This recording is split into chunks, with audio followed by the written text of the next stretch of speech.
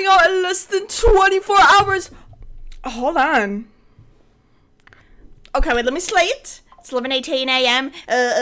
Blah, blah, blah. It's fucking, 11:19 a.m. It's June 3rd, 2025. This is a chill stream. I may play Roblox during it if I just run out of fucking theory videos to watch, which I probably won't. This stream is to just catch up on Deltarune lore and theories and shit. Poland! I love Poland. I love Poland. Bro, I'm so glad I have neurodivergent gamer friends, because we're all, basically the whole server, except for Shango's, excited for Deltarune's chapters 3 and 4. He's excited a little, but he's not really caught up on it yet. I'm fucking excited. I'm gonna be playing this while I draw. Okay. Sounds lit. Because I'm gonna be watching theory videos. And really, I was just eating fries right now. Really, there's no gameplay happening, so I'm excited even if I'm not in the fan base. Let's go. See, that's the thing. Deltarune has gotten popular enough to where, like, casual Deltarune fans and even, like, non-Deltarune fans are getting into it now. Me, personally, I was into the game in 2018, but very casually, because I watched Jacksepticeye play it. 2021, I played the chapters myself, and I got really deep into the fan base. But then, like, some point, when I got my Omori hyperfixation, my Deltarune hyperfixation died down, and I kind of, like, left the fan base because I wasn't hyperfixated on it anymore. So basically, anything that's happened in between, like, the second half of 2022 to now, like, not really now, because I got into the game, like, when the countdown started. So, like, in between that and the winter 2024 newsletter. What newsletter?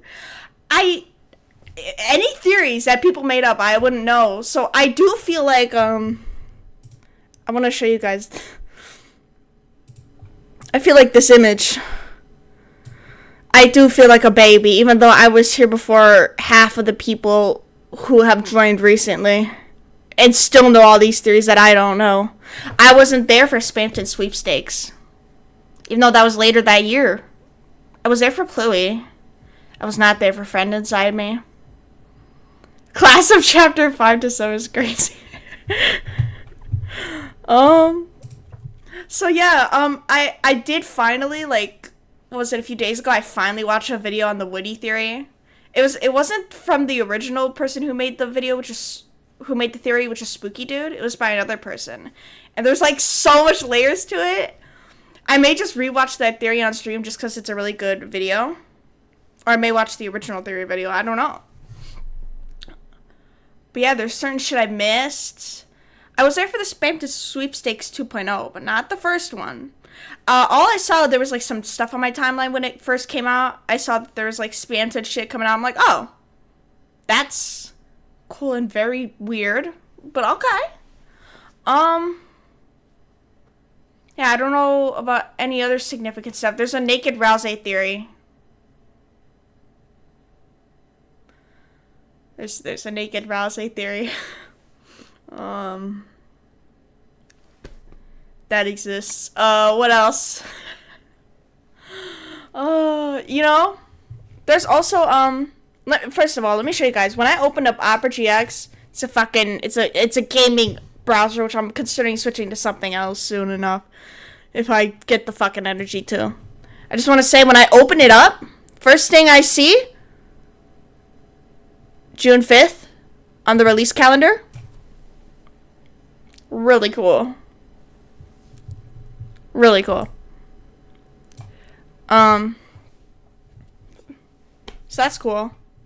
Alright, and then, before I actually start getting to videos and catching up on lore, there's another really good channel. Oh, in 2022, I was watching this channel, Deltarune channel, called Andrew Cunningham or some shit. The quality and the editing and the theories was just so beautiful. I loved that channel. And just this year, I started getting into Stealthed Alpaca, really quality videos, really quality analyses. Is that how you say plural? Oh yeah, I'm just trying to put out my favorite channels that I used to watch a whole lot. Oh, there was this other channel I just started watching too. I don't know. I can't remember. Oh my god, it's non-binary switch quiz. Hello! I'm just gonna be watching Deltarune Theory shits, catching up on the lore that I missed out on when I left the fan base, mid-2022. Oh, and then I was also watching a video that was very pro Chris Knight. And honestly, I don't want to be that guy because I'm really not into the theories too much. I'm trying to get myself into it, but don't even talk about it. But Knight Chris it just feels right. I don't know, like, everyone making the counterpoints is like, first of all, very aggressive about it. Like, oh my god, goddamn, I've never seen people so adamant about being against a theory.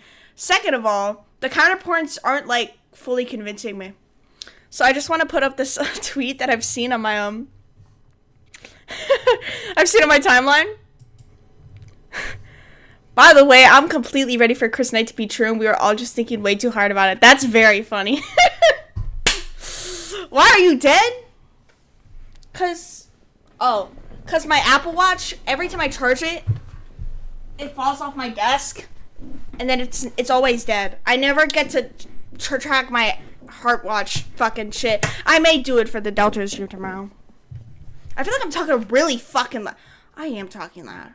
It's because of the headphones. I feel like if I talk loud enough to where I can hear myself, I feel like I have to talk loud so I can hear myself through the headphones. It's weird. I need to stop doing that. You guys can fucking hear me regularly. Add.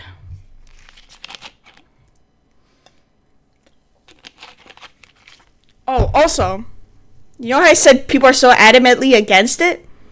We know you're from the US. What? What does that mean? Hello, no mouth. This is what I mean. People are really against it.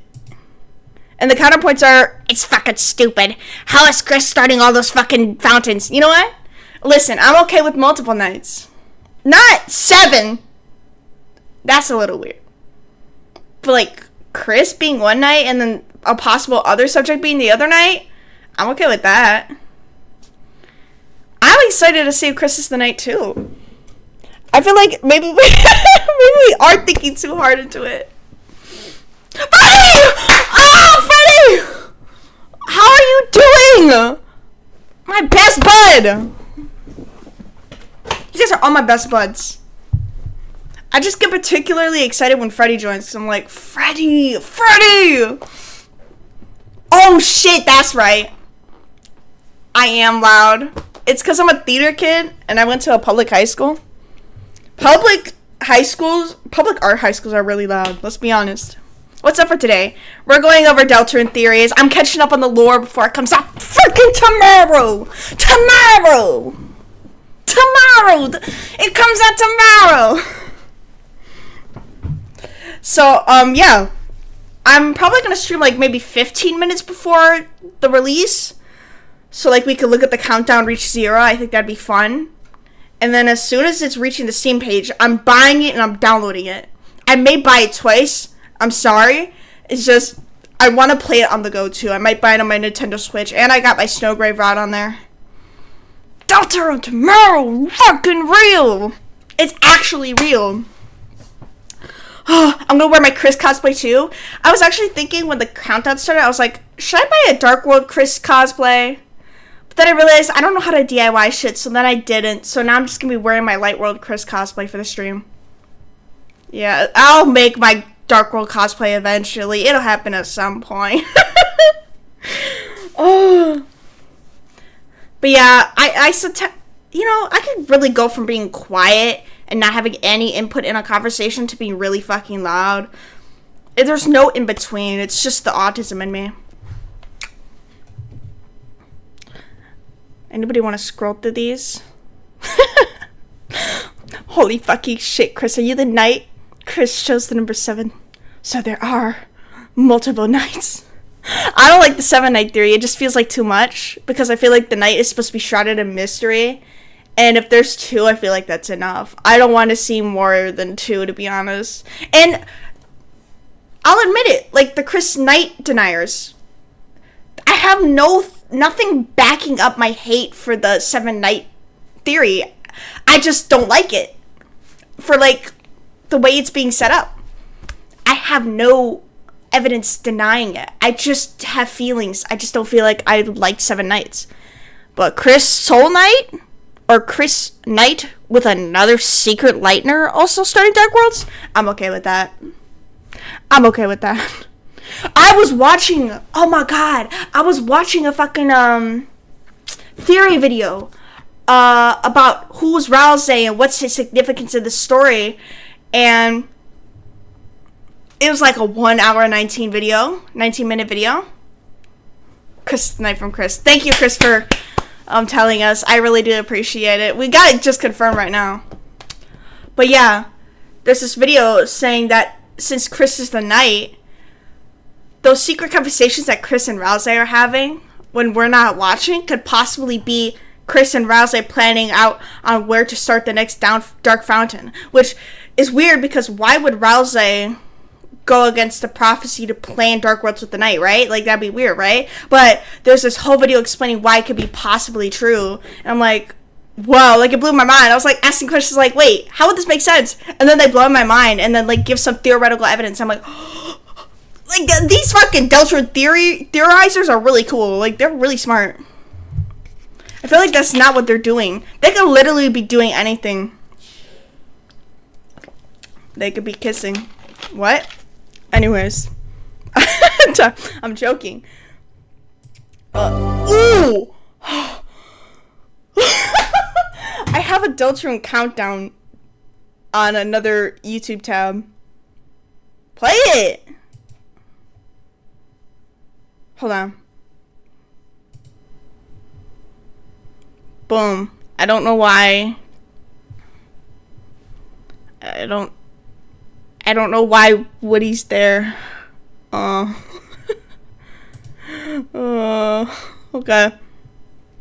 It's X. It's X. Wait, okay. Also, I missed the Valentine's newsletter. I didn't miss it. I got it in my inbox, but that's one thing I want to go over. I never got to look at all the letters yet. I want to go through all these. You got a friend inside me. You got a friend inside me. Spoiler, Chris. Fuck. Why did you spoil that? So yeah, I'm just going to be going over Deltarune theories and catching up on lore and whatever the fuck the fandom has cooked up. Because it's kind of weird. In a sense, you're missing out on part of the experience if you aren't in the fan base and seeing all the weird theories people are cooking up. Like, it is really interesting to be a part of that as the chapters are releasing, so. Ooh, I would like to see that, Chris. This day's so goated. The convention I'm going to is in 10 days. Ooh. You're going to a convention too? Because I know Power is going to a convention soon and cosplaying. That's really cool. Are you going to be cosplaying? Oh, shit. Alright. I want to read these. I think these are all of them. I'm on Tumblr. I'm using my Tumblr as my source, so I don't know. I got the Lancer Valentine card. Let me see. I want to go back to the newsletter and see.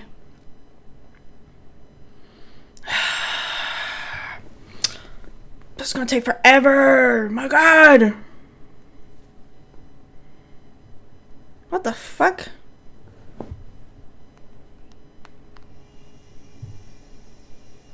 How do I know which one it...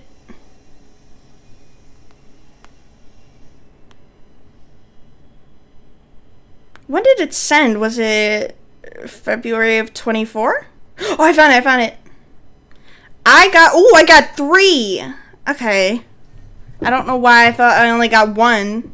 I got Lancer, which says, Dear Valentino or Valentina, your car smells like toothpaste. You must be a real pro at washing your mouth. Second one is from Jockington. Dear Valentine, tennis ball. That literally brought a tear to my eye. He's such a romantic.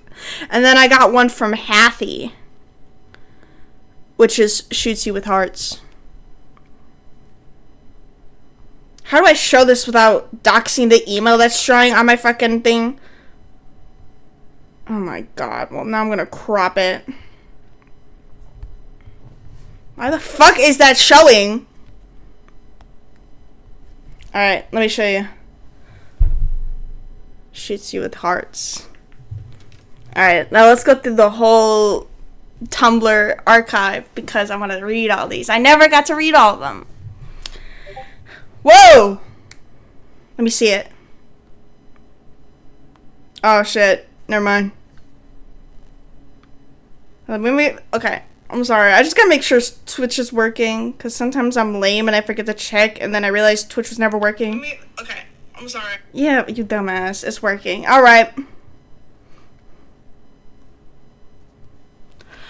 Alright. Ralse's. Or this is one of Ralse's. I just want to tell you, I think you're a wonderfully special person. I'm not sure if you're the type of person that only likes to have one Valentine, but if you would consider me one of yours, I'd be overjoyed. I hope you have a special day with lots of love. Oh, yeah, how could you hate him? How could you hate him? Oh my god, my Ralse's over there. Oh my god. By the way, for the Spamton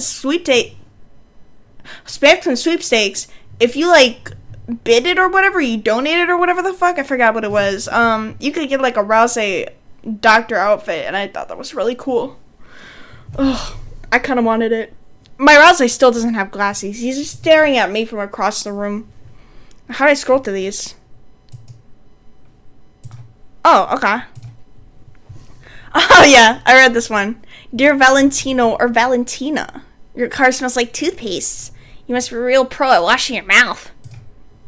Oh, Toriel. Dear Valentine, why was the fork so excited? Because it had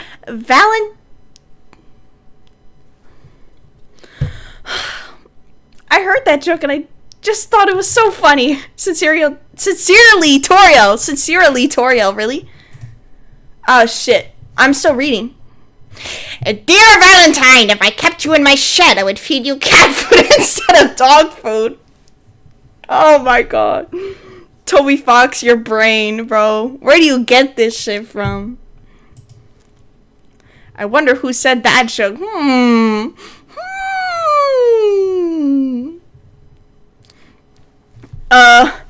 Dear Valentine, are those other Valentines bothering you? I'll rip them, I'll shred them, and I'll make you an even bigger Valentine with the scraps. Aw, how kind.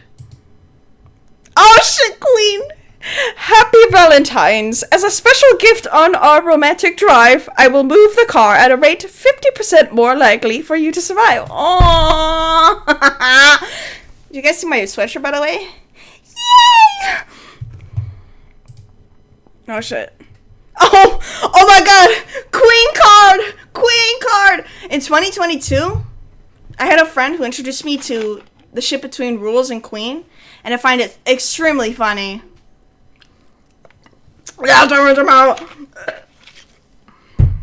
And then I think I made art of it on Tumblr. I should show you guys the art that I made for Queen card, because I think it's a very funny shit. Dearest Queen, I giveth to Queen if not Queen. Oh, let's go! I'm not gonna be cosplaying because I'm a minor. I'm interested in South Park. Oh, okay. Yeah, that makes sense. Color cosplay? Oh, okay. That's cute. I usually wear cosplays to conventions because I feel fucked up if I don't. I feel like a failure. Thou art the mostest, fairest maiden in all of the Cyberland. Please taketh me as thine Valentine's lackey. What? It's lackey. It just has a silent E at the end. Note, I don't remembereth what thou looketh like, so I'm giving this to anyone. What? You wrote a Valentine to... The one-sided Queen card is so funny. Like, you wrote a Valentine to Queen and then you don't remember what she looks like? rules. Oh, this emoji's queen coded. It is. Queen is so brat coded. Oh, dear Valentine, did you hear about the brave prince who worked up the courage to give a letter to his dearest? It was a valiant time. I do hope you find this amusing. Sincerely, Torio.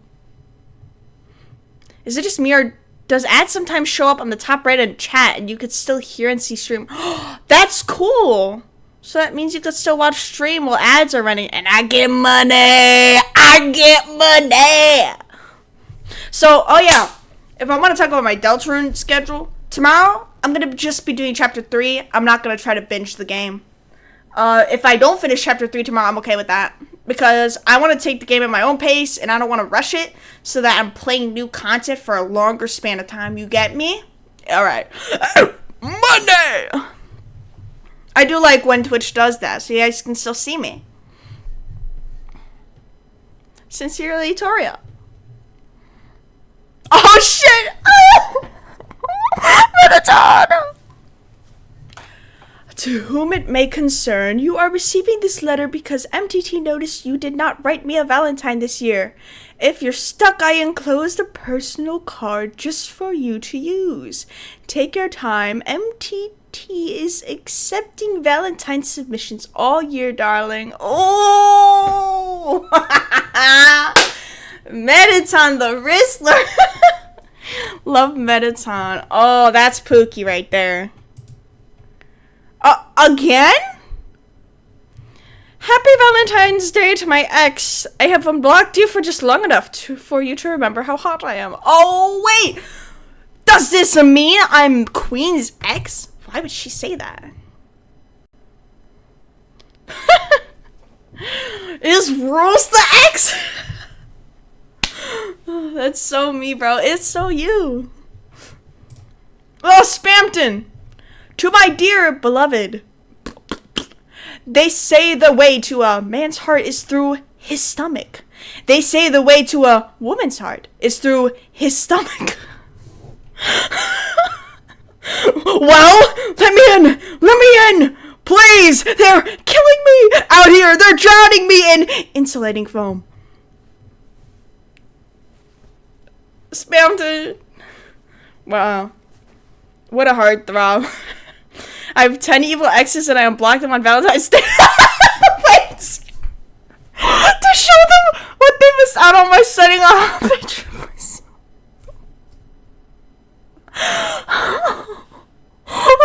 What the fuck? Chris. Bro. What the fuck? Okay. Bro. Chris, you're killing me. Because why you always got the wildest stories and you got 10 exes? Chris, you're cray-cray. What a wonderful individual. These cards are awesome, yeah.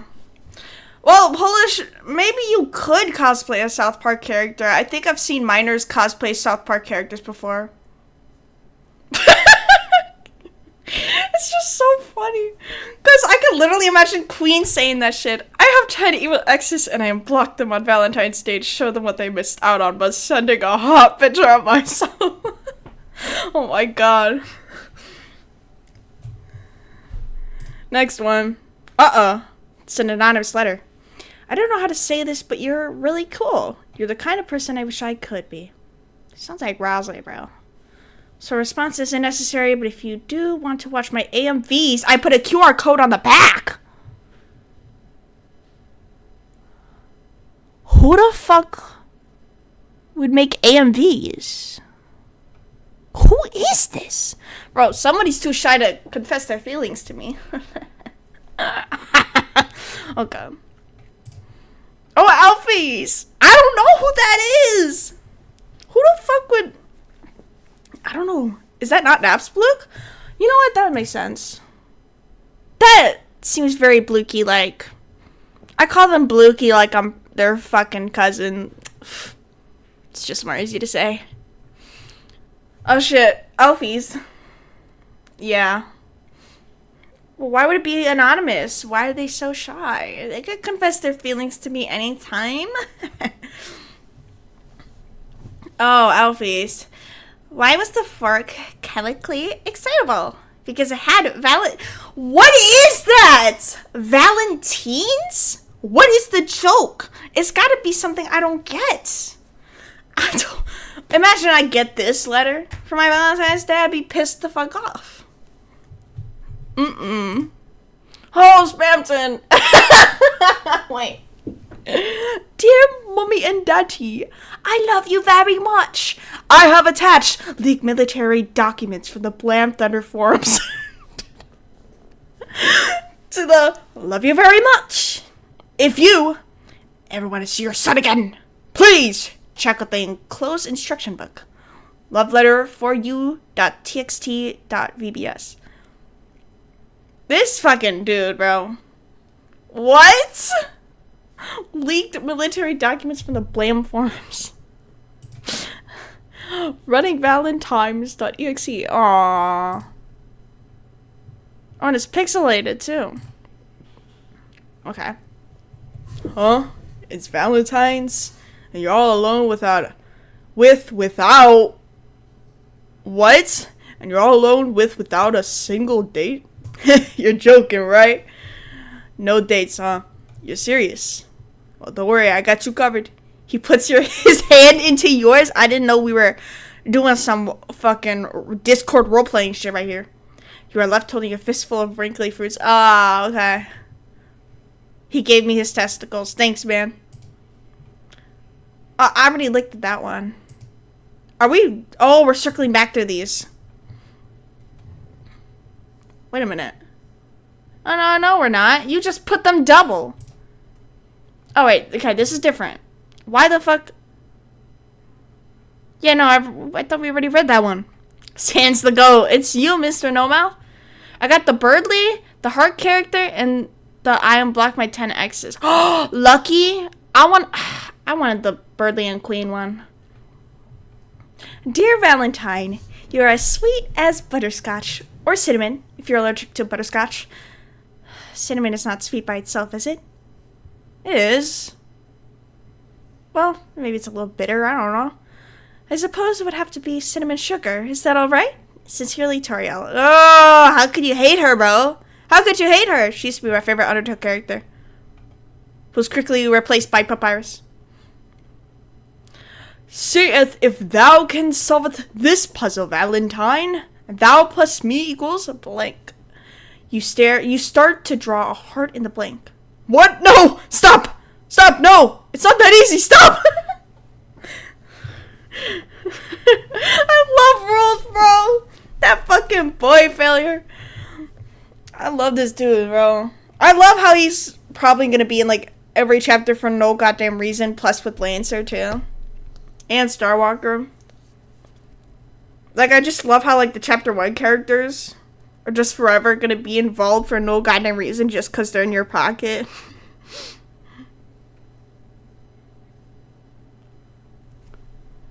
Next one. Oh, my Papyrus! Dear Valentine, I read your letter. I understand. You are challenging me to see who the best Valentine is. Well, I won't lose. Meet me outside as soon as you read this. And tell Sans to bring the red frilly construction paper. Oh, we're gonna do arts and crafts. Oh, happy holidays for the holidays. It's wrong, a holiday. But, you know, holidays. Shoots you with hearts. Yeah, I got that one. Sorry. Dear Valentine. No! That's 2 torn heart-shaped boulders in front of your door is from me. Oh, wait. That 2-ton heart-shaped boulder in front of your door is from me. What? It's blocking the way. Wait! Give me 10 minutes. I'll punch a heart-shaped hole in it for you. Aw, how cute. Noel! She didn't say anything special, though. What the hell? Oh, God. Oh, God. Why is he on his hands and knees? Dear Valentine, I wrote you some more Valentines, but they're up on the shelf. If If you have trouble reading them, then... Oh!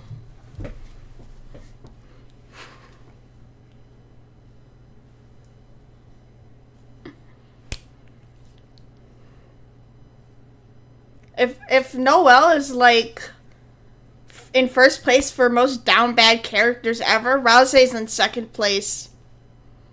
What the fuck? He did that on purpose. Ugh, what a freak. Oh, dear Susie. Oh, he loves her so much.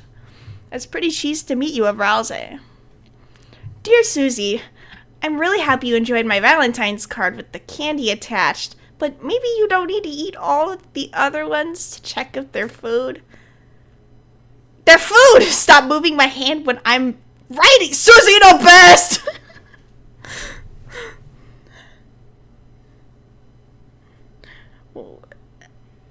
Candy attached? Oh yeah, they're food. Yeah, Susie always eating shit. She's hungry, bro. She's always hungry. Let her eat as much as she wants. It's pretty cheese to meet you at Rousey. Alright. Alright. Oh, Snans. Huh? What did you say was? Aw, Snans, you silly, silly Skelly. It's not Halloween, it's Valentine's. Oh my god, wait, I really love this one. I read this one today. Dear Lancer, this is not a Valentine. It is a secret note I'm showing to you as I'm writing it. Can you please tell Susie to stop rolling up all the Valentine's paper into a giant tube and then trying to get me to pretend to smoke it?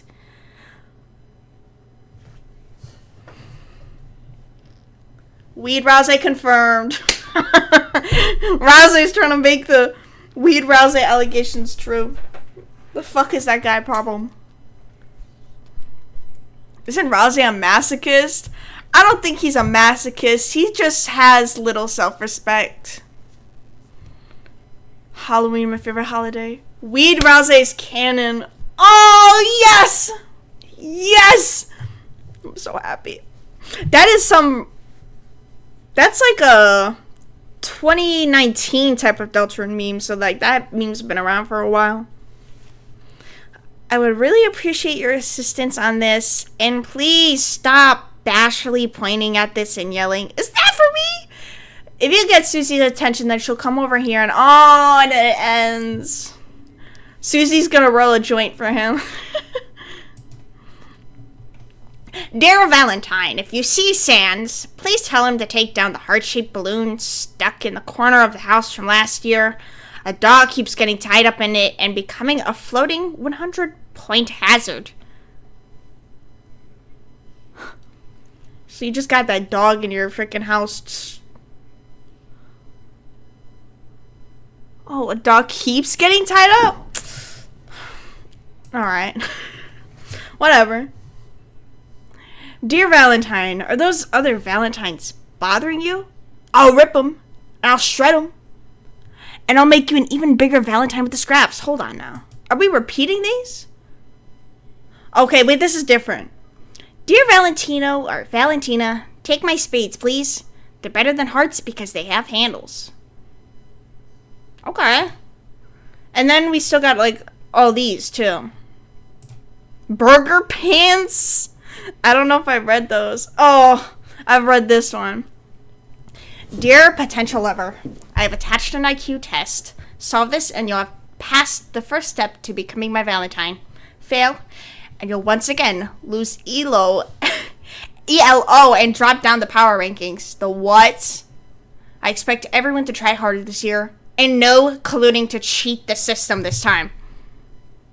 As expected. The GOAT! The GOAT! I got this one. Dear Valentine, tennis ball. Don't think this is Valentine or anything, but, you know, I just think you're neat. Unless it's weirder than that it's not a Valentine. It's, you know, it's whichever one is most appropriate. How was she laughing while writing this? Does she's probably the most likely type of character to write while texting or on a letter. No, it's weirder that it's on a letter. Why is she doing that? Oh no.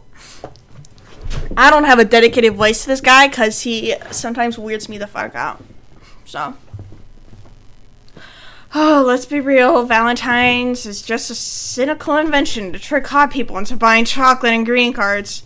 The only good part, watching them all get exploited, seeing them having to buy in, hearing them fight each other because their partner didn't do enough for a fake day, just makes you laugh. How stupid everyone else is, doesn't it?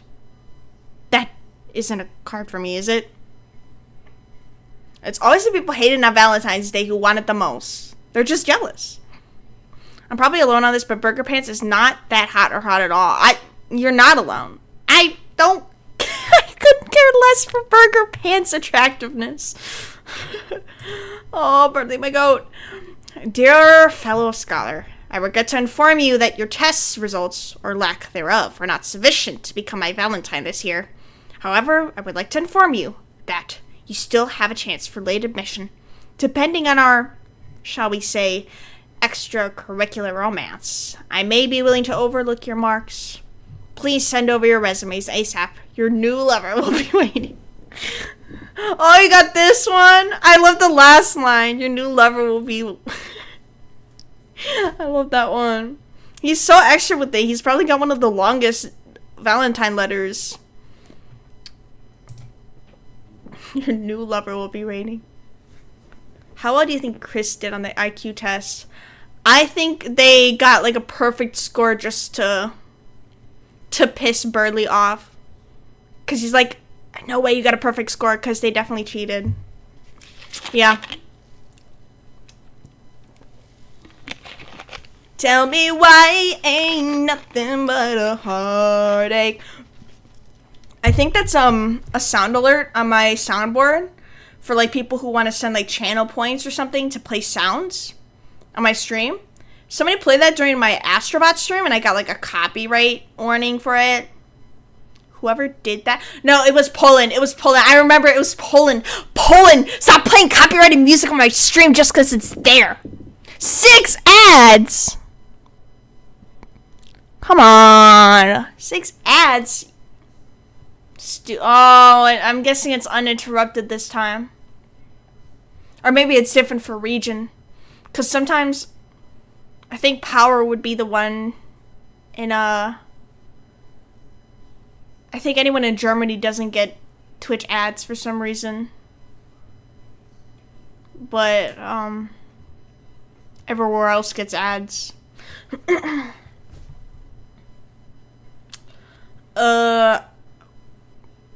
got no addies. Because I'm in the Netherlands. Oh, shit. I need a VPN, bro. I need a VPN desperately, too. Oh! So thou may have seeneth this seemingly easy Valentinist puzzle going around. Thou plus me equals heart. Well, thou seeth the solution isn't to draw the heart in the blank. It actually forms a new sentence with the letters me heart. Meaning thou findeth me attractive. The you is a reminder of the addition process. He probably had to use all his brain power for the day to concur that fucked up twisted answer. That's why the top of his head points, because that's where his brain is. His brain's at the very tippy top where the smallest amount of head mass is, and then it just goes down. I wish I knew this was happening. What was happening?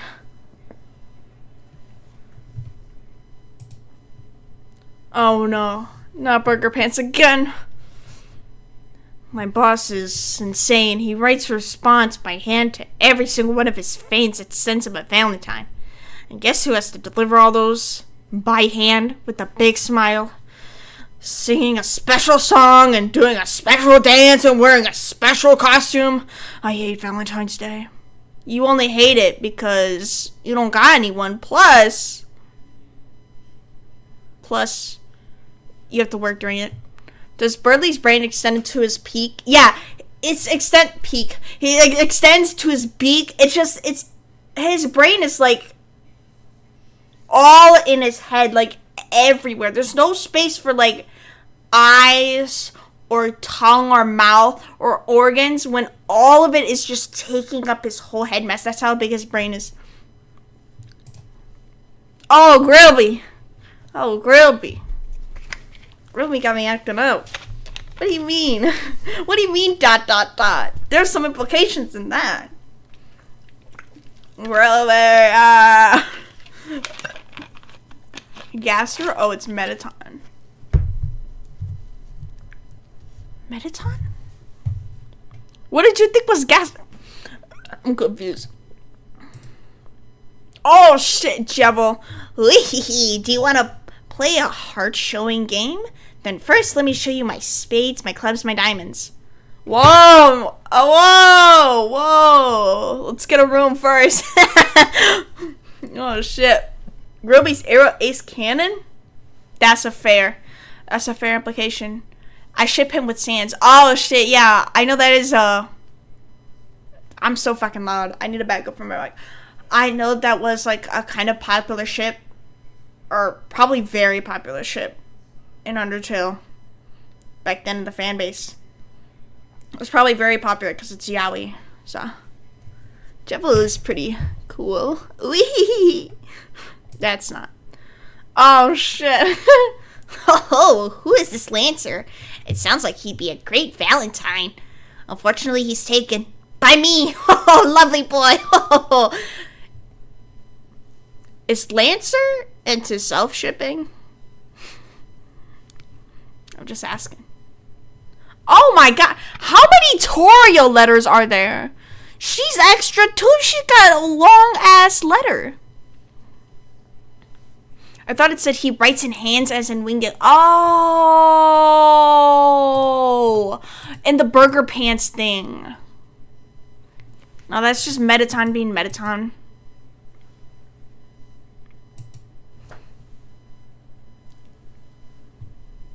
Who's the autism man? No one?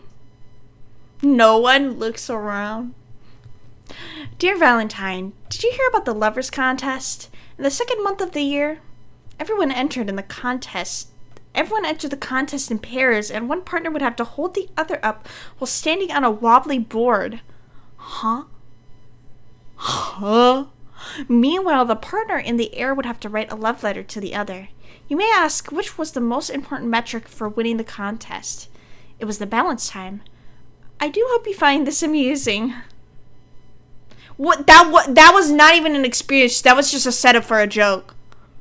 I do hope you found this amusing. I did not find this amusing because I got confused before I realized it was a joke, and I still don't get the joke. I'd have to read it 2 more times to get the joke.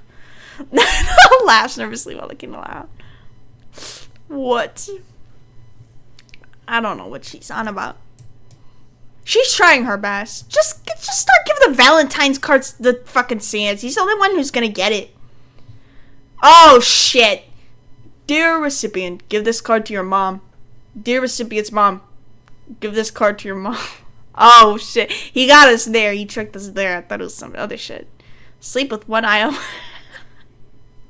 Sleep with one eye open, Poland. Oh, no, Poland. You're fucked. To the bloop that cursed my...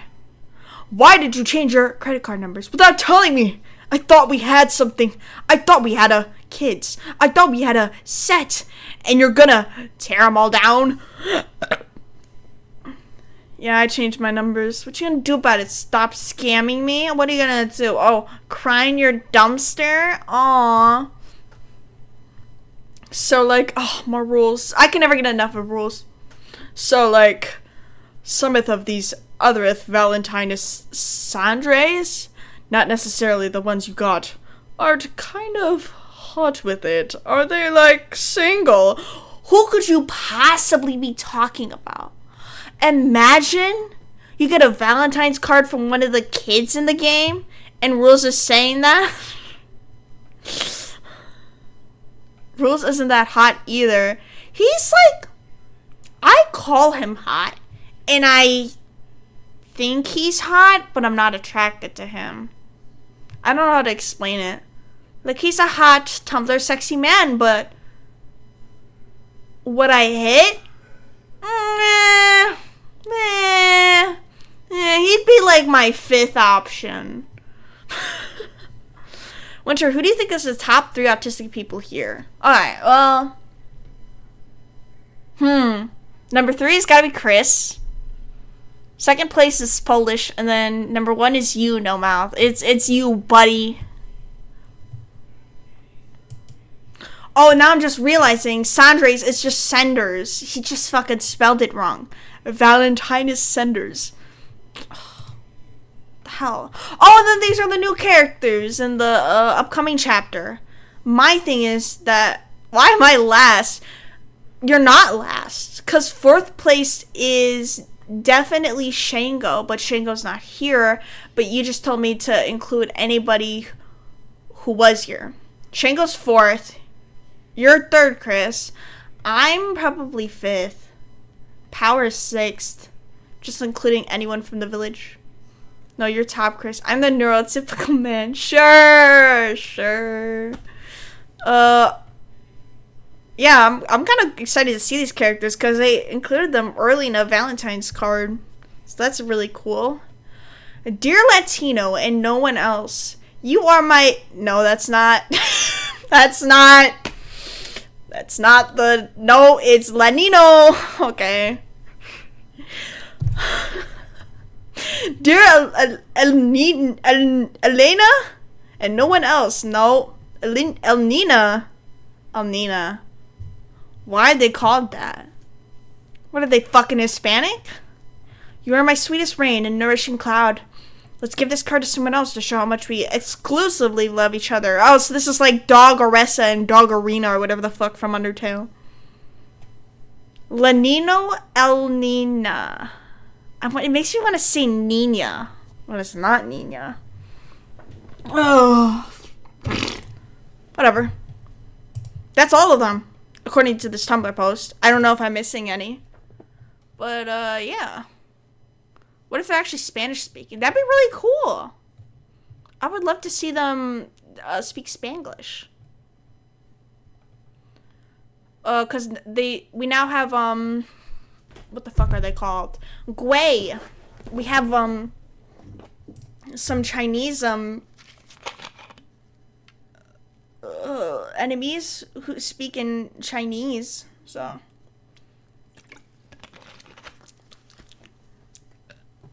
Let me go to Twitter.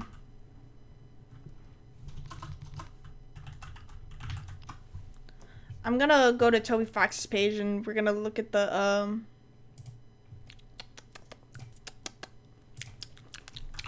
Gui fucking shit.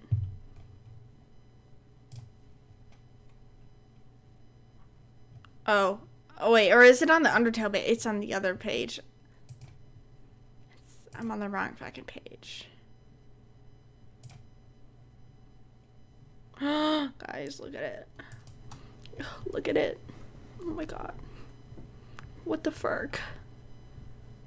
Look at this! Look at the concept art! Look at the concept art! It's very interesting. It's very interesting.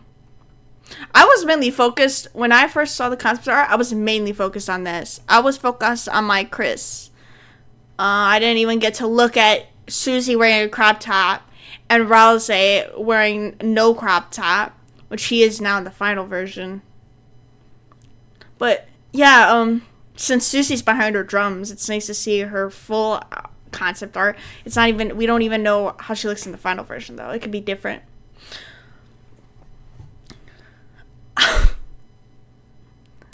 Sunshine like Will Wood, and you say you're neurotypical. Alright. What if they're actually Spanish speaking? I'm just trying to read chat. I'm trying to keep up with it. By walk, I mean call. By my eye, I mean I have no mouth. And by dog, I mean autistic. Bro, I think I accidentally found your Facebook once. You did, yeah. I assure you I'm as neurotypical as any other person by the name of No Mouth. I think it's because I have my phone number connected to my TikTok and my Facebook, so you're probably gonna be able to find me through that. Rousey's naked. He's not naked! Well, I'm not fueling that naked Rousey theory. Winters, I have no mouth autism itself. From how I know no mouth, yeah. Yeah, you're like the incarnate autism.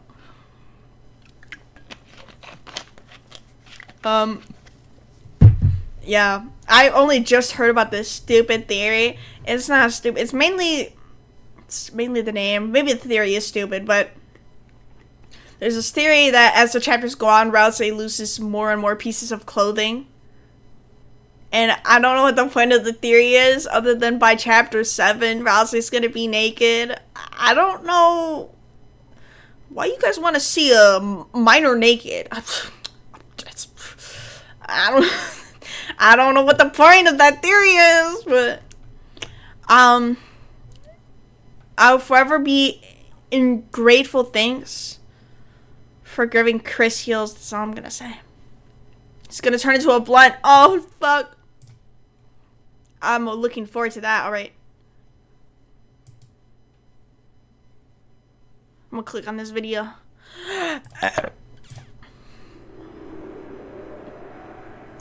So this was released May 14th or whatever.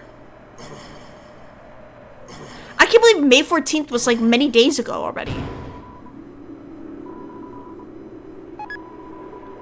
I don't want to see him naked. I don't want to see him naked either.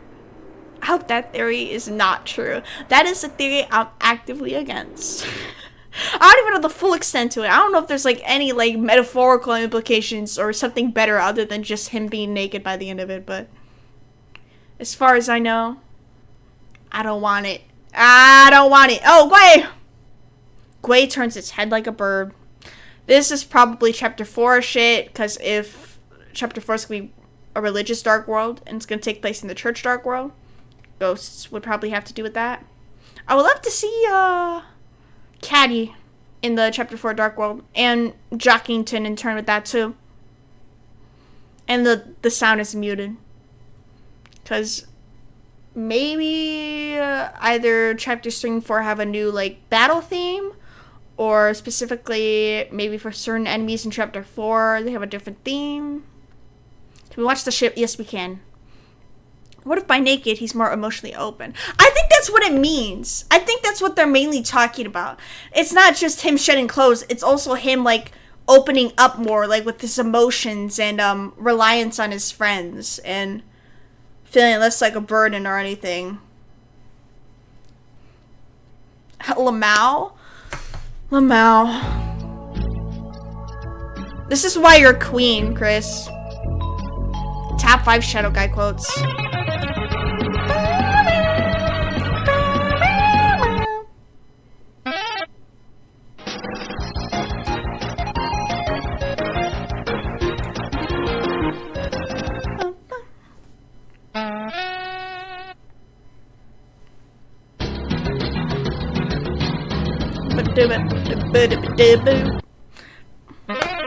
I love the Rootbuster theme slow down.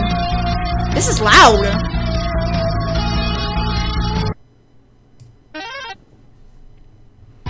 Lit. Hey, saxophone player.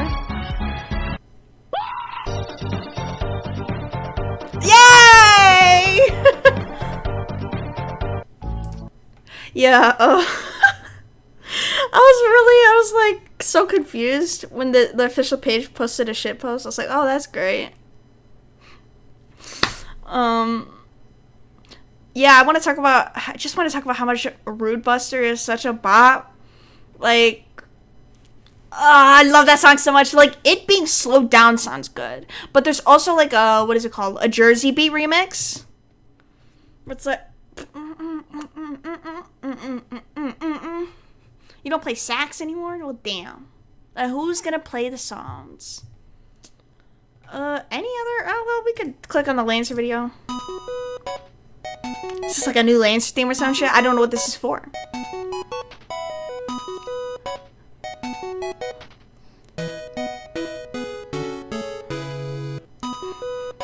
Oh, it's so it's so cute. I love that. What if Sans joins us in the dark world, and he's like, and everyone he's stronger than you? Whoa. What a beautiful theory. I think that'd be really cool. There's gotta be some, like, not too important, not too unimportant lore significance of Sans, and I'm kind of excited to see it. I'm even more excited to see Papyrus. If they still keep teasing Papyrus by the ends of chapters 3 and 4, I'm gonna punch somebody. Speaking of not knowing shit and going fresh into the chapters, what is the website called? There's this registry for official rights for music, and the soundtrack OST titles have already been leaked on the registry. So at any point, you can go and look at the title tracks for chapters 3 and 4, which have spoilers, so I'm not looking at them, and I'm not showing you guys, and I'm not going to share it, but I forgot what the registry is called. If you want to spoil yourself, it's called, like, the ACSCP or some registry. I'm not looking at it. I'm not looking at it. Power looked at it. Power of the Sea looked at it, and I'm like, wow. Like, that would ruin it for me. I cannot look at that. I think I just got the fork joke. You're gonna have to explain it to me because I did not get it. Childhood memory unlocked. And I think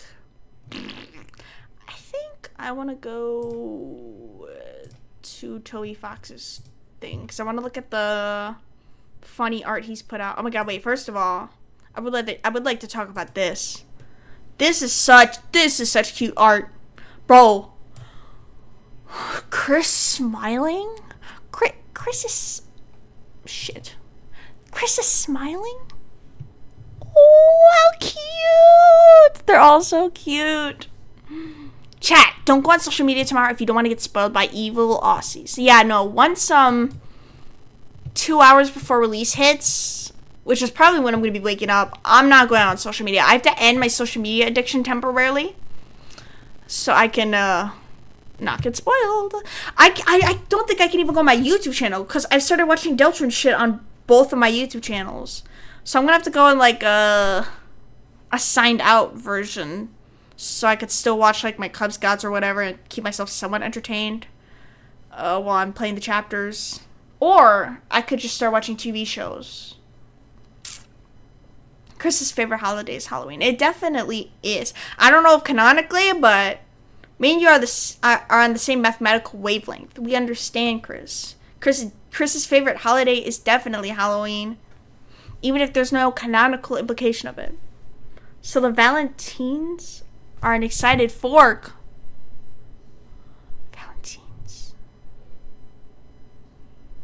Valentines. I'm trying to get the joke, but I can't. Oh yeah, and then fucking Chris official shirt finally.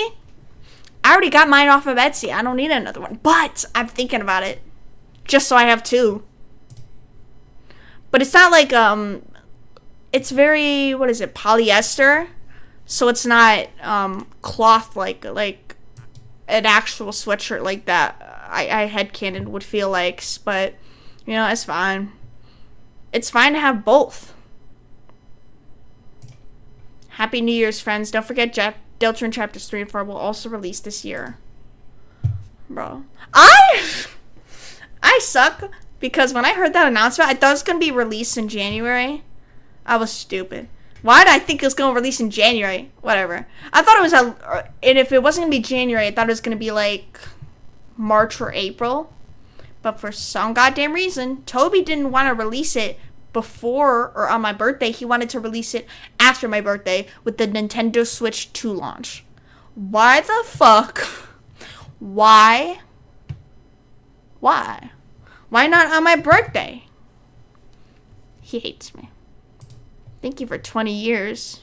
Oh, Cave Story. Okay. I wanted to look at these. Look at these cute concept arts. Look at Noelle. Funny little Susie. Look how cute she is. She really was just supposed to be a girl. And then he traumatized the fuck out of her with lore and character background. I got mine from Etsy. Yeah, I think I remember. I don't know if it was you, but I think it was you. You asked me where I got my sweatshirt from, and I gave you the link. And yeah, I think we ordered from the same person. And then we got Rouse. Oh, look at the Susie! And that's it. What? Oh, that's it.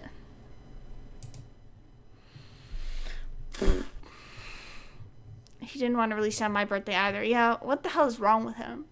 Oh, the Switch 2 launch date. Yeah, shut the fuck up. I don't care if you gotta deal with Nintendo. I don't want it. I wanted it earlier.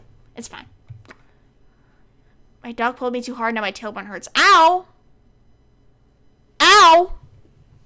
Ow. Alright, what else was I gonna look at? I looked at some medias from Toby and fucking other shit. I have some theory videos queued up or whatever. I have those.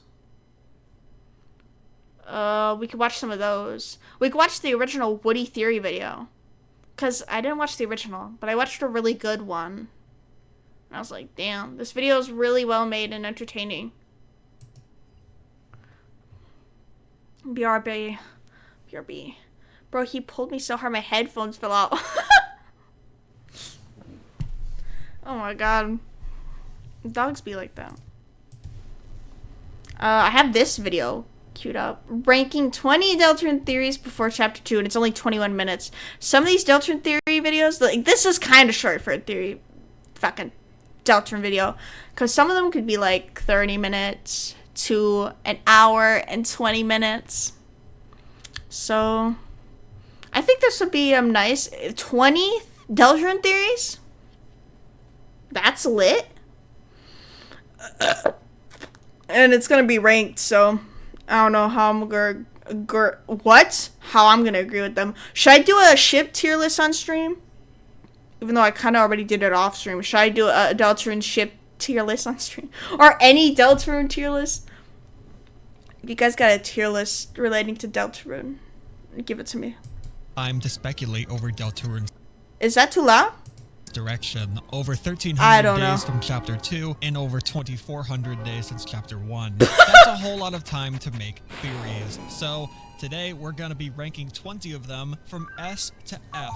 S being very plausible with lots of evidence, and F being complete bunk. Be sure to like and subscribe if you enjoy the content, and comment your own theories for Deltarune. I might even review them in a Chris future is actually video. about to And from a different spoilers dimension. for Deltarune and Undertale, as always. Alright, first one here is called First was Chess normal. Theory. This one predicts that the major villains of each chapter... I like will be chess based around theory. a I think chess everyone piece. likes chess Chapter theory. 1 had the king, chapter 2 had the queen, and we'll eventually see the rook, bishop, and the knight. The knight, who has already been mentioned several times in the game so far. The knight in chapter 5, John, bro. who If Chris somehow isn't the only knight, or somehow isn't the knight at all, there has to be some knight significance to chapter 5. I want the knight to be revealed in chapter 5. either refers to Chris, as they are literally a pawn to the player, or someone else entirely who's being manipulated, maybe the one who went missing. Since there is 7 chapters and only 6 pieces, I assume the 7th is meant to be the player of the game itself, or it's whoever's controlling the world. Right off the bat, I'm gonna give this an A. It has a few question marks it needs to fill in, but given that there's already a king, a queen, and a knight in the game... No, it's already fine. It's already perfect. The chess theory is perfect. When did you make this shit? 1 day ago. Already. And in the Christianity power scale, You would know Bishop this. is a beefed up priest, which we already have in the town mumbling to himself at a grave. Does that one count? Probably not. That's a definite stretch, but we probably can't predict the remaining ones. It's plausible, but we just don't have enough info. Number 2, the vessel will return. In chapter 1, you make a blank I like vessel, this answer some theory. questions about I want it, to see and my discard vessel it at the end. again. Half of me thinks that this is further... Why am I yelling? Also, that's such a broad title for the theory. Like, in what way do you think the vessel's going to come back? As a boss? Are we going to be able to eventually play as our vessel? Like, what? What is there to this? reinforcing the notion that choices don't matter, since it's outright told you by the creator, Susie, and the game's marketing itself. However, the vessel returning seems there's only one at the ending. very least. What? It says there's only one ending, guys. I didn't like the theory at first, but the theory that Weird Route can soft lock you is like, it's a little intriguing. And the fact that the game only has one ending, if the Weird Route strays so far away from the main route, then and the game only has one ending, it's not gonna really have any choice but to soft lock you, right? I don't know how it could possibly end. I don't know.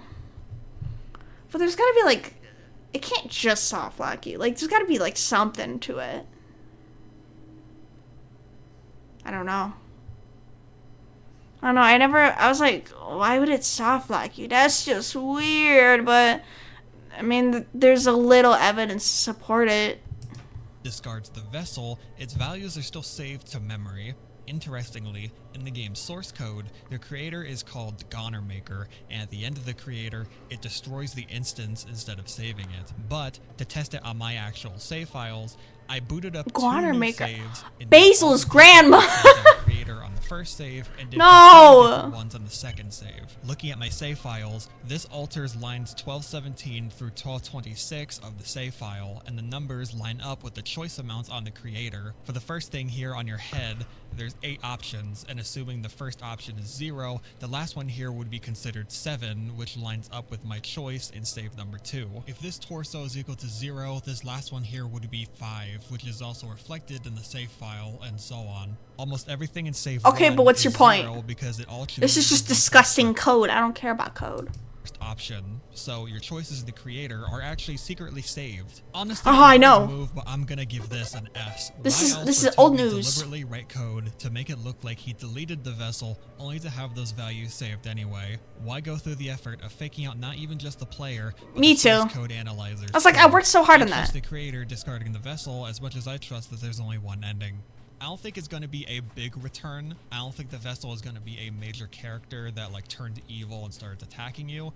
I think there's probably going to be some Easter egg with it, or like he's like experimenting on it or something. But I don't see the vessel being a big story. 3 ads. Number 3, entry 17 is opening a dark fountain. Entry 17 is a secret journal entry in Undertale, and it's written in Wingding's font that looks like hands. Here's the translation of it on screen. It's essentially our only solid instance of Gaster talking, and whoever is talking in the Deltarune character creator sounds very, very similar to him. The audio played here is the exact same audio that plays during calls in the Dark World. It says darkness 4 times. Talking about darkness in Undertale? That's not far-fetched.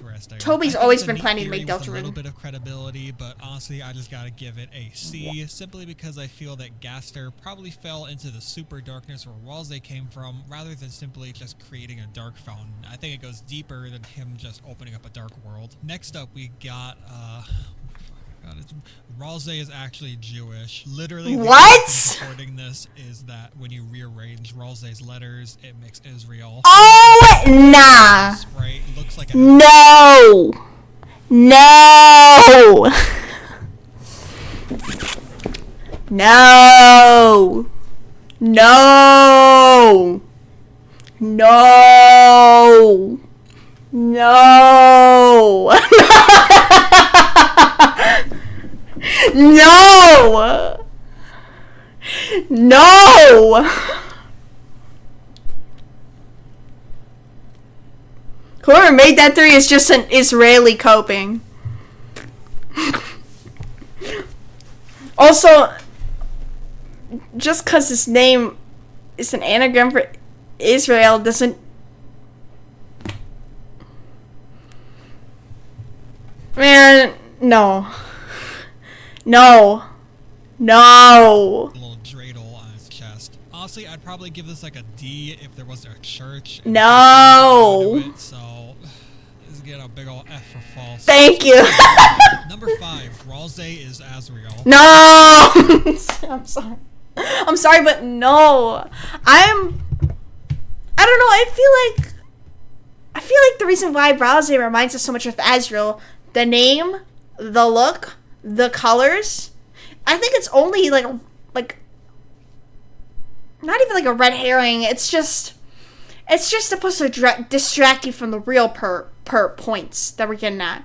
Why the fuck would Azriel be taunting Chris in a dark or pretending to not be himself when he's at college? Azriel being a knight would be more plausible than this shit. I don't like it. Ralsei is his own person.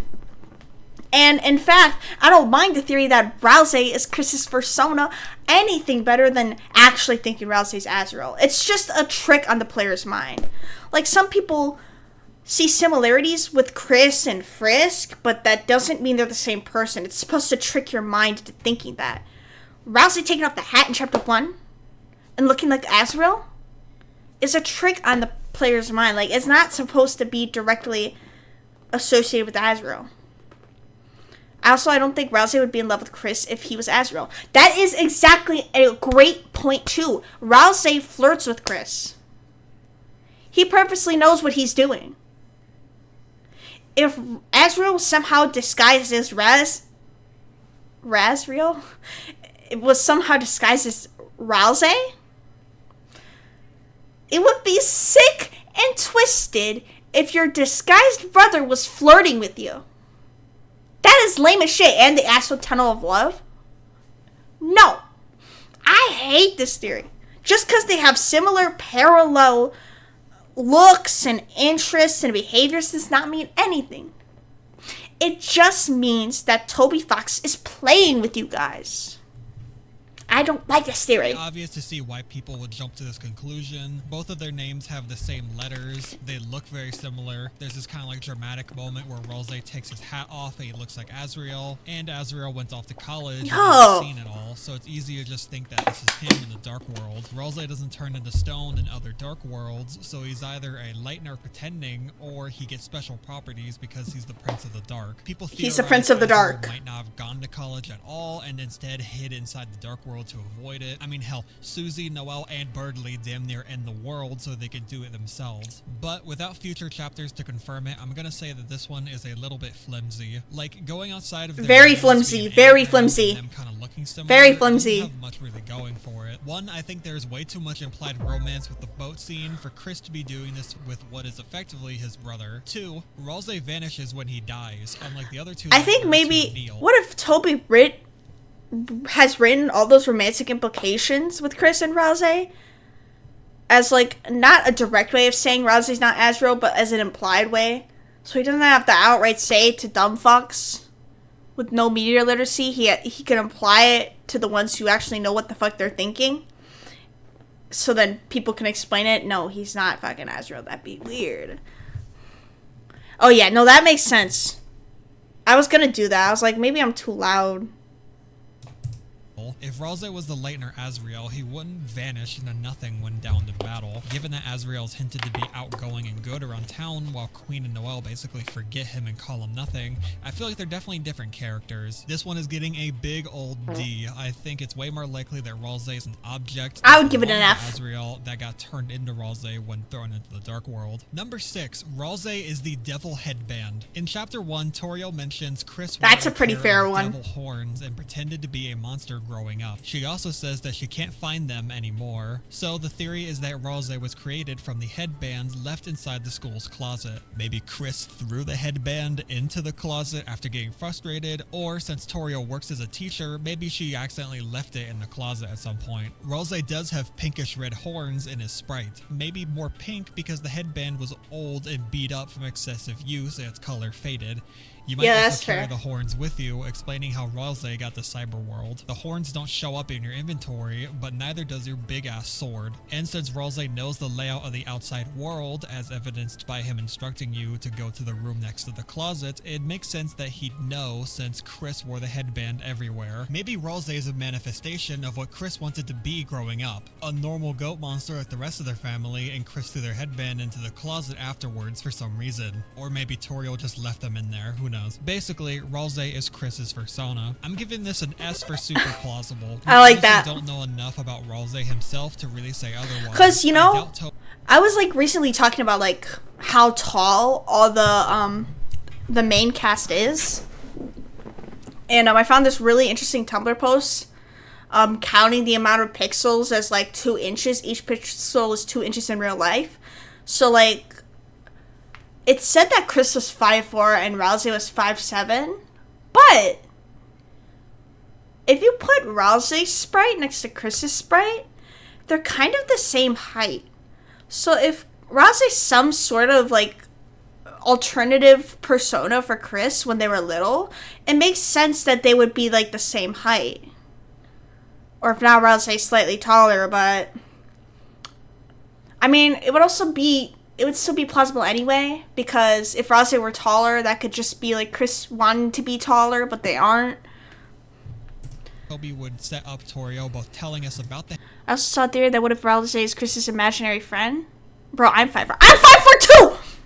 Up top, we're both 5'4". We're literally Chris's height! Band and establish it's missing. It could be a throwaway line, which is why it's rated plausible. Yes. It definitely feels like a check Chris persona real. It both establishes Chris's longing to be a monster, and the headband being missing lets you speculate on if it ended up in the dark world. I mean, it seems like everything that goes missing in this town ends up in the dark world, so why not this? I'll send the Tumblr 7, post Angel's Heaven so I can show it to you guys. This one is really nutty. The theory is that the universe of Deltarune has no choice, going off of it being hammered into your skull multiple times through the game. Your choices in the game don't matter either, since you get the same outcome no matter what you do. No matter who you talk to, who you save, who you kill, who you spare, no matter what, it still has the exact same ending. Chris is forced to do things against their will. You're railroaded into working with Rousey and closing the fountain. Susie snatches Rousey away from us in Chapter 2, no matter who we choose to hang out with. So the theory is that the game will end with us banishing the Angel's Heaven, which is the heaven created with no choice, and us banishing it to restore free will to the universe. Rousey's legend tells us of 3 heroes. That's like, I feel like it's not so black and white.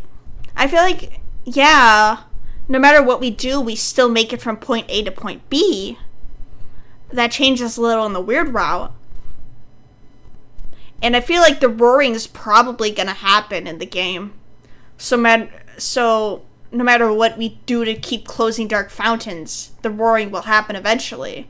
But I think what we do in between still matters. So it's like partly like true, partly not. I just don't think it's so like nihilistic, you know, like how Susie makes it out to be. I'm 164. I think I'm 163 or 164 too. Let me play it. I saw your red hair. It looks very nice. I like your haircut too. Let me play it while I look for the Tumblr post. I'm 5'5". Polish bitch taller than us. I'd like to round out my height sometimes to 5'5" because I don't like to pretend I'm 5'4". I'm 5'4.5". I'm 163, 164. I could easily be 5'5", and nobody would be able to tell because I'm adding half an inch to my height.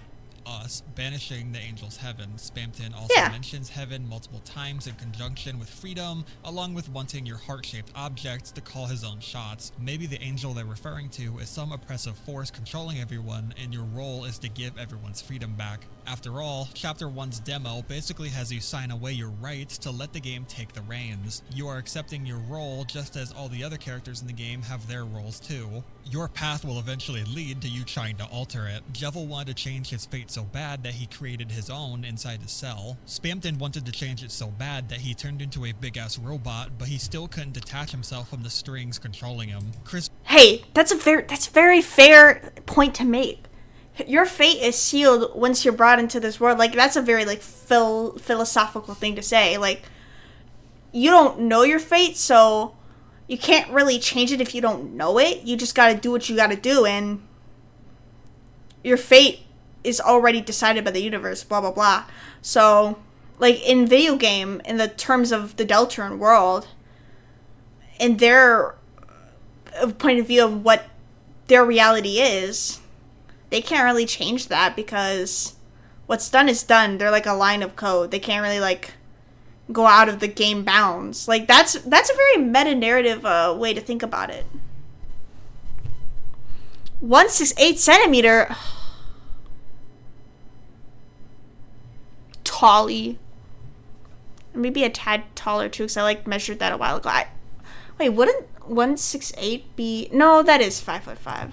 Wanted to change it so bad that they sold their soul to the player, or might have to sell it in order to avoid their fate. I'm gonna give this an A. It just kind of lines up with the philosophy it presents at the beginning, that you'd have a game with no choice and a sister game all about choice. Maybe the banishment of the angel restores that's really cool to the universes of Undertale, or leads to the creation of it. I don't know. All I know is this one wouldn't surprise me, especially when you factor in the last theory I got in this video. Stick around to see that. That one's a real nutty one. Number 8. Oh, stick around to see the number 1. This one's fucking stupid. No, it's not! No, it's not! No, it's not! See, now, ever since I've become a Woody Theories reporter, I've gotten insane. I will act out on anyone who doesn't think it's true or is weird. No, it's not! It will be real! Chapter 3 secret boss will be Woody! It's a very interesting theory. It has a lot of merit behind it. Bro, I have to pee, then go pee. Then go pee. I mean, maybe I got it soon, too. Friend in me from Toy Story, where he says, "Friend inside me." Toby Friend inside me. Fuck out of this on his Tumblr when it was Ocean relevant. Crosser? Given how Lancer and Rules Card come inside of you in Chapter 2. Come inside? That's not funny. That's not funny. Let me stop. Like, that's literally... So I think you can handle it. Jokes aside, this theory actually has fucking ties to teasers. One of them talks about a cowboy segment in Chapter 3, which was in serious danger of being canceled. In serious danger of being canceled because that's what the failed cowboy TV show is. It's in risk of being canceled, so are the designs. But that's secretly a red herring. The text is truly telling you that because of the show being a canceled TV show, that the designs are also going to be possibly canceled. Because that's exactly how the lore works. So Chapter 3 is a parody of Woody that can only say a set few things by pulling his string, following the secret bosses want freedom motif. This theory is getting an S for shitpost. I blame Toby for introducing it and the fans for fleshing it out. If this ends up being the only real one here, I'm going to be so angry. Number 9, Chris is a vessel. I mean, look at the options for the vessel. They all look incredibly similar to Chris. Like, I know they're the only human in this universe, but I think with the vessel looking damn near Chris being a vessel? I think it's easy to assume that they are at least a vessel. They don't have to be the specific vessel you made at the start of the game. They can just be a vessel that was made at some point. Number 10, homophobic Toriel. No. Wait. Can we like pause and like discuss the Chris being a vessel thing? That would only seem to be true if Chris was a vessel made like years ago. You know? Like years ago enough to be earlier enough to be adopted by Toriel and become one with the hometown, like they have a past for a reason. They can't just be a vessel just created recently or whatever. But there's not really much merit behind them even being a long-time vessel. Like, where is the proof? Toriel's probably Pan. Oh, yeah, she'd definitely make pun jokes about it, too. Was that Toriel stopped Alphys and Undyne kissing in Undertale. Honestly, I feel like if she was homophobic, she wouldn't correctly gender Chris. Like, why would you be selective with that? This is getting a big old F for false. Number 11, Sans is a Darkner. Lots of weird coincidences with this, such as Sans' door being the same as the Dark World ones. He is the only one who dodges an Undertale despite it being a common occurrence in Darkners as long as you warn them. He's the only one that bleeds, or looks like he bleeds, and doesn't turn into dust. Well, at least on screen. Darkners bleed? You bleed even though Undertale monsters just turn to dust, and Sans is the only one that outright teleport in front of you that isn't a supernatural encounter. This one gets even more confusing because Sans bleeds and dies off screen while his brother Papyrus turns to dust. Are they related? Are they different? I don't know. Why would Sans be a Darkner and Papyrus be a normal monster? I gotta go for C for circumcision. Circumcision? What? I've heard the Deltarune Sans is Undertale Sans and Undertale Sans is Deltarune Sans. Like, they're from two different alternate timelines and they got fucked up and got put in opposing timelines. I've heard of that, and there's like some merit to that. I don't know what this is. Sans being a Darkner. Bro, just say he's the Sans from Undertale. Or what, some shit. Because, yeah, why does he bleed? There's also it's not canon because it's unused, but there's also an unused sprite of Susie bleeding. When monsters, as far as I know in Deltarune 2, they're not supposed to be made of blood. They're made of magic dust. But we haven't seen any of them do magic. All we know to support the same biology as the Undertale monsters is that when you go up to one of the people's doors in like the apartment complex, like someone will ask, does it hurt to be made of blood, implying that Kris is the only one there in the town to be made of blood. So there's also theories of Susie being half human. Oh my god.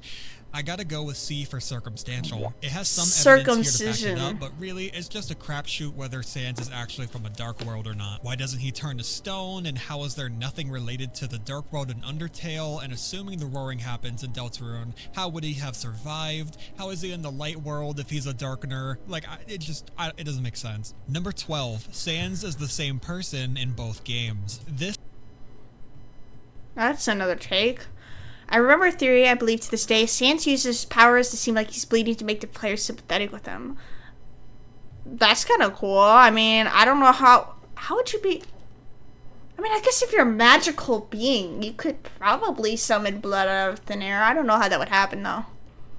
This, I feel, has a little bit more merit. Sans has identical personalities and sprites in both games compared to all the other returning characters. Everyone else has some kind of difference in either appearance, personality, and or occupation, while Sans looks, acts, and does the same shit in both games. His store is just grill bees with the first part scratched out. He's the only one who has icy stuff despite the brand not existing at all outside of that in Undertale. He has toilet paper even though monsters don't eat in Undertale, and you have toilets in Deltarune.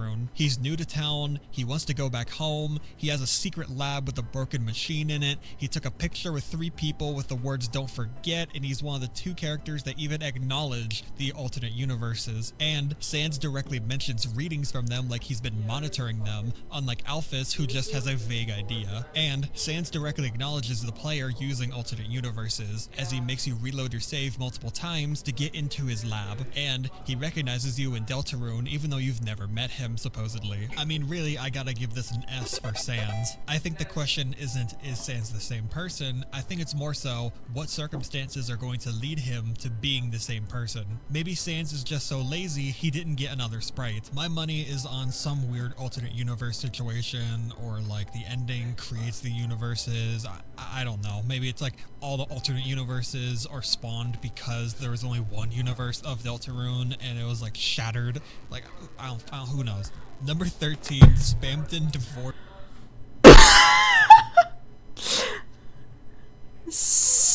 Spamton divorce.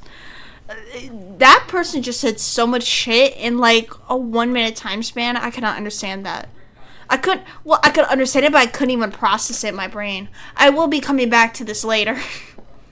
And how he survived for a while would probably be, yeah, monster determination, yeah. Worst theory. This one is literally just that Spamton was in a love square with Jevil, Mike, and Tenna. As he mentions all of these characters. My he also God. played with Jevil and lost to him despite cheating, according to the Spamton Q&A. He also mentions Mike and tells you to leave him out of this, almost like he's defending him. And he says not to trust the man on the TV, which is probably Tenna. So Manic Mike. Most attached to Mike, and he probably holds a big grudge against Jevil for cheating and Tenna for being a liar. I've seen enough evidence. This is getting an S for shitpost. Number 14, Rotten Egg. Yeah, I don't know what the fuck the point of that is. Chapter 1 and 2, and presumably 3 through 7, will actually be useless and are just regular eggs. It's been 7 years since we got the first egg and 4 years since the second egg, so they'd be absolutely putrid by this point, and will only get more and more gross as the chapters went out. You know what tier this is getting. It's getting an S, but not the good one. That's stupid. Or maybe he's taking these 7 chicken... No. Random thing I remembered, the burger is still on the bed. The burger literally has been untouched. The burger is still on the bed. I can't believe it. Bro, they could have given that burger to me. I could have had it. Bruh. Ugh. That perfectly good burger they could have given it to me. I love burger. It's a reference to my Life is Strange 2 playthrough. I forgot how weird it fucking sounds when we're just bringing that shit up and nobody else knows what I'm talking about.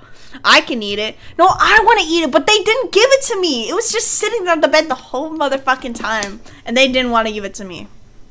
Souls and using it to break the breakfast barrier. Alright, new theory. Waffle. I'm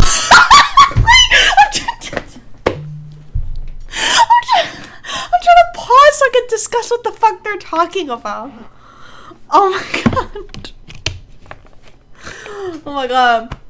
I'm dead. I really want to watch that Woody Theory video that I already watched. I'm gonna watch it on stream. What the fuck? Waffle House WD guest. I'm dead. I feel like some of these people are messing with me. Since I haven't been in the fan base in a while, like, they're making up fucking fake theories that I wouldn't know are fake because how would I know? I haven't been here in a while. I might be back soon. Okay. New theory, Papyrus is a pirate. Beautiful theory. I love that theory so much. That's going in the S tier. It's going to the double S tier. Full House Gaster. Number 15, this is going to be a two-parter. Ralsei is dust. Since monsters turn into... What? Bro, they're just gonna breeze past Waffle House WD Gaster? Oh my god. The dust when they die, the theory is that Azrael died and his dust went to the dark world and became Ralsei. There's piles of dust in chapter 1 and 3. Azrael piles of dust? Is that what that is? Because I keep hearing Azrael piles of dust. And I have no clue what everyone's talking about. I remember it being explained to me, and I forgot it. Like the Screaming Ape theory. For the longest time, it kept being explained to me, and I'm like, what the fuck are they talking about? Because then I forget it, like, the next moment. I see it. I think, what is it, the piles of dust Azrael? From my memory, and I'm probably wrong, it's this theory where, where Azrael's dead, and Chris has Azrael's ashes in their pocket, and they bring it to the Dark World, and Ralsei is Azrael's ashes. I don't know. Like, it's just, some of the theories are wild like that. Sean was given a burger by Karen, and Sean only ate in half of it, but then put it back in the bed. I actually think Karen bought the burger for Sean, and it was on the bed, but they were too busy talking that I don't think Sean ever bit into it. That's my problem. He never even ate one bite of it. I have to watch this scene again. But yeah, that pissed me off. I was like, there's a burger right there. I know you don't like Karen, but that is a delicious American burger. And you're just going to leave it there on the bed. What the WTF, bro? 3 based on the teasers. Maybe on his way out of town, you rip out your soul and kill Azrael, hide his dust in the closet, and that becomes Ralsei. I don't see how Chris could fool the whole town into thinking... Wait, is that what I just said? Based on the teaser world, it became Ralsei. There's piles of dust in chapter 1 and 3 based on the teasers. Maybe on his way out of town, you rip out your soul and kill Azrael, hide his dust in the closet, and that becomes Ralsei. I don't see how Chris could fool the whole... What? Hold on. Go back. And 3 based on the teasers. Maybe on his way out of town, you rip out your soul and kill Azrael, hide his dust in the closet, and that becomes Ralsei. What?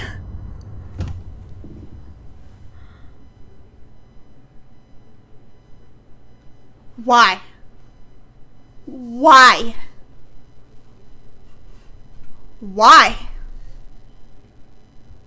Why? Why? Why? The burger's still there, by the way.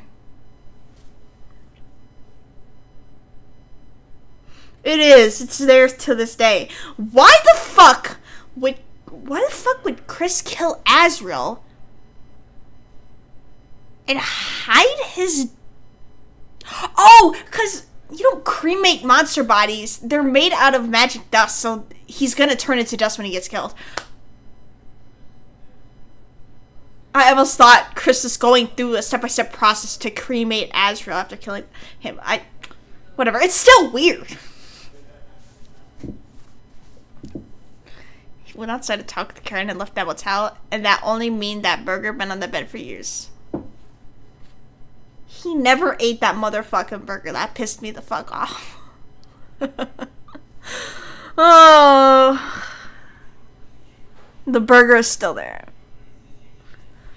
Can I play this one more time? No, nobody cleaned it. The next people who had to stay at that motel saw the burger sitting on the bed, and they didn't want it either because they're like, "Oh, I think it's old. I don't want to eat it." So they just left it there, even if they had to use that bed. The burger's still there, and the motel owner has just told people going into that room, just let you know, there's like a burger that just sits on the bed, on the corner of the bed. Don't touch it. It's supposed to be there.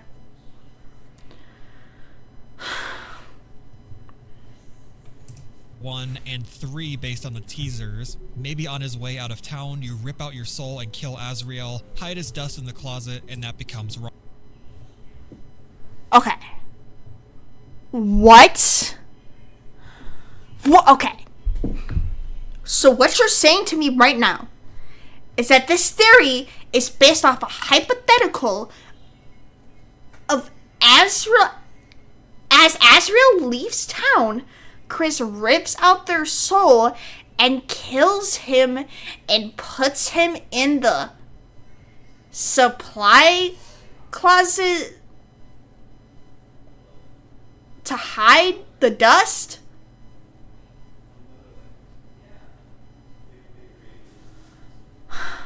In the closet's crazy. I love noticing the small details in the game. Me too. Okay, there's so many things wrong with that hypothetical. Like, maybe that's not what the original theory maker was trying to get at with this theory, but with what this bitch just described to me is that as Azrael's leaving town to, I'm assuming, go to college, which was like before the game. Before the events of the game. Yeah, exactly, Poland. Chris rips out their soul, which, by the way, we're not supposed to be there, so why would they have a soul in them? Or at least a controlling soul that controls their body? If it's their actual soul, why would they need to rip it out if no one's controlling them? They kill Azrael for some fucking reason? And hide his ashes in the closet for some reason, even though people have to go in there for supplies? Why would Chris kill Azrael? When Alphys confirms by talking to Chris about how they hear about them and Azrael having conversations late at night, talking to each other on video chat. That was nothing? That was Chris playing a facade? That Chris isn't talking to Azrael on video calls late at night. They're just pretending to give the illusion that Azrael's still alive off at college. But if Azrael went missing, wouldn't someone call the police and then tell Toriel and the family that he's missing? What the fuck are we talking about? I didn't think the theory's going to be asked like this. What the fuck is that logic? I don't see how Chris could fool the whole town into thinking Azrael left and he's actually dead this whole time, and yeah, Toriel especially wouldn't just not contact him to confirm that he's alive or not. Yeah. Coming home this week, he would have called at the beginning of the week or something, and Toriel would have confirmed it. And just, yeah. What the fuck? And I can't really see Chris running. Yeah, there's got to be a better There's got to be a better start to this theory. There's no way that's their hypothetical. All the way to Azrael's college to murder him, then take his dust from there and then put it into the closet. I'm giving this. Also, why? Murderers do have intent. Even if the intent is, I just love killing people. Chris doesn't seem like the type to love killing people. And if they were to kill someone with for a genuine reason, they hate them or something, why would Chris kill Azrael? We don't even know too much about their relationship yet, until maybe Chapter 3 Dark World. We don't know too much about their relationship. Like, what makes you think that Chris would have intent to kill Azrael for what reason? You guys are stupid. The intent could be to piss me off for real. Alright. Yeah, you know what? That's valid. This one a D for dubious at best. It's not dubious. It is below F. It is double F. There's no fucking... What? That's stupid. Why would Chris kill their brother? Why? Dude, they didn't even think about a why. They just thought about a what. And who. How Chris could have killed Azrael, and if he is dead, there has been really no indication of why. There's been way more setup to why Des is dead rather than why Azrael is dead. There has been no hints outside of just there are piles of dust and monsters turn to dust. At best, this is gonna come out of left field. Number 16, Ralze is crack. I'm only gonna believe it if there's a store called Blacks and there's a white guy selling it. This one's getting a C for crack. Number 17, Deltarune is a ripoff of What the Undertale. fuck? Honestly, I saw this as an autofill No. option on Google. And No, it's not. No, it's not. I'm not even going to talk about it because it's an autofill on Google. I'm not even going to try to detest that. What is that? It's Cartman taking a shot at Mr. Garrison's desk. Alright. Getting S for stupid. Oh my god, this is a fucking dumb question. Literally on the Steam page, it says that Deltarune is an alternate universe of Undertale. Number 18, Sans is Ness. Now that Matt is retired, I can say that he had a long, fruitful career and he's made a lot of good content that I have enjoyed. However, this is a fucking stinker, and it's getting F for friggin' iconic. It was made really early in MatPat's career. It was what the fuck, Poland? Undertale information wasn't so prevalent. Like, really obscure shit wasn't as well known as it is now, and you really only have like the base level stuff. You don't have people pouring through every line of code for stuff. You don't have every single sprite available. Like, it was a different time back then. Also, this pick that Toby made is funny as hell. Number 19, Des is in the code. Des is Noelle's missing sister. Or, watch my previous video where I go over her. Inside Deltarune's source code, there's Where is that video? Like a person. I think I already have another video queued up. He probably changed the thumbnail because I think it's this one. Trapped inside of it and is trying to escape, such as this, where the person is asking if you can hear them and that it's so dark, and this one where they say it's so quiet. Very that intriguing. you hear like a scratching sound. Doki Doki type shit. Who is it? Really, there's like 3 options. One, it's Des because she went missing and our only real exposure to her has been through secret webpage links related to her, so it would be perfectly on brand for her to talk to us through the code. 2, it's the vessel, since they got discarded but their stats are secretly saved, so they are somewhere present in the game's memory. Or 3, it's just to mess with people that look through the source code, and this is just Toby writing it as a goof. He even says in a tweet that he's been trapped working on a game, but please hear me, I've been clawing at a door, explaining why the person hears scratching. It could be meta commentary on how Toby's literally stuck in the code because he's the one writing it. But Des getting I think it's better being Des. Just like another character makes a whole lot of sense given how cryptic and weird her disappearance is in the ARGs. This is getting an S for super plausible. I don't think it's Gaster since he's the puppet master and he doesn't talk like this, and I don't think Toby would go through making 10 ARG pages to tell you that Des is lost and then have the voice be what is essentially a glupshadow that was used for a gag. Not to mention, I feel like a good portion of the Deltarune community just didn't play chapter 1 period, so I don't feel like the vessel will be reserved for this big impactful role. Yeah. A lot just didn't even get to customize it or see it, and they wouldn't have any emotional stake in That's it. fair. How are you supposed to feel when you started in chapter 2 and the gray person you've never seen suddenly has this big reveal? I think it's Des. Last theory. Number 20, you will close the Castletown Dark Fountain. As Dark Worlds continue to be opened, it stands to reason that at the end of the story, I don't think it's Gaster because he's a puppet master. Oh, bars! Massive Castletown Dark Fountain to preserve the balance of light and dark. Really isn't based off of anything except a hunch, but it makes way more sense when you read on the philosophy of Toby's previous game, the Earthbound Halloween hack. Now, I don't know a thing about this. I'm not gonna open this can of worms, but I will read off Toby's mindset while while designing it. The main theme of this game is the lack of choice. There is really no choice in this game. There are two endings, but they both eventually end up the same way. It's all a big joke on the player. No matter who you talk to, you can only delay the inevitable. You know why there isn't a choice there. You already chose to go forward. The only real choice is to stop or keep going. By stop, he means turn off the game. And that's all you can do. Anything you play is your own fault for playing. And that's the only choice you can make. It makes you excited, and I think that's pretty good,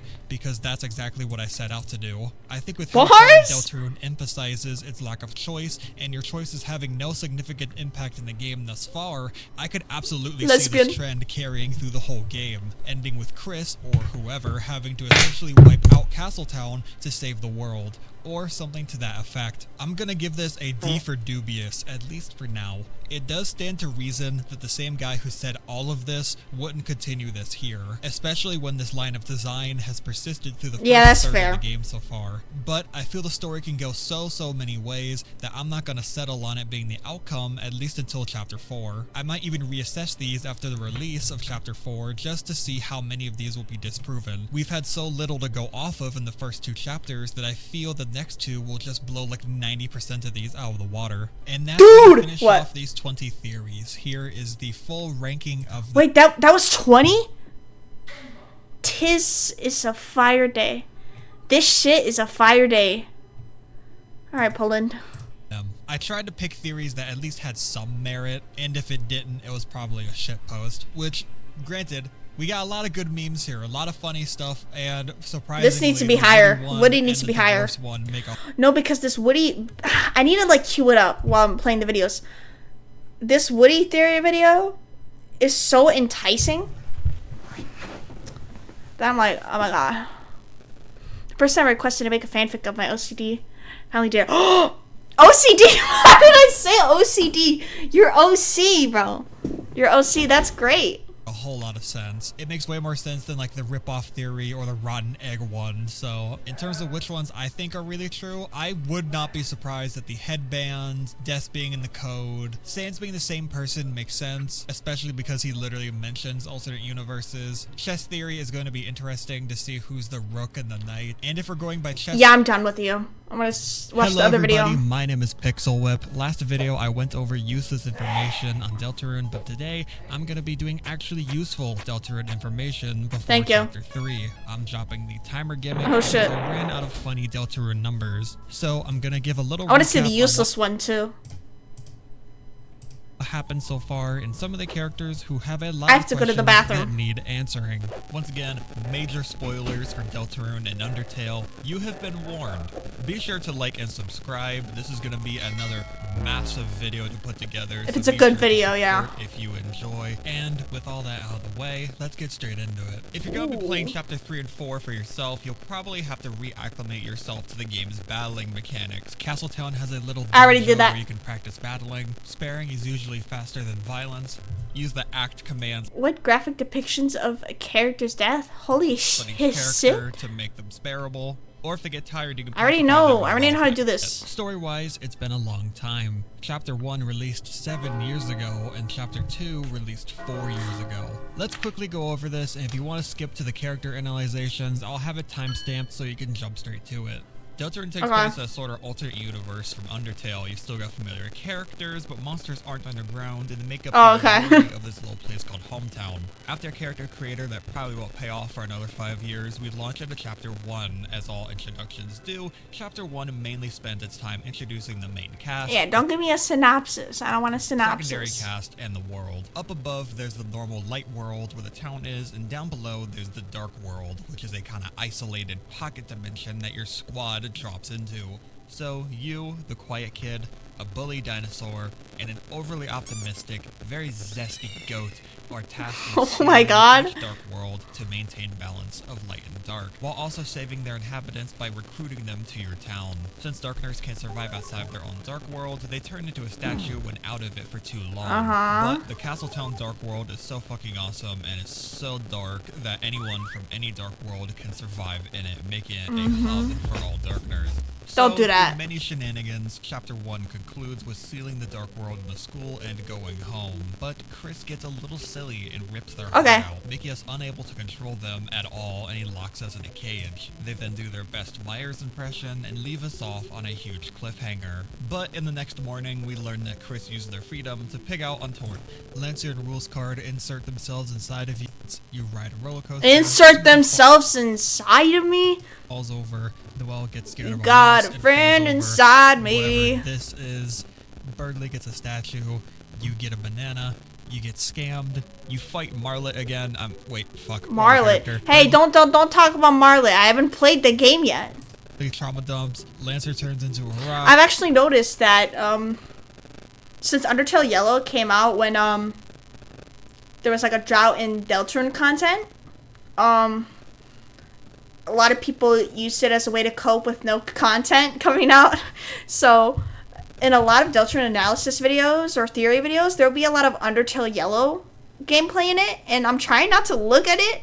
So like I'll listen to the theories, but I'll try not to look because they keep putting Undertale Yellow shit in, and I'm like, I haven't played it yet. I'm trying to go in as blind as possible, and you're making it impossible for me. Rules card turns into a rock. You have a logic. I get it, man.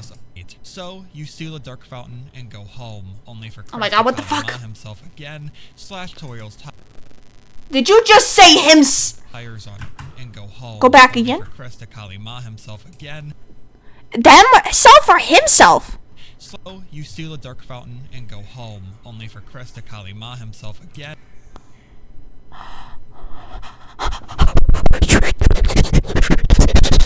Did you just misgender Chris? Did you just call Chris a hey? For what, bitch? For what? Toriel's tires on her car and comes back to the couch like nothing happened. Toriel calls the police Undyne to investigate the goblins scuttling around her yard. Everyone goes to bed, and Chris creates a fucking dark fountain in their own house, leaving. And then they go back to the thing. I don't know. I don't get it. Creepy ass smile on the TV, who will probably be the main. I gotta piss, man. By Toby mentioning someone named Tenna, that's probably him right there. If you felt really evil, you could have done the Chapter 2 Snowgrave route or the Weird route. This don't recap me on that. Well, to freeze every enemy, freeze people to steal things, get weirdly possessive over her, let her know we can hear her thoughts. She freezes all the puzzles, and we force her to use a painful ring so she can use the spell Snowgrave, a fatal attack. Once we encounter Birdley, Noelle is so desensitized to mindlessly freezing enemies that she doesn't even recognize him. In battle, we farm TP to use Snowgrave. Even if Chris dies, we can still control Noelle and she can still hear us. After repeatedly telling her to use Snowgrave even though she doesn't know how to use it, she does her best Lucas impression and PK freezes Birdley. What? Samson takes over, but we beat the tar out of him. Well, not really. We stall him enough so we can summon Noelle, who actually does the work. And then the chapter concludes as normal, with the exception of Birdley not waking up at the end. You also meet Noelle in a dark closet in the hospital, and you can really freak her out if you steal her ring and put it on yourself, basically breaking her cope that the whole cyberworld thing was a dream, and she really did murk that entire library. Finally, the chapter. Oh shit! I forgot about that. I forgot that if you put her. Oh my god! If you put her watch on in the Snowgrave before she leaves your party, her default armor in the Dark World, if you put it on, she says, "Why are you wearing my watch?" I'm dead. I forgot about that. She's like, if all of that was a dream, then why are you wearing my watch? Bro, I could have done that. That is so intriguing. I forgot about that. It's also really creepy too. I kind of needed that recap because I forgot you could do that. As normal, with Chris opening the Dark World in the living room. Even though that was a pretty big chapter that changed a lot with the weird route, and we had some characters go through some pretty crazy stuff, it still ended the same fucking way. Yeah. Maybe he wasn't kidding when he said there was only one ending. So that's where we're at right now. We've still got a few weeks till the game comes out, so let's speculate on how some of these story threads will continue and some characters that we will definitely have to look out for. First off, let's talk about Birdly. Birdly finally got some the development goat in Chapter 2 as we get backstory into why he's such a pompous little dickhead, and he kind of gets to redeem himself by banding together against the Queen. However, both routes give us some questions. If you defeat him by fighting him in any of his battles, Birdly will injure his own arm in the fight where he has the plug on his face. Back in the light world, Birdly's arm will be asleep and Noelle carries his books for him. In Snowgrave, he's fully asleep at his desk and he doesn't wake up. The description of Snowgrave is just the word fatal, so it's easy to assume that Birdly is straight up dead here. It's worth noting that in the Chapter 4 holiday newsletter, it has a screen cap of dialogue programs for Birdly at the festival in Chapter 4. However, this might just be for when you play the game normally, and he doesn't have any dialogue for this festival if you do Snowgrave, because he's dead. Why would you have dialogue? Or he might be in a coma, or he might wake up later, like that next day. Who knows? We have no idea how serious a fatal attack in the dark world translates to the light world, since Lighteners seem pretty damn powerful based on their ability to beat every Darkener and are able to seal an entire world by closing their fountain, and Lighteners are able to open dark fountains, as evident with Chris. Something fatal in the dark world might just be a moderate injury in the light world. Birdly fucking electrocutes himself in the dark world, and he says that his arm won't move in the light world. Now, he might be in shock, but I feel like if you hurt his arm badly enough to collapse and not be able to fight in the dark world, he'd be like, ooh, ow, what the fuck, ow, that hurts, like in real life, ow, give me a hospital. Yeah. Not just, I can shrug this off, my arm is asleep, just carry my books for me, this is fine. It's like, this is a, it's a very plausible, like, it's not even theorizing and picking a theory, it's more just like of considering your options, like, a fatal, like, saying that Birdly's probably just fully dead in the light world is not for certain. We don't know. Because, like they just said, a fatal attack in the dark world could just be being asleep for 1 or 2 days. Which would be weird, considering whatever the hell Chris does with Birdly's body. If they shove him in a closet or take him to the fucking other dark world, I don't know. It's just like, we don't know. He could just be in a coma. He could wake up. Or it could be fatal for Lightner in the light world. We don't know. Just like with the injury, too. Like, it's probably way less fatal on the scale in light worlds. They killed your OC? What the fuck? Why? This is all just speculation, but really, only time will tell how far Toby will go with the consequences of Snowgrave. I have a feeling he's probably dead. I think he's dead. This is probably going to be a big stretch, but in Chapter 2, there's a little toy inside the hospital. It's one of those, like, beads on a track things. Yeah. If you do Snowgrave, it says the blue one was ripped off. This only happens in Snowgrave. Yeah. It's actually kind of cool. A little creepy.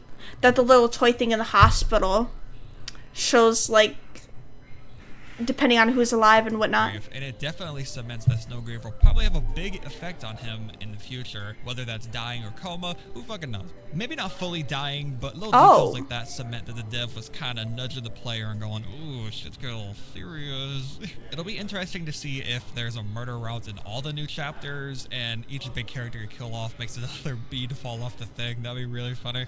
In the useless it would not be funny, actually. Characters that were coded to have special dialogue in the character creator, I figure that anyone on the list will probably be an important player in coming chapters, since they were put in as early as the Chapter 1 demo. So you can expect all of these goobers to show up at one point or another. Weirdly enough, it lists off Gerson, who's dead in the graveyard, Rudy, who's dying in the hospital, and doesn't list off Ralze, but it does list Azrael. Makes me kind of suspicious of him. Speaking of, what the fuck is Don't Ralze? say that. Like, there's so many weird little details about him that just don't really add up. He's a Darkener, or I assume he is, since he only appears inside Dark Worlds, but he doesn't turn into a statue inside the Cyber World. Lancer and Rules Card do it, but Ralze doesn't. I mean, fuck, how does he even get into the Cyber World? It's across the street. He didn't walk there with us. He just kind of shows up at the beginning of Chapter 2 with no explanation. And when you enter Castletown from Chapter 2, Ralze kind of just pops in with you. No reason, he just kind kind of shows up. He kind of just teleports between the worlds with no issue. This is even weirder since Lancer and Rules Card both like go inside of your inventory to signify you're like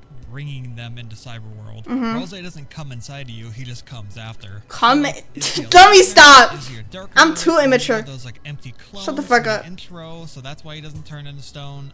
I really don't know. He's definitely got a lot more than he lets on, since he has a lot of knowledge about how the Dark Worlds and shit works, and we basically don't know anything about him other than that he was the only one inside the castle town before we showed up. Noelle even calls him nothing when she drinks his tea. I mean, hell, she barely even interacts with him at all, even though he presumably looks like Azrael. Like, really, how many more goat people are there in this fucking town for her to not acknowledge it? He turns into nothing when he dies in battle and just turns into a pile of clothes. He doesn't even join you in the light world. Even the food in the dark world seems to be made of nothing, since Susie eats a shit ton of it and never gets full. He has an empty heart on his shirt, like there should have been one in there, but there isn't. Rose might just be a nothing created to preserve the balance of the world, maybe even by the creepypasta villain that's been teased since Undertale. Why else would he omit Rose's name from his character creator while reacting to every other important character? His only goal is to keep the darkness from overcoming the light, and Chris goes fuck it and just makes more anyway. Just keep an eye out on this little guy. I love him to death, but he knows something. Susie doesn't have too much to say, but I do wonder if we will see her home life at all. Please! Standoffish, defensive. I need to see her home life so bad, or it needs to be talked about in chapter 3. It probably will be. I've been begging for this. I've been yearning for it.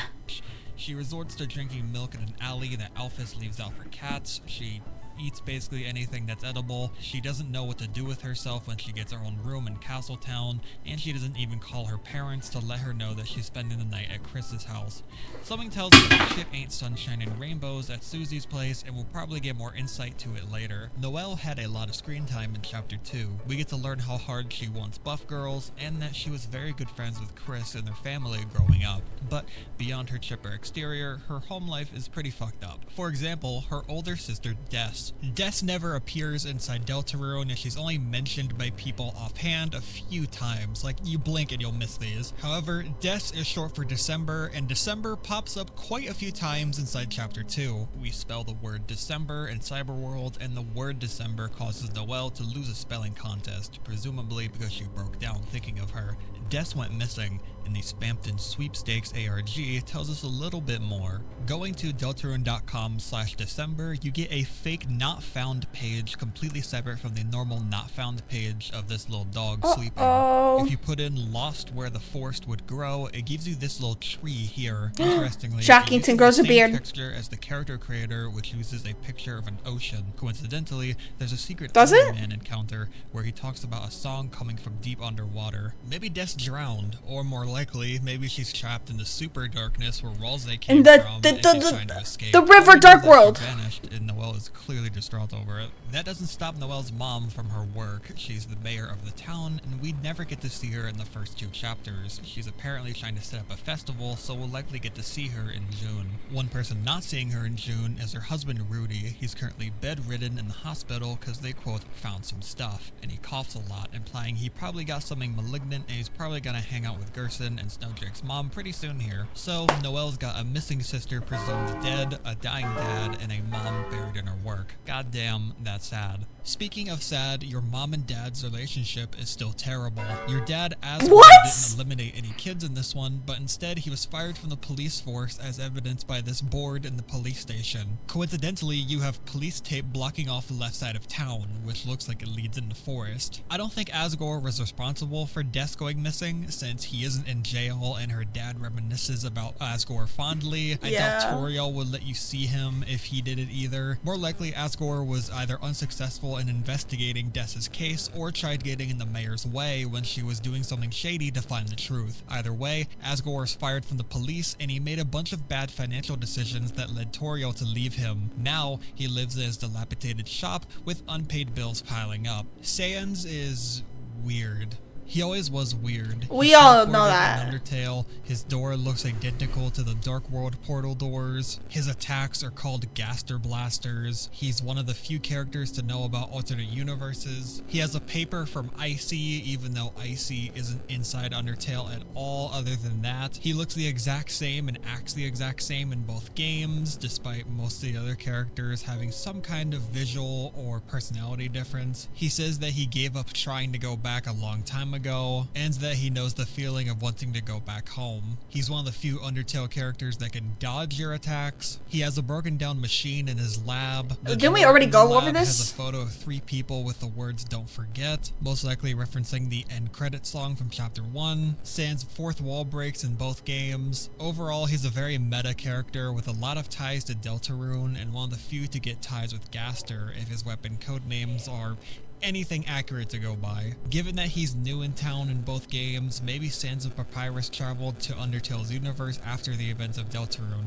or they might have traveled to Deltarune's universe from Undertale. Maybe they were fleeing from a genocide reality and fled to Deltarune, or maybe since there's only one ending in Deltarune, maybe there's always a bad ending with the roaring happening, and it's all a precursor to Sans ending up in Undertale, and the machine in his lab is a sort of I've kind of tuned out. Help him escape. Again, pretty broad speculation, just going off of very little bits of evidence that we've been given. We've had like 1,300 days to really ruminate on all the details and form theories on how the story is going to go from here. Why is he here and why is he unchanged? How the hell does that make sense without some kind of weird multiverse trickery? Let's end this off with another page from the Deltarune website. Deltarune.com/chapter 5 gives you this weird little picture here. Clicking on 2 gives you the music that plays when you encounter Birdly on the weird route. Clicking on chapter 3 gives you a sound effect. I know, it's inappropriate to say because that route is very tragic, but at the same time,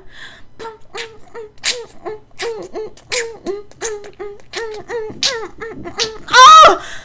I love that track. Is that on the actual streaming soundtrack? I forgot. I need to know.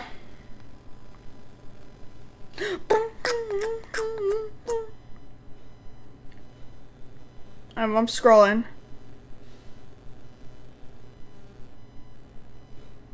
I don't think so, because as far as I know, it doesn't have a name, so probably not on the soundtrack.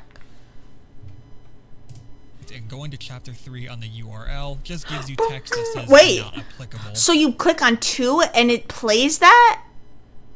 What? Wait. So once chapter 3 and 4 release, do you think once we click on chapter 4 or whatever the fuck, or whatever number has a link to it, will it start playing the soundtrack for that weird route too? Clicking on 4 gives you a tiny little red pixel, and chapter 5 gives you this little guitar song snippet. Given how you basically kill Birdly in chapter 2, and it's the biggest number, I'm taking it that the weird routes aren't going to be nearly as extreme in chapters 3 through 5. Hell, 3 even says not applicable. But as big as weird it says ... but if you see it close enough. Like, there may be like the tiniest change in chapter 3, but maybe not too much enough to be like chapter 6 and 7, and by that point I'll be pushing 30. So that's where we're at. Oh shit. 2 fountains sealed, a new one opened in our house. Somehow Rouse is with us in chapter 3 across town despite not bringing him, so he's just gonna keep teleporting in with us. We'll finally get to see Torio and Undyne get more than 3 lines of dialogue, and chapter 3 will quote be not applicable, while 4 is big but smaller than 2. So I'm expecting 3 to be a lot of hijinks with not a lot of huge plot nukes like in 2, but chapter 4 will probably end off on a big cliffhanger. It'd be like if chapter 1 and 2 dropped at the same time. First level is largely goofing off, and second is when shit gets real. So that's a brief summary on battling, and a big summary on a bunch of characters I want to keep note of, and some story aspects that will probably be resolved in the coming chapters, hopefully. Thank you for getting this far. The reception from last video is absolutely crazy, and Shay even commented on it, so thank you Shay! So much. I'm a big fan of Shay! Professional, famous Undertale speedrunner. Oh, should I also watch the video of useless Deltarune facts? Okay, the main thing I want to do is I want to rewatch that Woody Theory video. Just because, like, it's... Like, I could just watch the original Witty Theory video, but this one is just so intriguing and well made that I want to... I'm going to go to the bathroom since I already watched this, and I'll be back. I'm going to have the video play while I'm gone. Yup. You know, stupid. But... One that has driven me... Oh, shit. Is it this one?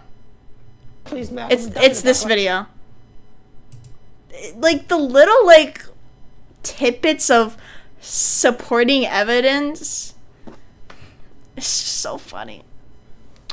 I love it. This name keeps coming up over and over again every day. I look at this whole box is so I say to myself, I'll be back. I gotta find this guy.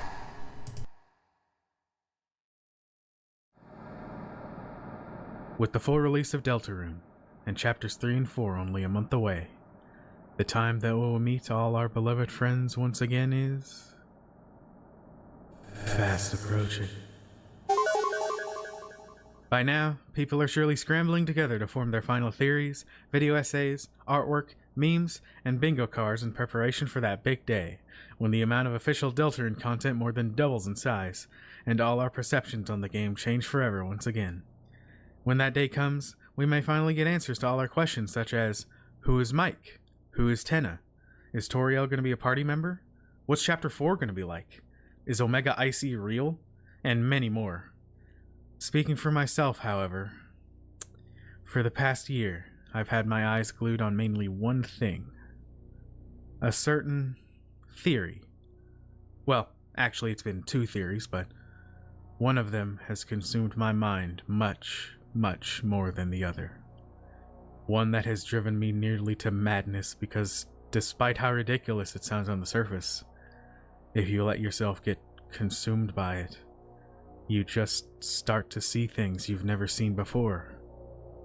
And everything begins to make sense. This is Woody Theory.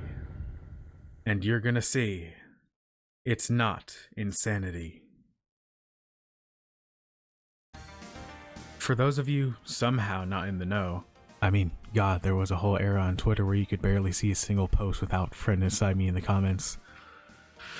Anyways, for those unaware, Woody Theory claims that the secret boss of Deltarune Chapter 3 is going to be a Wild West cowboy type character who's the star of a cancelled television show inside Deltarune's universe.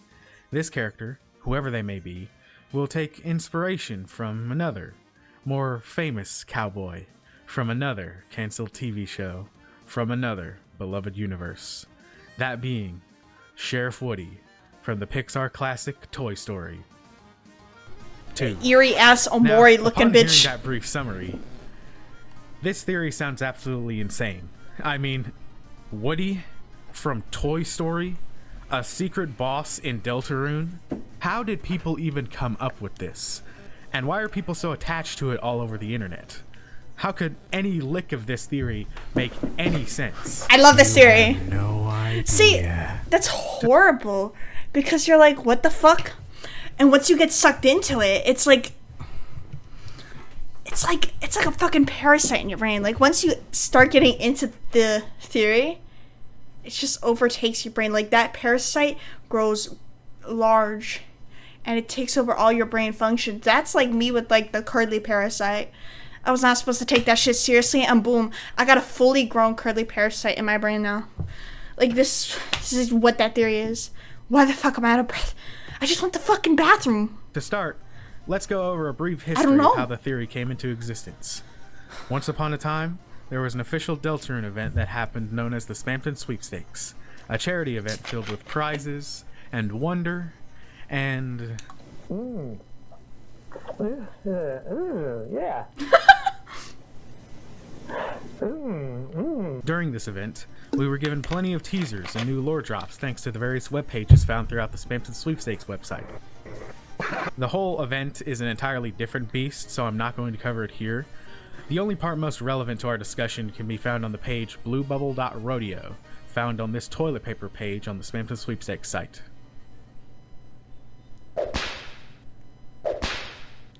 This is where it starts. As you can see, this page seemingly teases, quote, 2 minutes of mildly entertaining shootout action, and shows off Chris and Susie in some fashionable cowboy attire. However, our hopes were broken when Toby released the Spring 2023 newsletter. In it, he announced that the alleged cowboy scene that was teased to us on the website was in danger of being cancelled, with Toby saying, quote, well, that's how cowboy shows go. How unfortunate. I love the sprites too. Wait a minute. Cancelled? That's surely an odd way to say the team's cutting a segment out of the game. I mean, not to argue over semantics, but that is a really strange word to use when describing the removal of game content. People almost always say cut or removed or scrapped. It's weird. Like, same with that last line. That's how cowboy shows go, I guess. It's all just strange. It makes me think less about video games and more about television. And the death of the Western. Anyways, that newsletter was really the spark that caused the birth of Woody Theory. Which, I should mention something that's pretty obvious, but I'm not the inventor of Woody Theory, and I'm surely not the first person to talk about it on the internet before. The Deltarune YouTuber Spooky Dude was really the one who pulled it out of the depths and into the twisted minds of the fandom. I'd highly recommend watching his video on the theory if you haven't already. With all that being said, I wanted to share my own interpretation of the theory, as I believe I found plenty more unique things to talk about. This interpretation goes much deeper into the details of what this theory can mean for the game. And everything that I found that could possibly tie back to it all. Get ready. It's gonna be a wild ride. I love this video. So, let's start with a very important explanation first. How does our dear friend, Sheriff Woody, fit into all of this? How did he become the centerpiece of Deltarune brain rot? Well, if we start with the Toy Story franchise first, we can already find a few similarities between the lore of the Darkners in Deltarune and the lore of the toys from Toy Story. Both species are inanimate objects that are alive or come to life through some supernatural means. They both have this desire to serve and entertain the higher beings they were made for, humans or Lightners, and they both seem to struggle with the hardships that come with their purpose, afraid of being abandoned by their higher beings and getting lost in the dark. I'd say these characters are all quite similar, but these realizations only came in hindsight. What really caused us to start making the connections between Deltarune and Toy Story back when this theory was born? Oh yeah, those Toby Fox shitposts. Yeah. I will never die. Many years ago, Toby Fox used to post random edits of the Toy Story song, You've Got a Friend in Me, to his Tumblr account. He's made several different variants, with the most infamous edit being posted on September 23rd, 2019, when he changed the titular line of the song into a phrase that now echoes in the minds of all Deltarune fans. It's so ominous. Wait, will I get copyrighted for this?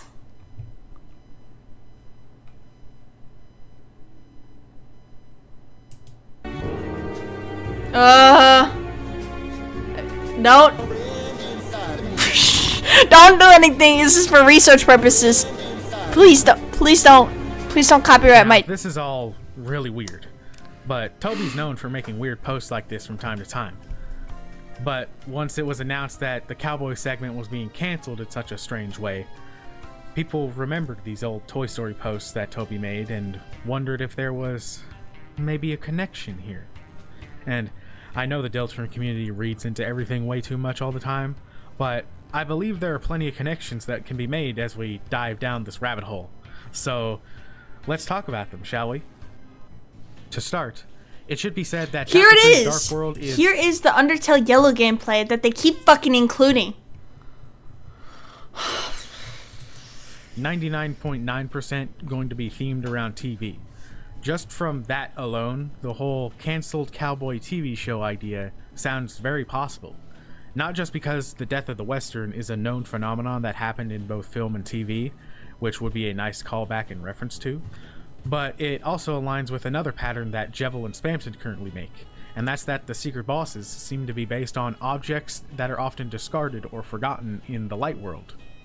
You see, Chapter 1's Dark World is based around toys, with Jevil being based on the Joker playing card, which is rarely ever used in card games. Meanwhile, Chapter 2's Dark World is based on the internet, with Spamton being based off of spam emails and malware, things we'd much rather avoid and discard for our own safety. With this pattern in mind, the idea that the next secret boss is the star of a cancelled and forgotten Western-themed TV show, it isn't too far-fetched, really. Yeah. In fact, I'd say it fits fairly perfectly.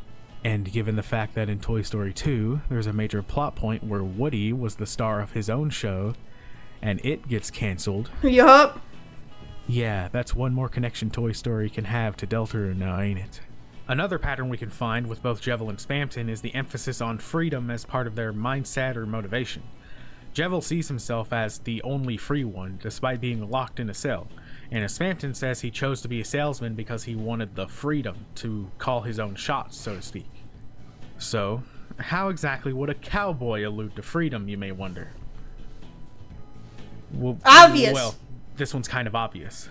Cowboys are a classic symbol of freedom, to be alone on the open frontier, away from all the laws and restrictions usually placed on you, able to do what you want, where you want, and when you want.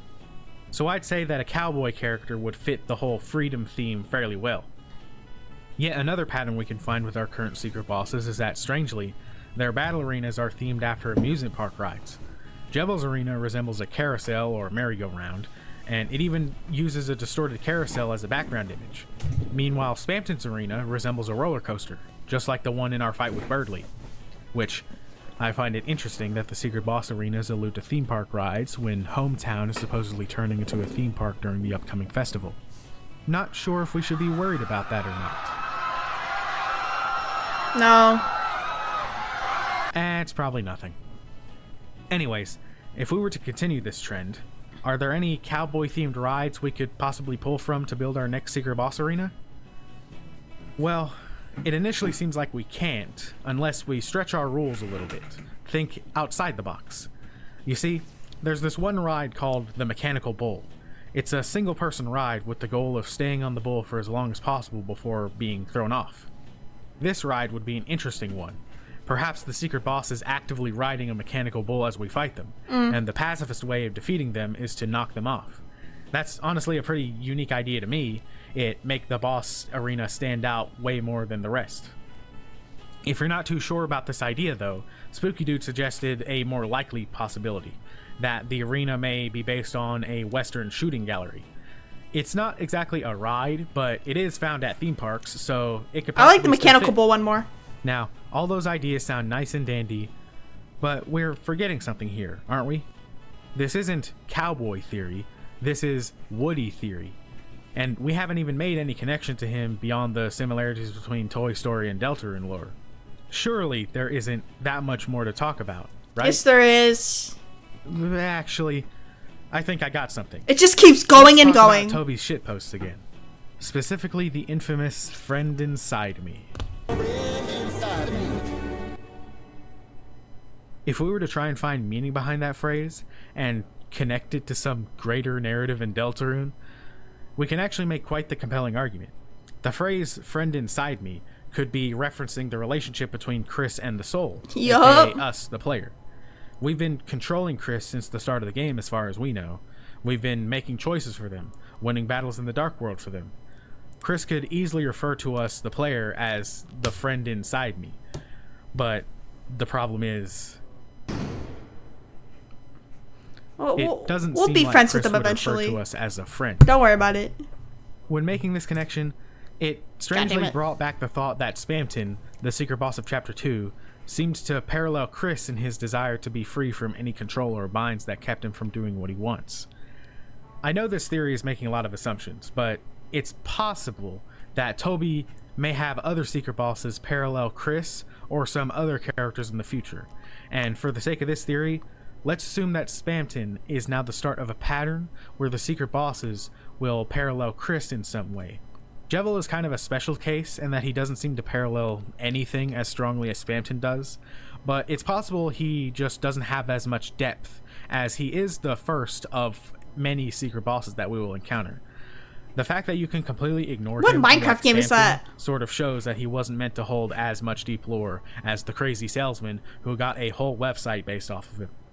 So if we were to continue this pattern, and thus the secret boss of Chapter 3 will parallel Chris in their own way, then perhaps focusing on the ways which the player controls Chris and how Chris reacts to it would be an interesting focus.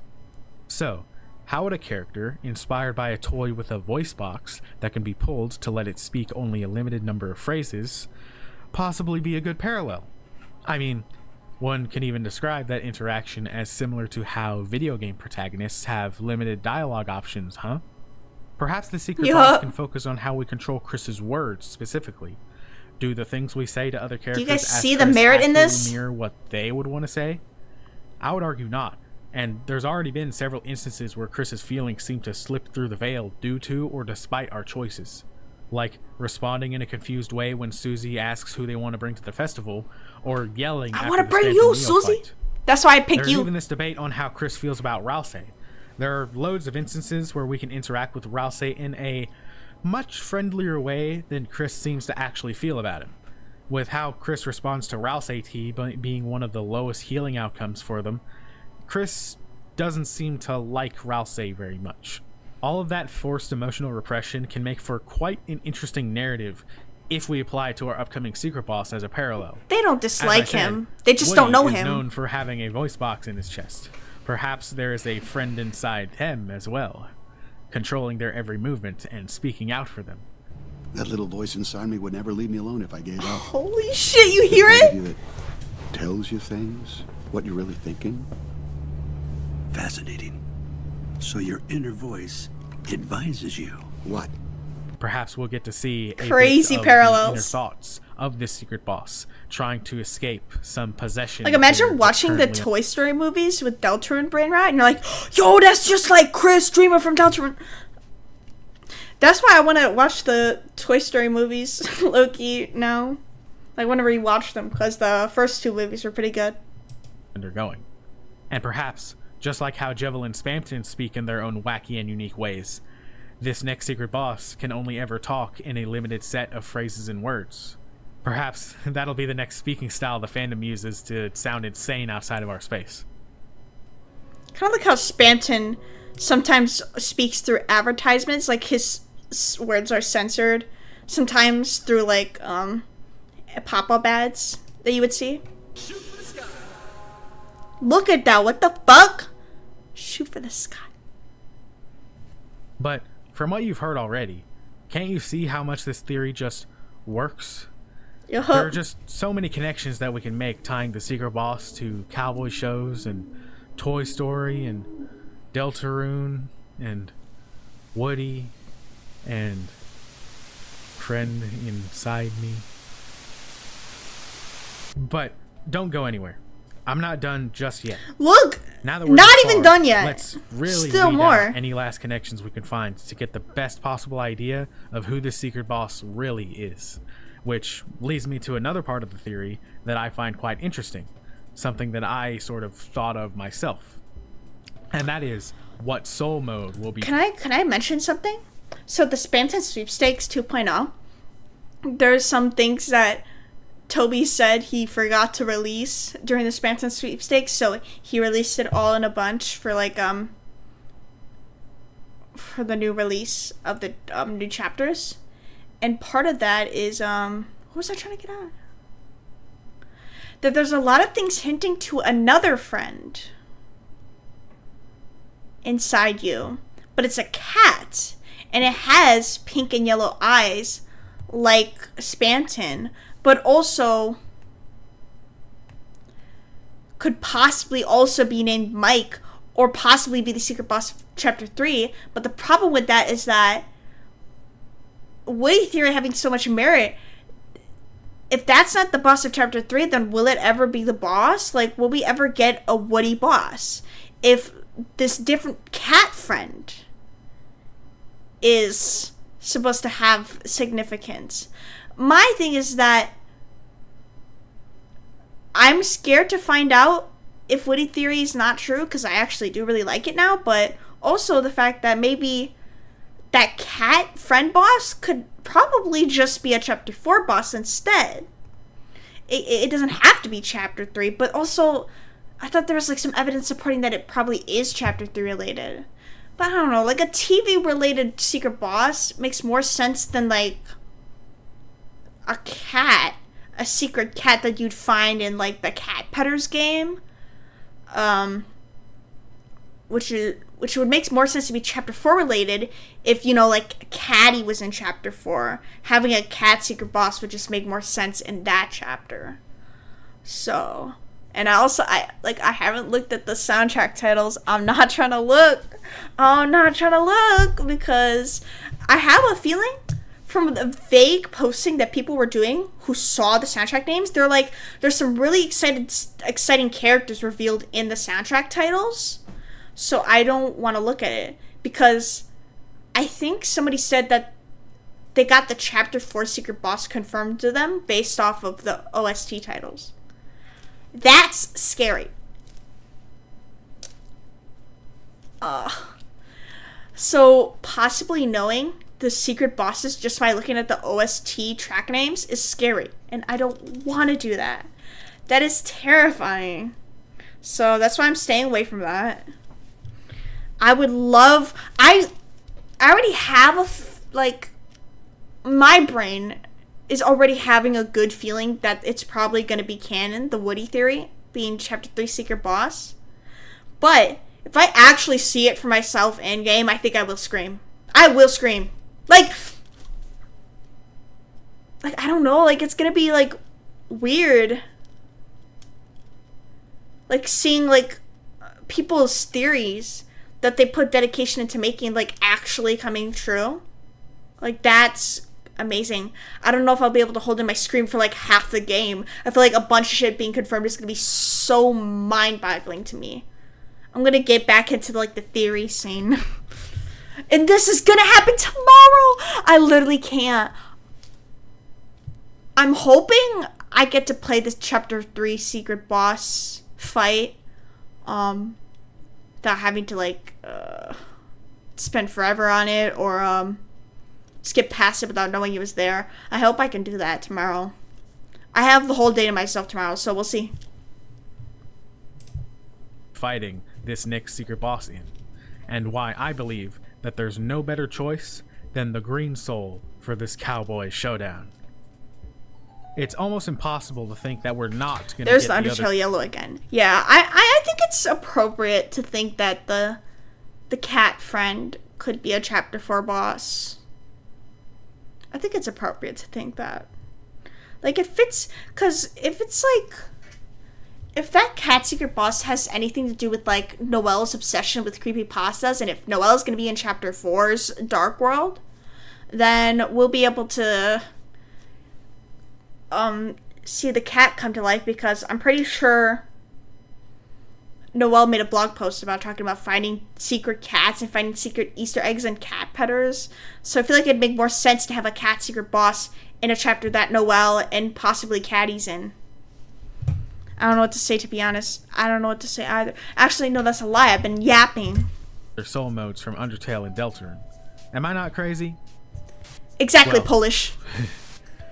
It's safe to assume that every soul mode is making their return. But the question is, in what order? I haven't played Undertale Yellow yet. Get this out of here. An interesting theory that I saw people make before is that we're going to be playing the soul modes in the reverse order that we played them in Undertale. Red for Asgore, yellow for Mettaton, purple for Muffet, green for Undyne, blue for Papyrus, and red again for Toriel. Unfortunately though, that's 6 bosses and we have 7 chapters. But in my opinion, chapter 7 likely won't even have a secret boss, or whatever secret boss we... How is that only 6 souls when there's 7 souls in total? And you included the red soul in that. I'm so confused. fight here will have us be... But I mean, it's only 6 Undertale bosses, but which soul wasn't used for one of the Undertale boss fights that you're not including in the lineup? Because, like, if there was a Chapter 7 secret boss, there would still be a soul mode for that we probably haven't seen in Undertale. swapping between all of the soul modes at once, which would be Was really it orange? cool, but I digress. But with that theory in hand, the purple soul should be next, right? I mean, we fought Muffet before Metaton, so it's surely next in line, right? Or yellow? Well, wait just a minute. I have also heard the idea that the soul modes could go in the reverse order that the fallen humans fell in the underground. True. Which is slightly different from the order that we use them in game. The purple and green souls swap places here, which I should also note that we don't actually really know the confirmed order that the fallen humans fell in the underground. We mainly come off of the order that we receive their items, with the cyan soul being the items that we get first and going on from there. It could be anything, There's also bro. this strange pattern of colored lights we see behind Sweet Captain Cakes in Chapter 2 that could be of interest. Here we can see them ordered as red, yellow, green. You get the point already. Let me just tell you why I actually think it's the green soul. Because while all of these pieces of evidence are interesting things to point out, I have a interesting idea. Once again, we're going to try and form a pattern here. Something quite obvious about Spamton Neo is that he is based on Metaton Neo. Duh. But if we think about it, it's possible that the secret bosses from here on out may parallel the bosses of Undertale, soul modes and all. So, if our next soul mode is going to be green, how would our Rootin' Tootin' Cowboy Sheriff secret boss that we have in our minds parallel Undyne? Well, I don't know. Undyne was the head of the Royal Guard in Undertale, and she's a cop in Deltarune. It's not like those things could be tied back to Wild West cowboys. Wait. Here's where it starts. No. Here's where the insanity starts, by the way. You see, sheriffs are a common archetype found in the Western genre, functioning as the head of law enforcement. And not only is Undyne a cop in Deltarune, but as captain, she was effectively the head of law enforcement in Undertale. Strange. But what about the Green Souls gameplay? You see, the Yellow Souls gameplay involves shooting at enemy attacks to get them out of your way. And Spamton Neo wasn't just a visual parallel to Metaton Neo, his attacks resembled Metaton's as well, even expanding upon the Yellow Souls mechanics to make a funny little reference to Spamton's Big Shot catchphrase. So, how would our Rootin' Tootin' Cowboy Sheriff fit in with the Green Souls mechanics, where it uses a shield to block bullets? No, it can't be. There exists a famous Western film titled A Fistful of Dollars, starring Clint Eastwood.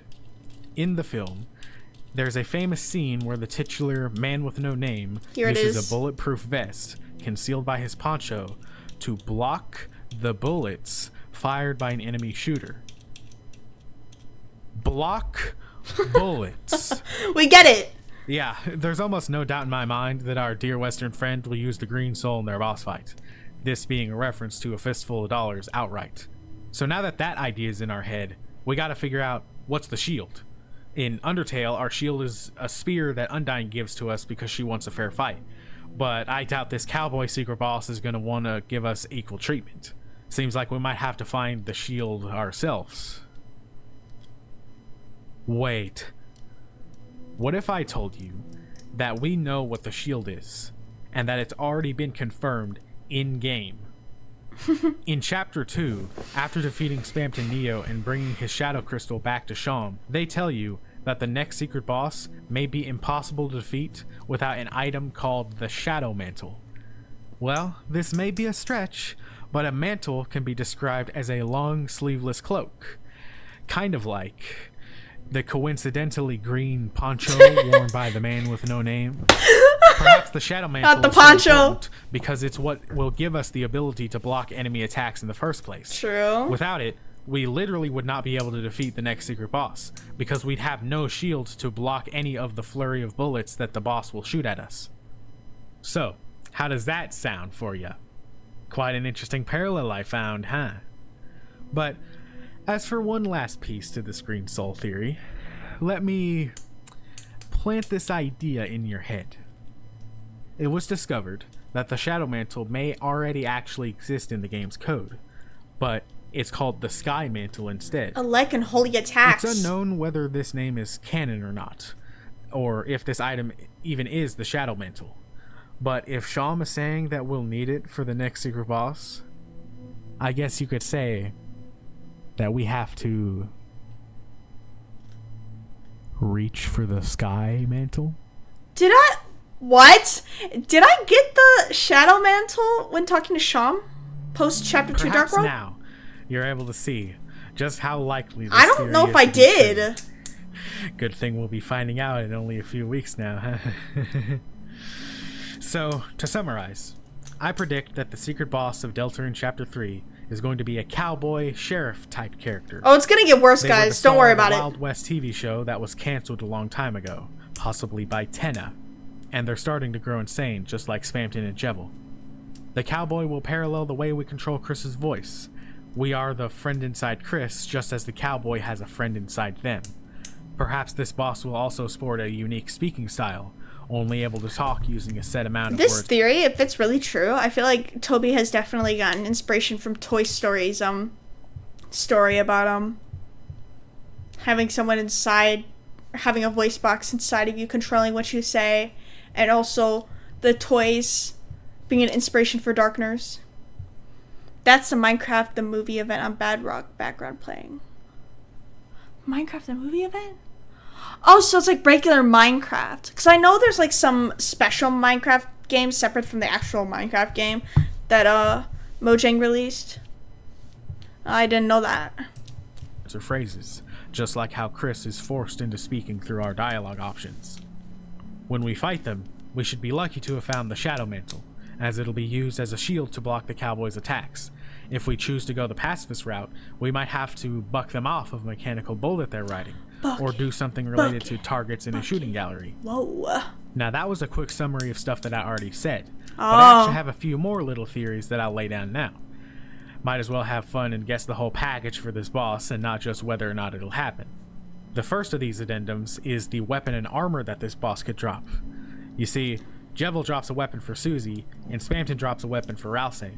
So it would only make sense for this secret boss to drop a weapon for Chris. But to be fair, I don't really know how a cowboy could drop anything related to a sword, so I had to sort of be creative and stretch the idea a bit. Okay. So imagine if a spur, those spinning spiky things on the heel of a cowboy's boots, were turned into a sword. Imagine like a giant pizza cutter or something, but it was a spur instead of the blade. Anyways, it's much easier to guess the armor, which could be either a cowboy hat, or, a much funner idea, the pull string. It'd be like the shackles in Chapter 1. It could very well work as an armor That's piece. simply something. And honestly, I think it would fit for the secret boss fought in Chris's house to be the one who gives them a new weapon. You know what I would be? I don't know if I'd be more disappointed if Woody Theory wasn't true. Or, like Tenna's design was like kind of leaked. Where it shows like a TV head with the antennas being like big eyes spouting from his head, and like the TV itself is his mouth and nose. Like that's the official design. And then people started drawing him as a snail because the eyes look like snail eyes, and the back would probably have a snail shell. And if the boss is in the Dreamer's house and it's surrounded by like Dreamer lore and shit, Toriel likes snails, she has snail books, it would make sense for the main boss to be a snail. And the Tenna eyes already look like snail eyes. So I've liked the fan art people have made of that. If Tenna does not have a snail shell, I'd be majorly disappointed because that is such a missed opportunity. I'd be like, oh my god, Toby, you had one job. But I don't know, I don't know. I have a lot of hope in Toby. I feel like he would do that. Like, I don't think he would miss out on that. Unless he's looking at all the fan art and he's like, oh, fuck! Oh, I should have done that! I also think it would be interesting if this cowboy secret boss had a very personal connection to Chris.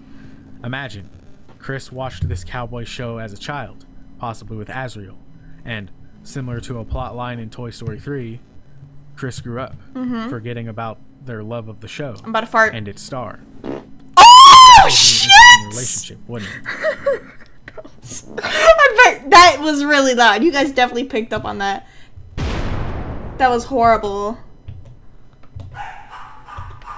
Oh, whatever. Stop barking. No, Clint, don't. But now, I have one last thing It froze the to say about stream. Oh, for you, not me. Yes. And that is the specific name of our secret boss. Yeah, I'm going that specific. Oh my god. You see, when I was looking back at the cowboy segment, Yes, mentioned the in name! 2023 newsletter, there was a line that caught my eye. The following fact is Maniac exclusive. Maniac exclusive. Not to be Okay, too good. observant, but notice how it's in all. Oh wait, it's not back. It's not back. I mean, it's kind of coming back. Ugh. Lag. I think it's a me problem. I don't know what's happening with the internet, but yeah, it's really lagging. Like here. You see, when I was looking back at the cowboy segment news from the spring 2023 newsletter, there was a Not the line fart that freezing caught the my eye. stream. I caused the lag in all the vicinity of the Wi-Fi tower in my whole neighborhood. The following fact is Maniac exclusive. Not to be too observant, but notice how it's in all caps. Yeah. Well, the secret bosses share another pattern. They I've all yet to speak in mention, caps. and that's that they speak in all caps. Call this theory. I wonder how that out works in there, Japanese. But if this segment of the newsletter really was intended to tease the next secret boss, then what if this is literally the secret boss? It keeps speaking going to us? away.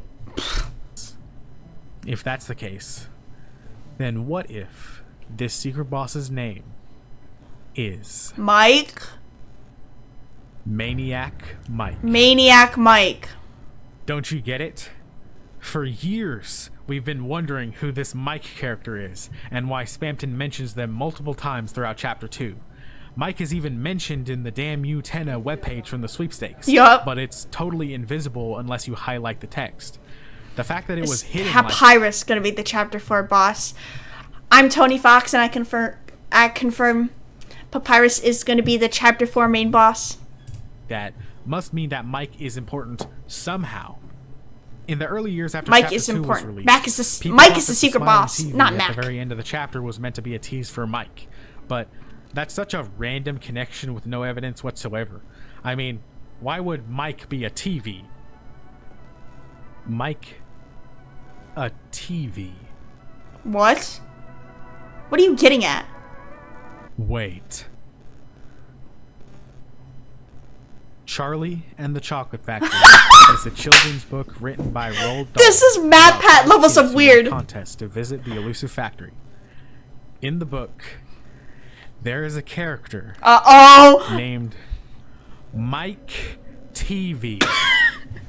But that's not it. That's not all. Since the book was Wait for the movie. published, there's been several movie adaptations. One of them is the 1971 film. And do you know how they depicted Mike? I'm Mike TV. Well, you're dead. Wonderful to meet you, Mike. That's right. A freaking cowboy. That's way too many dots being made in just one area. How could this possibly be a coincidence? Mike. I am telling you, this is what I meant earlier, where I have begun seeing signs of Woody theory being true for the past year. I'm not even done with the Charlie and the Chocolate Factory connection. Oh no. You know the famous song from the movie? Come with me, And you'll be see in a world of your imagination.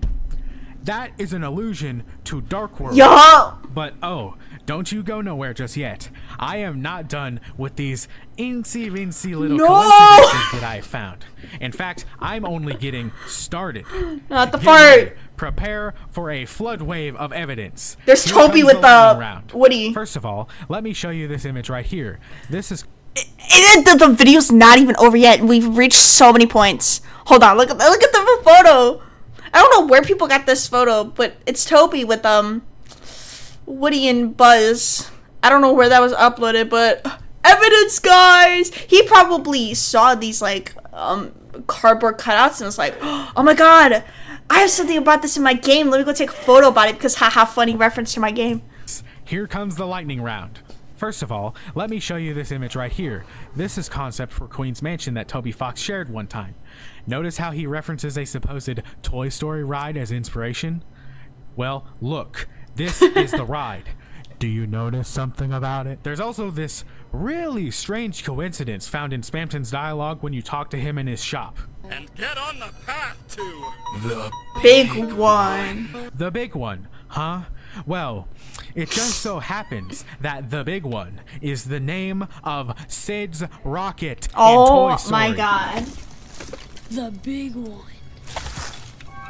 But if you think that is a crazy coincidence, take a look at this. Oh no, not the cards.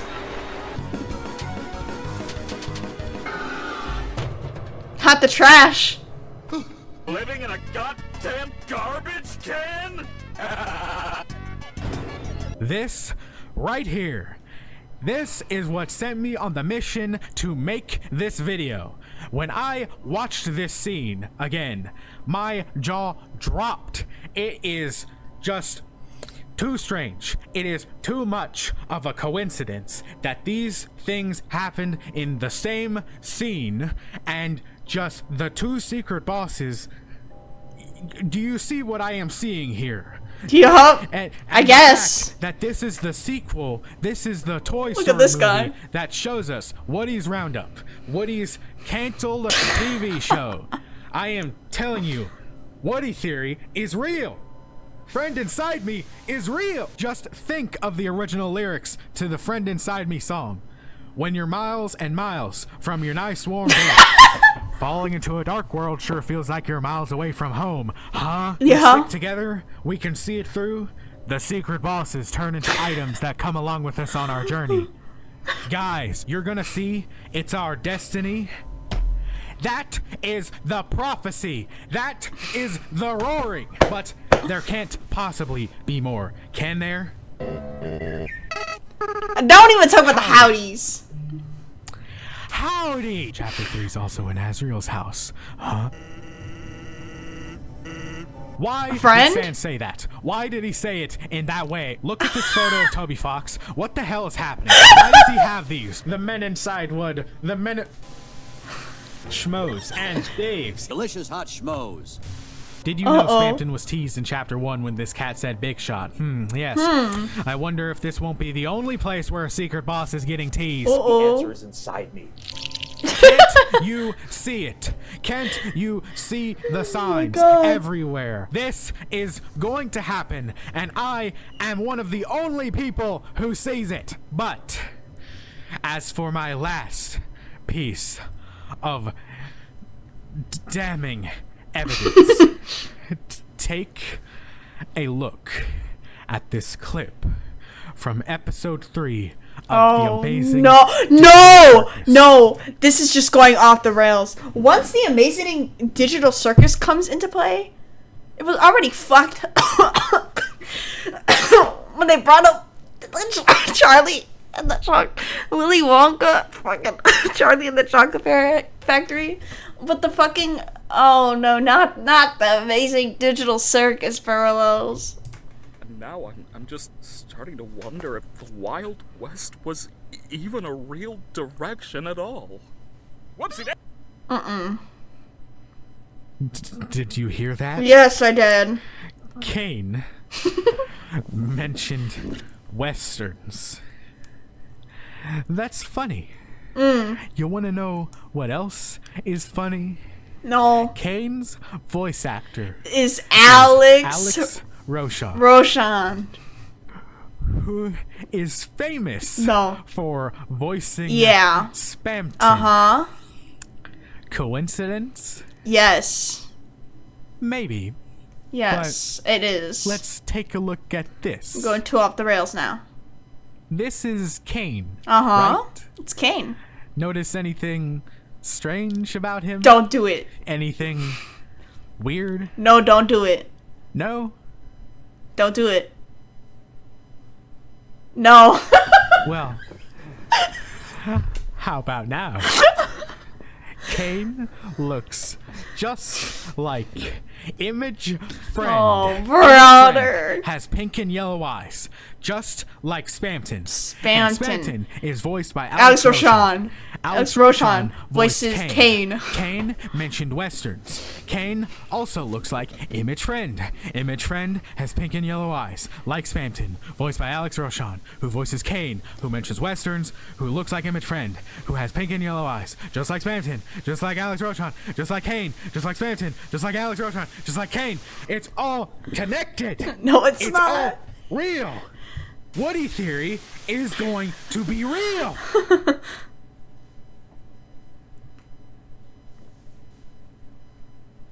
April 2nd, 2025. Uh-oh. Uh-oh. Hey, they brought back the scrap stealth section. Wait. Wait, no. The scrapped You know what Cowboys else design. Toby said that they scrapped? Yup. Also, doesn't this place look Western? like a western to you? Can I what?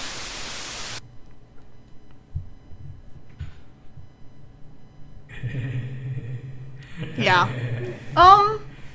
Friend inside me. Yeah. Oh, okay. But see how much merit there is? It drives you insane. You got a friend inside. Friend inside me. You got a friend inside me. You got a friend inside me. Got a friend inside me. Got a friend inside me. There's still more. I don't know how much more there is. I'm gonna turn this down. So yeah, the summary TDLR, it's the theory that the Chapter 3 secret boss is gonna be a Western Woody-inspired character because of the shitpost Toby made of the friend inside me being a parody of the You Got a Friend in Me, and a lot of the parallels of Toy Story to Deltarune. And then for some reason Charlie and the Chocolate Factory is brought in, and Alex Roshan, which, you know, I know the truth was really being stretched at the end there, but imagine Alex Roshan doing the voice lines for the Friend Inside Me secret boss. That would be kind of cool, since he did great voice work, fan voice work for Spamton.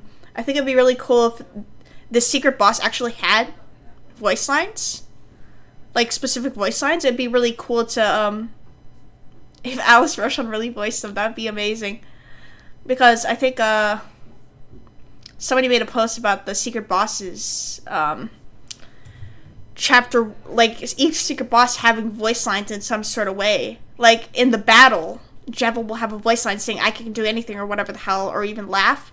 Chapter 2, Spamton has voice lines, but in his soundtrack.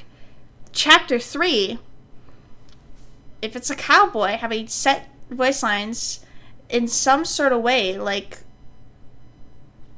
the character will have a voice actor for them. So it's cool to think about.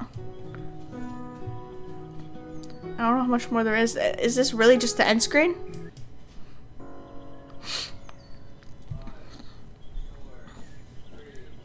I don't know how much more of the stream I'm gonna do, because we're hitting the 3-hour mark, but I'm fine watching Deltarune shit, looking at Deltarune shit on here.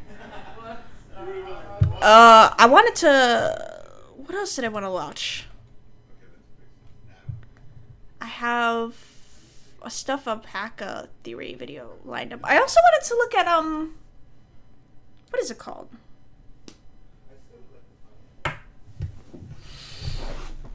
I wanted to look at the spam sweepstake websites myself because I didn't do it on stream, but off stream there's this website where you can put your email into a box and then you could put you could guess a number like 1 to like 1,000,000 or whatever the fuck in the second box, and you would receive a secret like Gaster like cryptic email from Gaster telling you what you guessed, and it's very cryptid. Like, nobody knows why there was a thing where you could put your email in and guess a number, but there is. And I got an email only because I put my email into the mysterious little website box, and then in the second box, people were putting their phone numbers in there. So they thought Gaster was gonna call them or some shit. So I put my phone number in there. And I got emailed back, you guessed my full phone number. And I didn't get the number right, but it was like, I only did it because people were saying to put your phone number in there. And I was like, okay, well, I'll listen to them because I didn't even know you could put your email in there. Therefore, I don't have any knowledge on what to do, so I'm just going to listen to what everyone else says. So I put my phone number in. Gaster has my phone number now. Yep. Nobody jump scared. That would have been cool. Can we watch Sonic? What the fuck is Sonic? A needlessly thorough critique of Sonic.exe. Wow. Sonic. I remember Sonic.exe. There's the link to that video if you want it.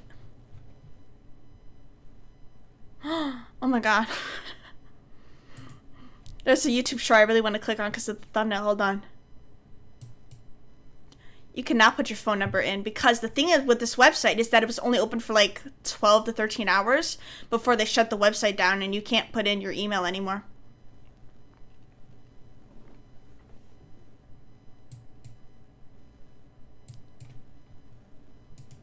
I like this video. Anyways. Oh yeah, one thing I wanted to do is go to that website where it talks about fucking the characters' heights. So this could be inaccurate. We don't know.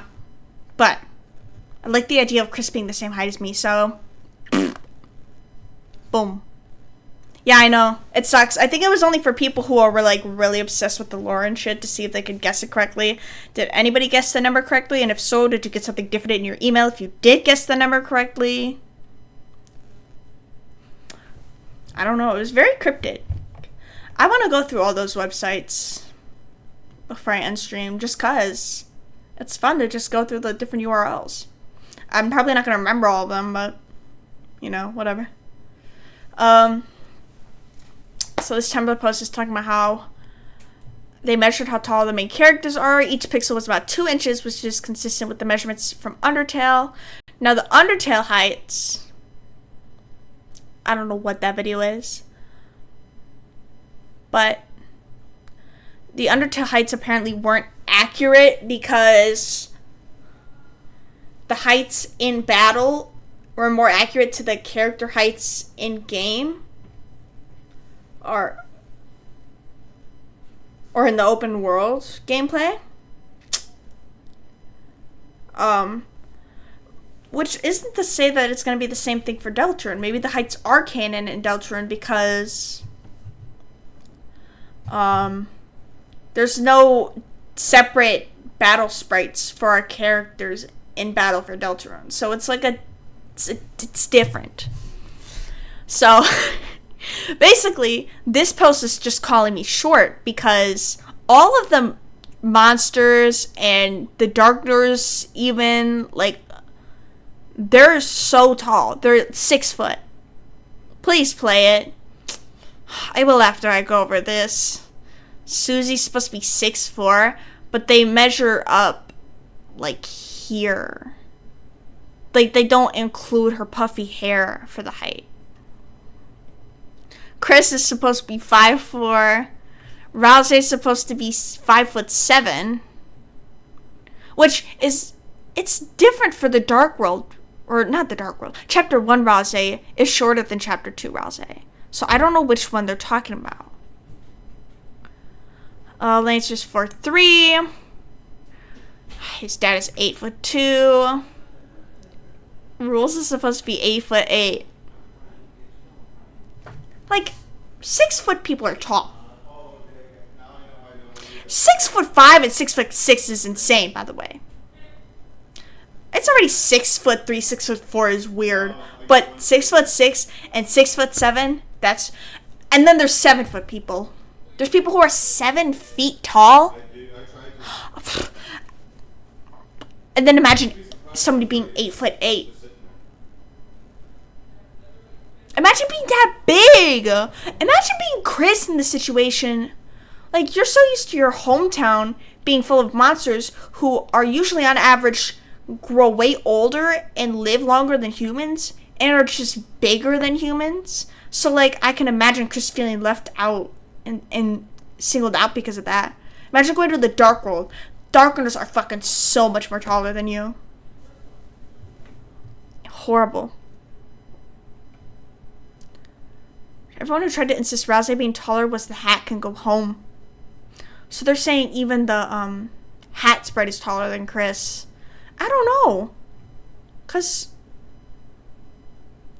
I feel like they're kind of the same height. Like, you could excuse this puff as being hair and fluff and not actual height. Like, if someone said they're the same height, I'll go with it. Updated king height is actually 9'8". Jevil is 5 foot. Noelle is supposed to be 6'3". 6'3"? Bro, how? Clover is 10'8". Big ass motherfucker. Queen is 10 foot. She's taller than Lady Dimitrescu. Insane. Imagine going to a Dark World and everyone's bigger than you, way bigger than you. Not 6 foot bigger than you. 8 foot. 9 foot. 10 foot. Huh! Rules height is changed to 9'1" now. Spamton's around the same height as Chris. According to the pixel size. 1 pixel is supposed to be 2 inches. Well, Spamton Neil's gonna be bigger, obviously. Ah! Get out of my face! Okay, fine, I'll sign in. How do I sign in? Lame, bitch. Reload my freaking page. Okay. No, we're not back. It keeps putting this pop-up. That's weird. Why is Tumblr being mean to me? I don't know how to sign in, though. I forgot my Tumblr password. If I can find it, maybe. Hold on.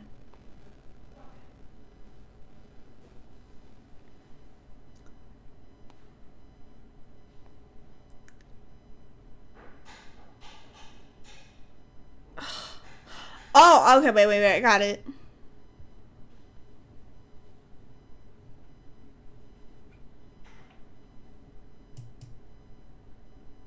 What? Enter your email to log in. What?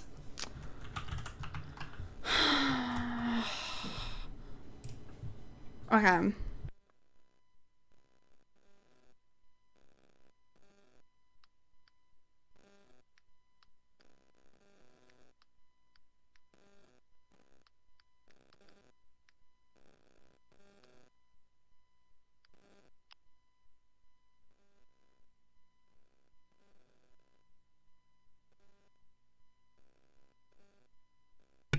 I've logged in. You know, I'm actually starting to get paranoid now. I don't think it's true, but somebody said on Twitter that if you're streaming, you're typing in your, what is it called, password on a stream, that an AI can detect what keys you're pressing based off the sound of them. That's probably really far-fetched and not true, but it doesn't hurt to be safe. I'm signed in now, so now I can actually scroll through this. Shut up, Tumblr. So how tall is Spamton Neo? Spamton's 13 feet.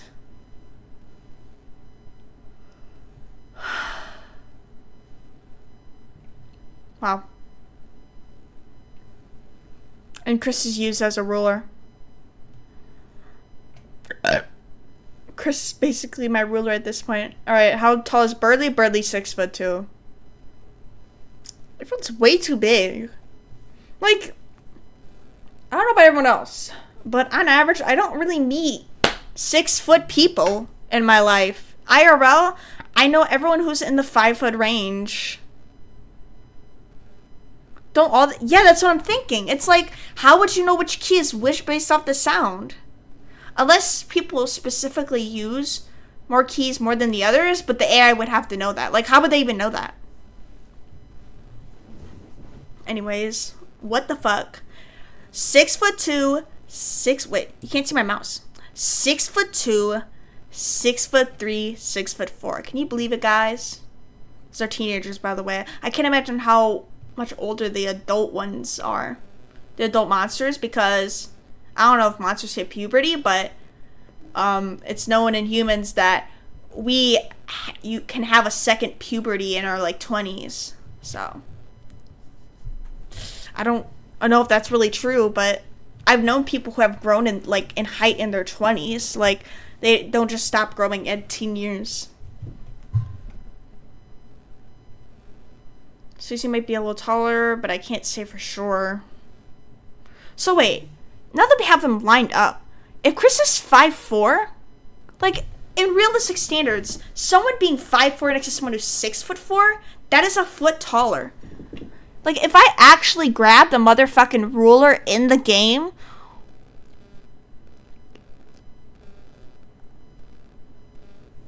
I'm not sure these heights are fully accurate, because look at where they cut off Chris's height.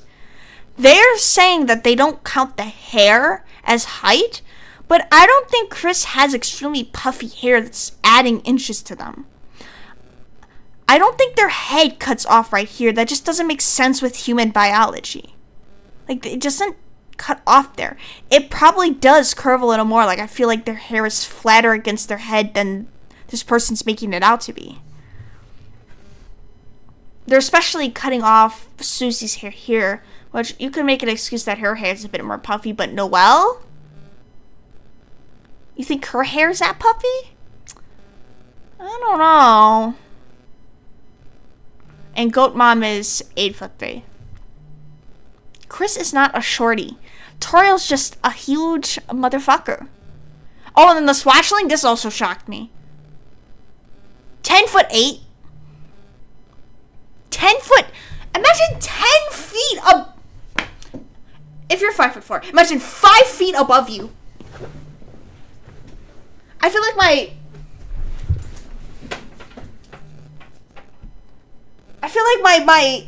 my room goes way above 10 feet. Or not way above. 10 feet goes way above my room's ceiling. I'm standing right now. Like, I'm trying to put this into scale. I actually have a ruler with me. I don't know where it is, though. I lost it. But I reach here. I'm 5'4".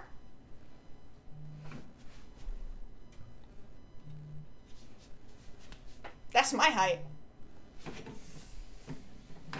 Wait. If I'm 5'4", someone's 6'4", that would be like up there, right? Like, how long is a fucking ruler? I thought I had my ruler with me. I don't have anything with me. This is stupid. I'm just trying to put this into scale. Well, like, yeah, it'd probably be like around up here. Someone's 6'4".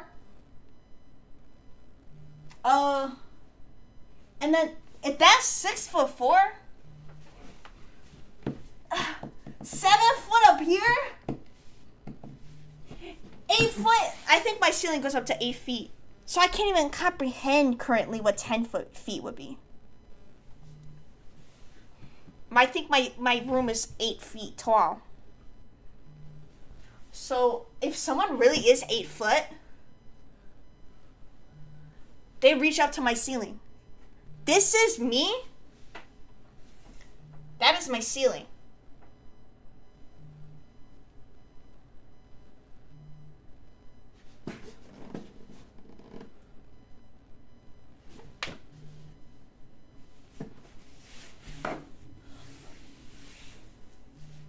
Imagine I'm Chris.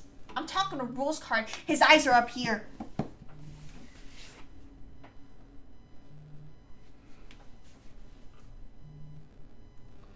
Like, those heights probably aren't accurate. I think they're cutting off Chris's head way too much. Are you sending me messages on Tumblr? What? Oh, God.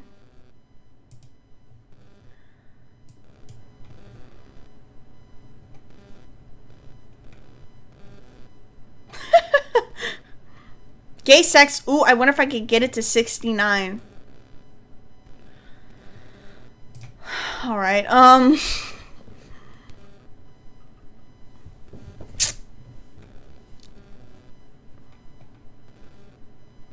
Swatch himself was a bit of a challenge, so we never get a good spread of him.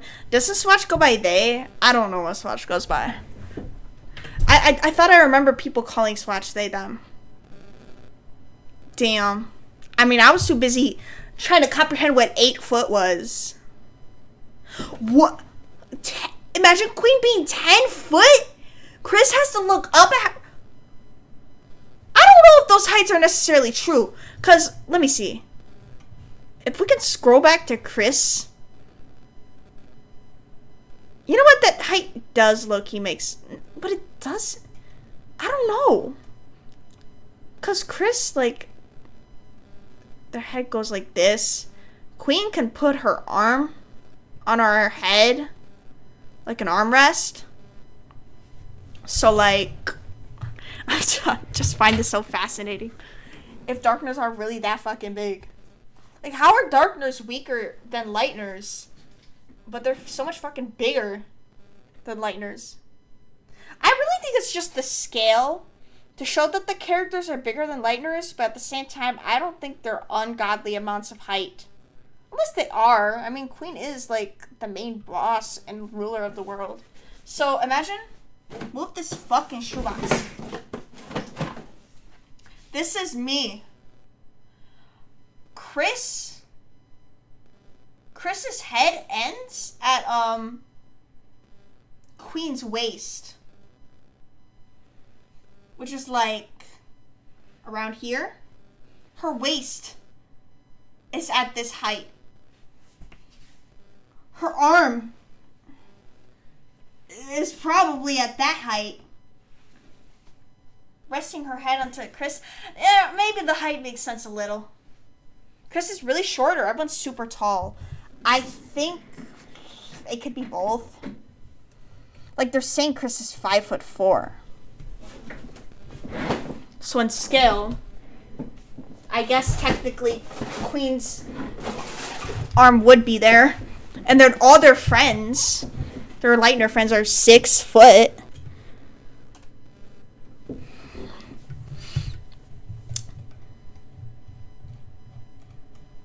We haven't even gotten done with Swatch.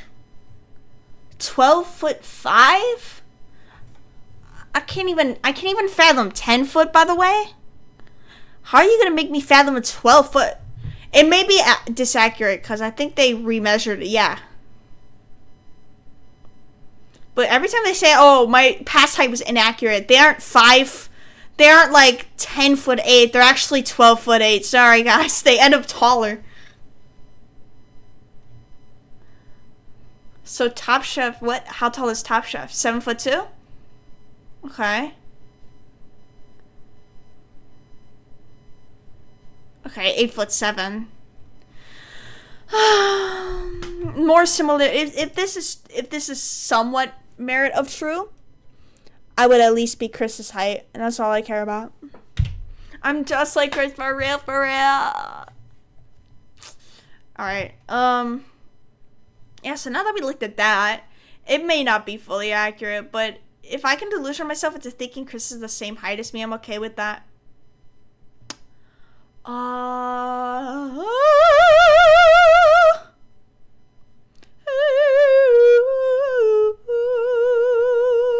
Also, do not look at my Tumblr post at all. There is not a whole abundance of Curdland there. Do not look at it, whatever you do. I was gonna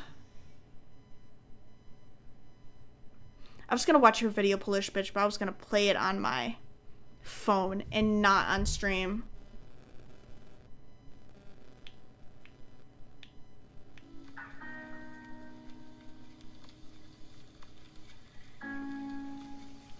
That's definitely copyrighted. I'm not playing your TikTok sad edit songs.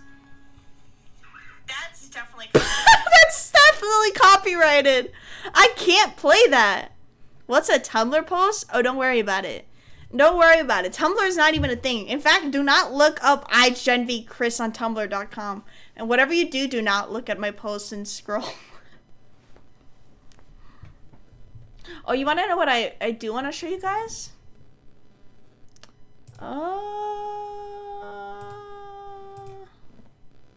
Yeah, go back to sleep, sweetie. How do I search my blog? Because I've done Deltarune fan art before. And I want to show it on stream. Show you guys, I am somewhat cultured in drawing fan art. Although it's only mostly Chris and ship art, and this was in 2022, trust, I will draw more. I'm finding the motivation somewhere in there. What the fuck?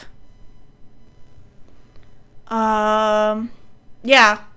So, this is in the sense where Queen Card's not one-sided, and she eventually caves in and becomes not just a lesser mom to Lancer, but also ends up, don't reply to my post 69, but also becomes a reluctant wife to Rule's Card after all his trying and prodding of trying to be beloved with Queen.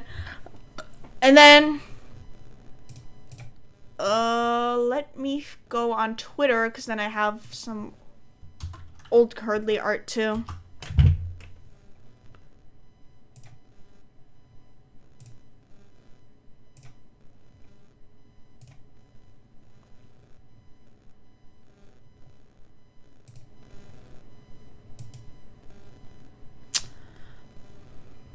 Yup. I actually think it's kind of cute the way I drew him, but it's barely a sketch because it took me forever to perfect it, so it's not like I can do this again light work, easy style. Like, it will take me a bit of effort. And then, can we zoom up on Chris? We cannot zoom up on Chris, but we got Chris here, having a crush. Yeah, and then I have another artwork. Another Curdly one, but I don't know where it is. I thought I uploaded it on Tumblr, but I didn't. So yeah. I don't know what else to do. I was gonna go through the Spans and Sweepstakes, but I don't know if I want to do that before or after watching a little bit. It's X, not Twitter. Shut the fuck up, Polish. I wonder if I could show your DM. This is your first DM to me on Twitter, and it's correcting me on the name. I don't think I want to show these. It's going to show my whole screen of DMs. I don't know if I really want to show that on stream. Just know Polish bitch is bullying me for calling it Twitter. No, but you nerd, nobody calls it X. Let me see what notifications I got. Nothing cool.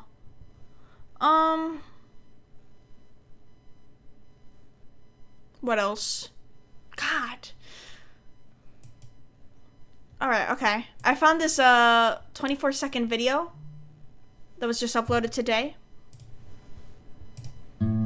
It better not be something I can't put on my stream.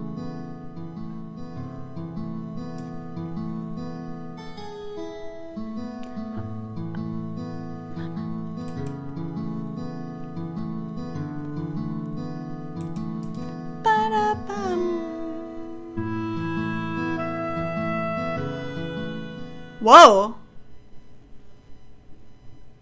What? That's it? That was... I thought I thought it was gonna be like Susie telling us, let's come back tomorrow, right? And then like some shit happens after that, but it was just Noelle in her light world bedroom. Alright, after months of time for Stuffed Alpaca, I guess. I love their channel. How much longer do I want to stream for? We could watch a Stuffed Alpaca video and then check out the website, I guess. Because why not? Repeating the mantra like a prayer, it is truly X. It's not X. Nobody calls it X. Fuck Elon Musk. It's called Twitter. Deltarune tomorrow. Tomorrow. Delta soon it will be Delta June and we'll be listening to some Delta tunes. I haven't made a proper video essay about Deltarune in over half a year because I ran out of ideas for them, but pretty soon I'm gonna have a lot to talk about. Probably too much considering how long I take to edit videos. Among other things, it can be really tedious to come up with a different visual for every single sentence I say, so I made a Rentsona. Ventriloquisona, if you will. There's something interesting about the beginning of the Deltarune trailer, where Kris approaches Susie, downcast and alone, and takes her hand in a gesture of friendship, and it's so cute, you guys. And then Rouse appears and just walks with them. When I first watched this, I was expecting him to, like, take off his hat. You wouldn't even need a unique animation for that, but he doesn't do anything, and it's a weird contrast to Kris and Susie, like, he's just there. Other people also pointed this out, a la bro thinks he's on the team, and the general consensus seemed to be, well, duh, Kris doesn't care about him, which is complicated. This isn't something that needs to be read into, that's what the actual game is for. The average person watching the Nintendo Direct who hasn't thought about Deltarune That's not me. is supposed to go, whoa, it's Rouse, I remember Rouse, but it got me thinking regardless about the broader attitude towards Rouse and Darkners in general. The game largely takes place in the Dark Worlds, but I find that fan content heavily prefers Lightner characters, which is understandable. 3 out of 4 of our main characters are Lightners. Individual Darkners besides Rouse are largely only going to be present in one chapter, and they're not as real as Lightners, are they? They're objects, they're representations of fiction and escapism, their characters just aren't as deep.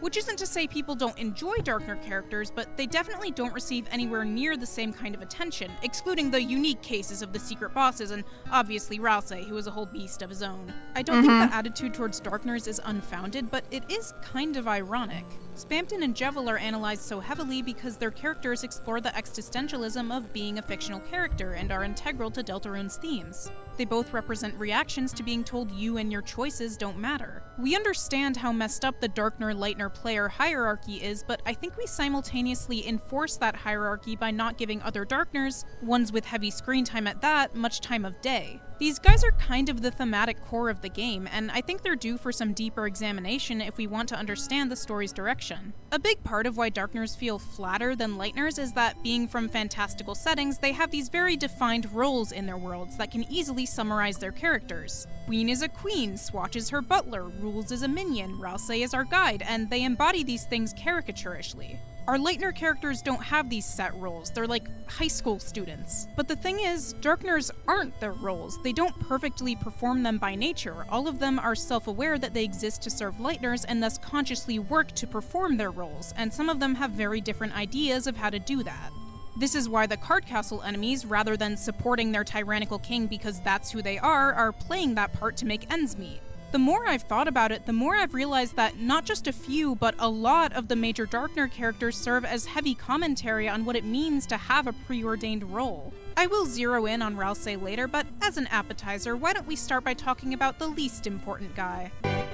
No!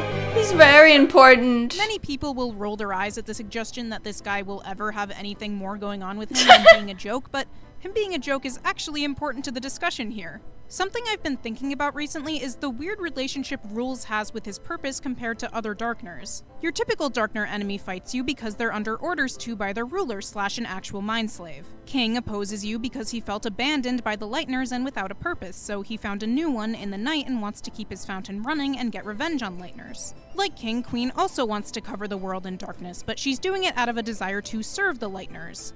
And Rules doesn't seem to have any strong feelings towards Lightners either way, but he's also super willing to serve King or Queen just on the basis of them being evil. He also might have a thing for Queen now, but as much as I do like that as a ship, I'm not sure he knows who she is, which just hammers in the personality of his whole shtick. I'm dead. And this is a fun, silly motivation for a fun, silly villain, but it's so transparently meaningless, I think it stands out in a discussion of Darkners and purpose. Most characters are really happy being in Castletown, but Rules tags along to the cyberworld uninvited in search of a rebound. It's like he's refusing to let go of his evil minion trope and just can't accept that he's not relevant anymore, and him getting petrified mid-attack is meant to remind him of his role. Even so, he does manage for a time to intrude on our adventure, and I think it's interesting that he's able to persist unstatuified for so much longer than Lancer. Like, he left our inventory as soon as we got here, and he's still kicking way after Lancer isn't. And that seems to be because his pirate gimmick is a pun on software pirating, thus making him belong more to the cyberworld, until he leaves the ship. Yeah. Still, it's notable that he was able to stretch the rules at all, and we have dialogue in the summer newsletter confirming that he and Lancer will be returning to Chapter 3. Yes! Although apparently they're just hereth for the snacks. Personally, I also think he's the one who stole the Shadow Mantle just based on vibes. Whether anything's actually going to happen with him or not, there's definitely some potential setup with this guy. I wonder if his relationship with Lancer will be explored anymore, because he is Lancer's only non-abusive, non-imprisoned parental figure, besides Queen, who only adopts him if every enemy is recruited. Oh! He's hardly the dad that stepped up. He's tsundere about it, and he's got other priorities. Is Toby Japan? So I wonder if we'll see him embrace that more. Is Toby Japan? Lancer's actual dad.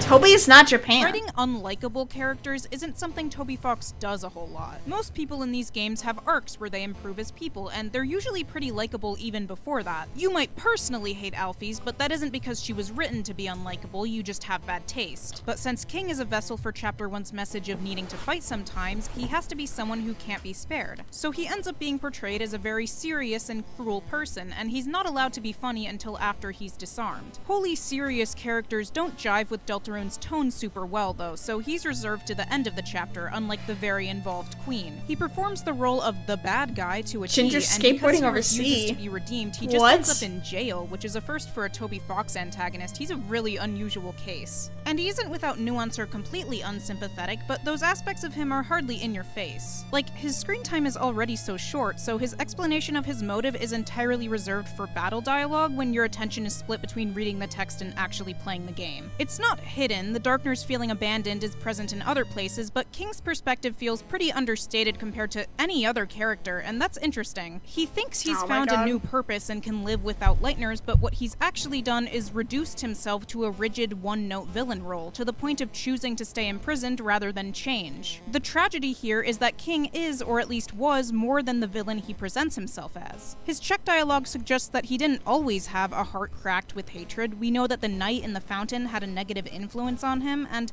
most significantly, he does hold affection for Lancer and value his happiness. There is a person with more complicated feelings underneath his stone-faced image. Case in point, him threatening to kill Lancer was apparently a bluff, but of course that won't change that his actions weren't reflective of those feelings, and the way he adhered to his self-imposed role hurt his son.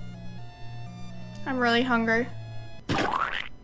Lancer is one character who never actually held the belief that Darkners are supposed to serve Lightners, since his dad hates them, and Ralsei's proselytizing of the idea seems to kind of bounce right off him, as he is a very bouncy boy. He does absorb his dad's bad guy shtick, however, likening Darkner's conformity to roles to a child's desire to impress their parent. Since Lancer is a child, he doesn't really get what a bad guy is, and is honestly just into it for the aesthetics, which is great, because in the end, he's kind of the most free of all the Darkners once his father is dealt with. Despite not believing his value is derived from Lightners, his friendship with Susie is probably the best example of how the Dark World brings Lightners happiness. His individuality and relatability to Susie is why he's able to connect with her in Chapter 1 while Ralsei struggles at first. Lancer also really likes Ralsei, which is really sweet and makes him one of 3 people to remember he exists. Lancer got a lot of appreciation in the 6th anniversary livestream, including perhaps the most supportive evidence of this video's entire thesis. It's funny thinking all of the ideas I thought of 8 years ago, and how much things have changed.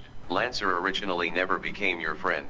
He was annoying like Pokey. Got thrown out the window but his dad for putting salsa in a lawnmower.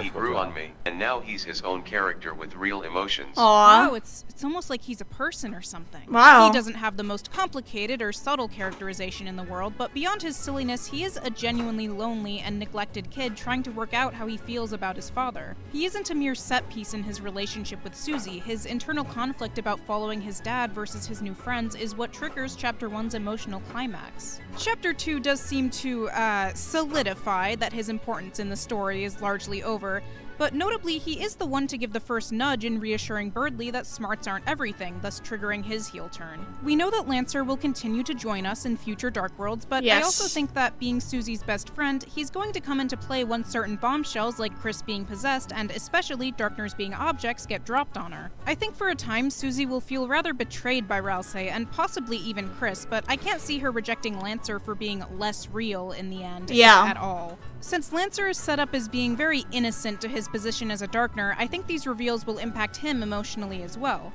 I've even seen some people suggest that Chapter 1's fountain is going to make a return, and that actually seems kind of likely. The very intricately decorated Great Door still stands in Castletown as a looming reminder of its existence, with the narration ominously saying that it may never open again instead of just saying it won't. Whether or not making more fountains or closing fountains is a good thing is obviously going to be a huge part of Deltarune's narrative, and a good way to touch on that might be if we could somehow explore the abandoned Card Kingdom. If anyone's going to subvert the format of Darkner's being one chapter wonders, I think it's gonna be Lancer. At the very least, he'll probably keep collecting dads. Oh my Queen god. was really beloved when My Chapter queen 2 first came out, but it was mostly just as a meme. Which, fair, her humor is absolutely one of the best things about her. But that love seems to have dwindled a bit these days, and I find her other strengths to be really underappreciated. Just like Lancer, Queen isn't a static tool for Noelle's development and has an arc of her own, about learning that you can't operate exclusively on cold logic and assume you know how others feel. She's another character who comments on the performance of villainy. Her cruelty is done out of benevolence and not malice, because she thinks she knows what will make everyone happy. Lightners love traffic, they look it up all the time. She's a pretty effective commentary on our relationship with technology, So funny. and how we depend on it so much for that steady stream of dopamine. Of course you'd assume worshipping her is what people really need. Her straightforward rational thinking is due to her being a computer, smart, but unlike an unfeeling robot, she's able to grow beyond that thinking at the end of the chapter. In fact, even before that, her fixation on Noelle wasn't rational at all, but born of motherly affection, seeing Noelle as strong, sympathizing with her reliance on technology and There's the search for blog. her sister. In the end, she's even able to remember Birdly's name and will warn him when he's about to hurt his arm. Queen is at her best in Snowgrave. When Noelle returns to her in defeat, she doesn't take advantage of her and instead has her rest, giving up her mansion to Spamton in search of Birdly. We often see these glimpses of uncomputer-like emotion and doubt from Queen that she quickly covers up, like when she questions if her methods are actually bad and then backtracks to insisting she's always right, when she hides her disappointment at her people not being in Castletown in violent playthroughs, or the entire ending of the Snowgrave route where she gives up with a fake smile. She already contains bits of humanity that her role as an evil robot would seek to conceal, and she redeems herself by embracing that outside of her existence as an object. I can't really say Rousey is an overlooked or underappreciated character. Look at the little scringly dingly.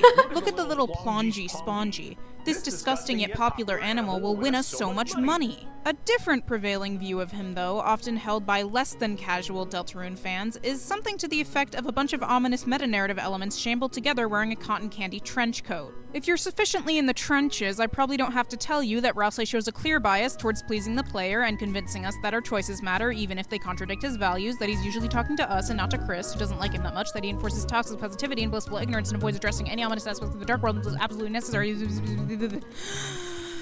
So Rousey is sus, right? He knows things he shouldn't and won't tell us things that he should, and his background is vague and his face sprite is ugly. This is all true. No!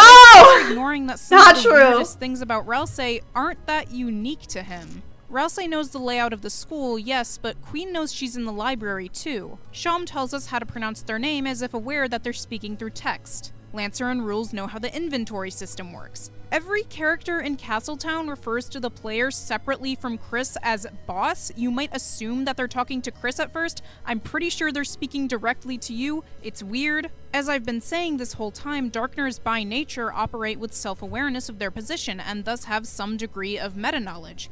They abide by the workings of the Dark World as the Light World's more overtly video gamey counterpart. Now, why does Rousey know about button prompts? Lancer and Queen reference those too, but I will concede that Lancer could be interpreted as not actually knowing what he's talking about here, and Queen is also talking about the in-universe arcade game buttons. Knowing the controls is largely a Rousey thing, which isn't surprising given that his every behavior revolves around his role as a guide. This could very well be why he doesn't turn to stone. He belongs wherever we are. He's the Prince of Pure Darkness. This isn't him being contradictory, it's him being the darkest Darkner to ever Darkner. In addition to wanting to serve Lightners, Rousey is of course dedicated to serving us. And as a fandom, we're kind of uncomfortable with that. I think this is part of why he's the least popular main character. Combined. Okay, wow. Like, they say a lot. And there's nothing I can say in return because I'm like, yeah, I agree. Like, there's nothing to say. I just agree. There's nothing to add on. With his uncanny resemblance to this is part of to serving us. And as a fandom, we're kind of uncomfortable with that. I think this is part of why he. This isn't something you can really get data on. It's just how I feel for my time in the active fan base. For what it's worth, Rousey is tagged only 24.2% of Deltarune Fix, as opposed to what? Oh. Okay. Damn. He's the least popular main character. Combined with his uncanny resemblance to Azrael, it makes him seem artificial, it makes his kindness performative and hollow, it makes him complicit in our denial of Chris's autonomy. But I feel that in the end, the game will urge us to sympathize with him despite that. Nobody has chosen who they are in this world, and he's no different. All Darkners are victims of this hierarchy they uphold, including him. He spent years alone prior to meeting the heroes because he is nothing without the prophecy. He presents this unfounded friendliness and flat idealistic view of the world because that's all he knows, and Chapter 1 punishes him for it. But he's learning, he's starting to express himself, he's getting closer to Susie and appreciating that she's her own person, and if seeing his ugly Azrael lookalike— Shut the fuck up! Have you guys seen their Susie and Rousey friendship video? I really like it. Face is uncomfortable, good. Not that I think his face sprite is actually ugly on purpose, it's more the Azrael resemblance combined with the shitbait that we're meant to question. The game laying bare the forcedness of his appeal and his lack of a unique identity is necessary for his character arc, not build up to a reveal that it's all a carefully crafted facade. It's not even really conscious enough to be purposefully dishonest. For what it's worth, maybe he doesn't understand them very well yet. Maybe his view of them is even rather conflated with his view of the player at the moment, but Rousey does seem to like Chris individually. He takes the time to speak to them when we're away about something. His room for them in Castletown is clearly catered to them as a person, and then we have his reaction to their tea. Speaking of tea, how does Chris feel about Rousey, actually? I'm gonna be pedantic about this for a second. So Chris heals 60 HP from Rousey tea, and this is 10 more HP than what Rousey heals from Noelle tea, which people say suggests Chris doesn't like Rousey much more than they would a stranger. But it's worth mentioning that Rousey approves of Noelle. He says her tea is soft and sweet and has unused dialogue speaking positively of her. He seems interested, although perhaps partially for our sake, in her relationship with Susie. I wouldn't call him indifferent to her. Their lack of interactions is because Noelle, who heals 10 HP from his tea and says there's nothing in here, is barely aware of his existence. Chris's reaction to Rousey tea isn't so different from them healing 70 HP from Noelle tea and vice versa for her. And while this is indicative of their strained relationship, we know Chris is special to Noelle and she'd like to rekindle their friendship. Aww. So, like, it's a significant difference, and I wouldn't be surprised if Chris did dislike Rousey considering the circumstances, but 60 HP seems fine. In terms of gameplay also, it's not a great healing item, but it's also not entirely useless. I should also add that we've been told that tea will cease to be an item and become rotten tea in future chapters. Aside from the obvious exploit that using Susie tea on Noelle would be, I think this is also necessary because tea can't account that well for how characters' relationships are going to gradually change. Oh, yeah. Hear me out. The audience should rely on characters' interactions in the story and not a number to judge how much they like each other. To be clear, tea being a Chapter 2 item only was probably always part of the plan. I'm not saying that this was changed due to fandom reactions or anything. All that said, I have a hunch Chris's feelings towards Rousey are a bit more complicated than just dislike or indifference. I have to wonder if perhaps what he says to them when we're away is making them more sympathetic to him than they otherwise would be. Speaking of, is Rousey hiding things from us? Kind of, absolutely, but also not quite. He's certainly hiding things from Susie, but again, I'd overall describe him as more avoidant than actively deceptive. He did not hide the roaring, for one. The legend is quite explicit about the threat of an apocalypse, which is depicted with the same visual in both cutscenes. What he did do, however, is neglect to really emphasize the roaring and assume Queen knew about it when not doing that would have solved Chapter 2's entire conflict, which is just a perfect encapsulation of how boxed in his thinking is. Rousey likes to ignore unpleasant things because it's his job to be likable and make the Dark Worlds fun, and he might have also developed some bad coping mechanisms and toxic idealism himself from growing up all alone. So I won't be surprised if he continues to mention important information at the last possible moment, but I will understand that it's a product of what happens when a person with feelings forces themselves into a strict narrative. From his point of view, only the player should be able to make significant choices, but is that really true? I think I and most other people only do fully peaceful and fully violent runs in Deltarune, so it took me a while to find out that if you recruit some, but not every Cyberworld Darkner, this is acknowledged through Newbert not coming to Castletown to everyone's despair. Since you have to fight a certain number of each enemy to recruit them, it's possible to leave behind some enemies like pop-ups, not because you beat them up, but because you didn't encounter enough of them. If you haven't attacked anyone but are still missing recruits, Newbert's inferior counterpart Trashy will warn you to check. You're not just encouraged to be peaceful when given the opportunity, but to go out of your way to befriend everyone. Indeed, you get the same ending in the Light World, but violent runs of Deltarune suck. You miss out on the cute friendship sequence and the pretty song, and even though Lancer pardons you, the consequences start being more significant and permanent in Chapter 2. Queen is sad. Newbert is gone. Do you see this empty-ass roller coaster? It looks stupid. Not related to Darkners, but Birdley may or may not be paralyzed. King calls you out on leaving people behind, and he's right to do so. Do you really want this guy to be above you? Queen doesn't even adopt Lancer, you guys. At the end of the day, are these pretty minor changes? Yes. Maybe. Again, Birdley might be paralyzed, but he's not relevant right now. But it's sad. Imagine how much emptier Castletown will feel the more enemies you fail to recruit. I think it's something Deltarune wants you to think about. If the consequences aren't major for you, shouldn't you still make the right choice? Even if the ending in the Light World is the same, do you still care about the well-being of the Darkners? What does it actually mean for a choice to matter? How many endings are there? 1. Then does that mean nothing I do matters? There's something more important than reaching the end. He did say that. I don't know if Dark Fountains are going to turn out to be a good or bad thing, because I think, well, the Legend's ideas are probably going to be subverted in some way, but then it seems like Rousey is just advocating for escapism in moderation, and it's hard to say that's bad. I don't know. What I do know is that Darkners matter. The game is not tricking us into caring about them so it can pull the rug out from under us and say that, well, part of facing reality is disregarding the personhood of these people who very much act real. They're more exaggerated and less grounded than how Lightners are written, but they have lives and feelings and relationships with Darkners from different worlds. Yup. I'd previously been pretty confident in the Last Thursdayism idea that Dark Worlds don't exist until their fountains are opened and their backstories are made up on the spot based on their denizens' history as objects, but that's pretty incompatible with Jevil knowing Queen in Chapter 1 before her fountain was created. I think it's a true. I want to read that. Thursdayism idea that— Fuck! Pause. Last Thursdayism, alternately last Tuesdayism or last Wednesdayism, is the idea that the universe was created last Thursday with the physical appearance of being billions of years old. Unlike last Thursdayism, books, fossils, light, already on the way from distant stars, and literally everything, including your memories of the time before last Thursday, were all formed at the time of creation, in a state that they appear much older.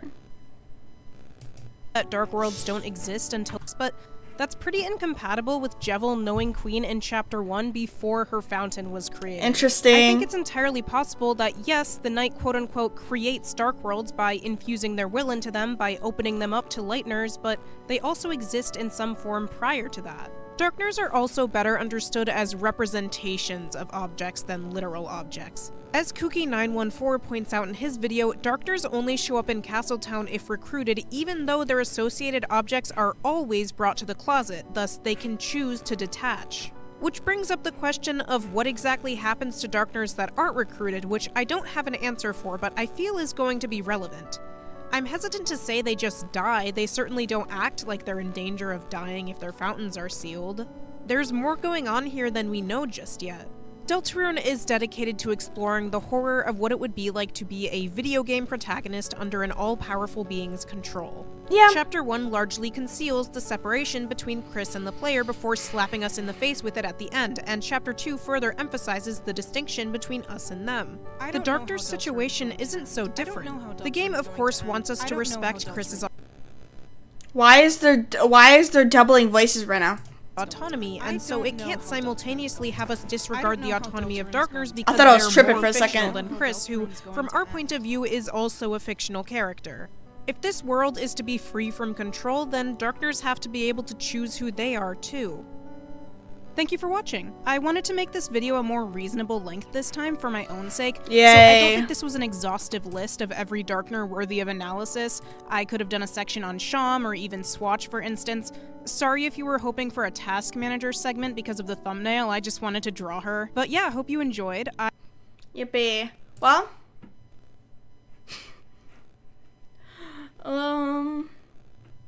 Yeah, I like the Susie and Rouse relationship video. And I like the Birdly analysis too. I even watched part of the ranking Deltarune theories thing, which I did that Google form too, but I did it before the deadline to where you could submit it. And then I actually ended up finishing it and submitting it, so. Same. Yes. Slay.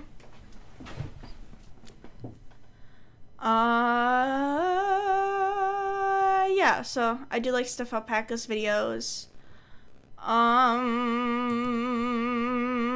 think I wanna. We're approaching 4 hours. I think I wanna do all the Deltarune shit on the website. Oh my god, you wanna look at the content right now? Let me disable dark page, alright. Boom. Ah! I can't believe it. We've waited basically 4 years for this. I played Deltarune Chapter 2, and I technically played Deltarune for the first time, because when Chapter 1 came out, I watched Jacksepticeye. I played the game for the first time in December of 2021. And ever since then, it's just been wait. This is the first time I genuinely waited for the Deltarune releases. Cause the other 2 times I was very casually a fan. So now I'm not a casual fan. It's taking over my fucking life. So I got this countdown. 18 hours, 15 minutes, and 28 seconds. Horrible.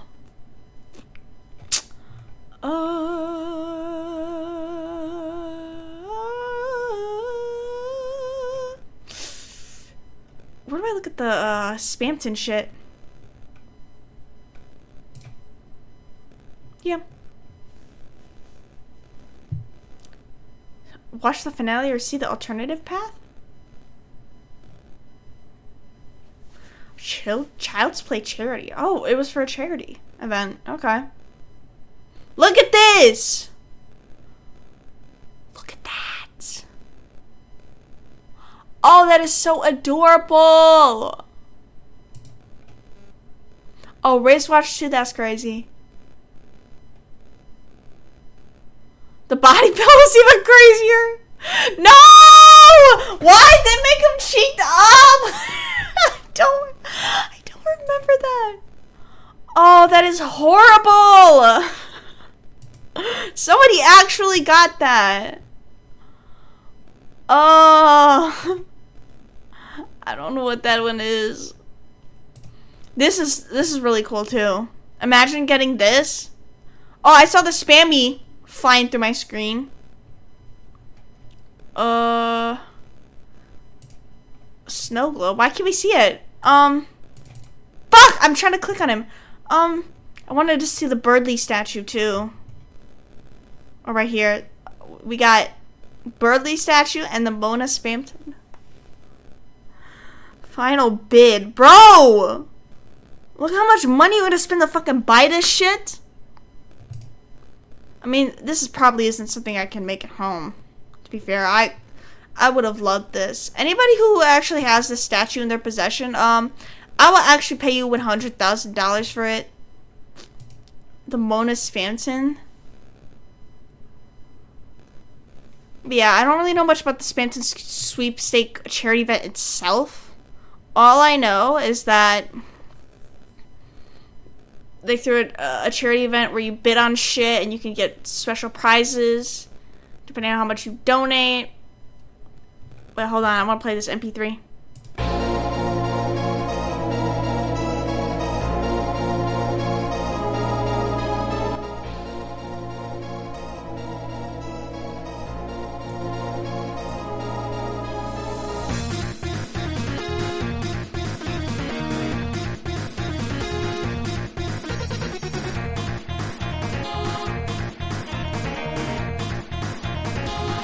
What total? What's something towards freedom and something towards silence? I want to see this.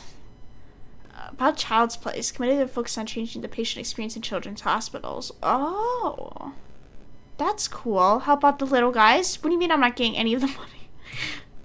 What about Spamton? Wow. Cool. Official rules. Whoa! Whoa! What? Click here to claim your prize. I lost. I lost. That's all that webpage is. So that's really cool. Once it ends, you can watch the finale or see the alternative path. What the fuck? I was not around for this. I was sort of around, so it popped up on my timeline, but I don't really know much about it. I don't think I legit have seen the back of the Spamton pillow until now. That bitch keeps like going above my screen and I can't click on it. Hold on. Fuck! How do you get that? Alright, now this is what was the whole thing. This was what led to a blog post and a bunch of other shit. That led to a bunch of other website things.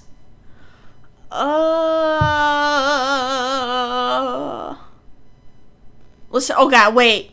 Listen to this one, guys. Listen. You guys think Woody Theory is stupid. Hold on.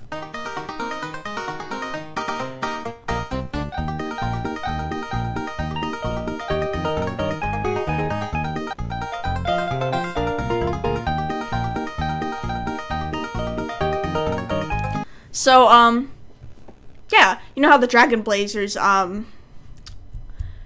is like the in-game Deltarune equivalent to Deltarune. It's supposed to mirror Deltarune's gameplay and storyline and shit. So anytime Dragon Blazers is mentioned, think about how that relates to Deltarune. I'm cleaning my bathroom, wow.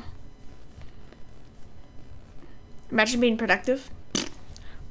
This is my way of being productive. Today, the official Dragon Blazers website was updated with a bunch of weird links. I searched around the official website for clues, and that leads us to deltarune.com/egg. You can't see the URL showing.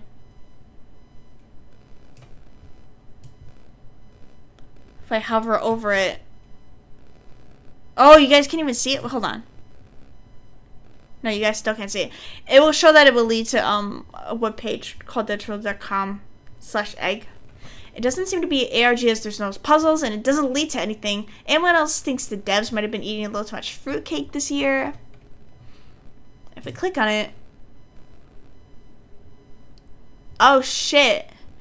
Isn't this changed? No, it's... Was it always like this?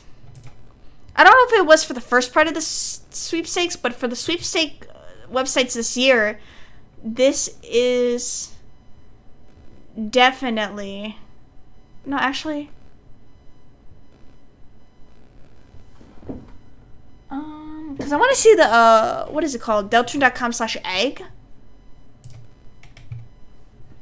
Or not egg, Apple. The post where she talks about, secretly watching Susie bully Chris.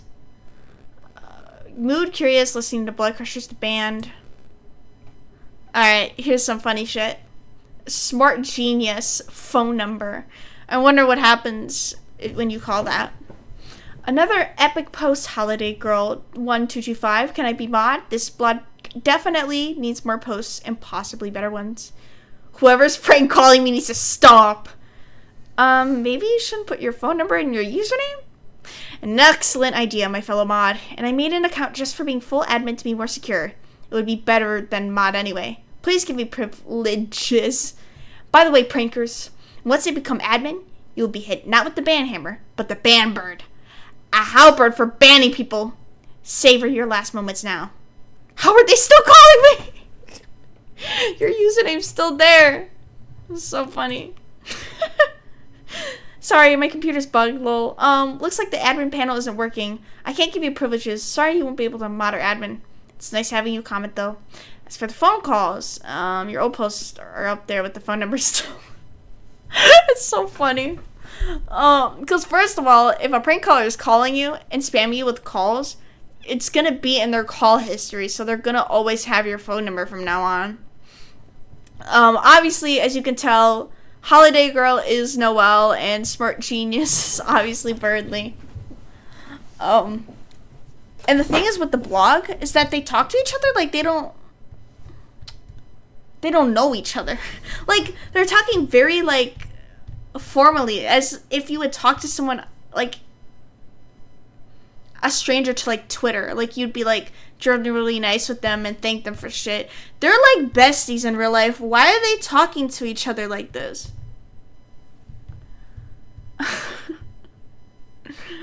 Are you saying I should delete my post? I may worship you as a mod, but that's too far even for me. As for your computer, worry not. I can fix this. I have my way with computers. Calculators want to kiss me. Laptops love me. With a flick of my wing, your computer will sing.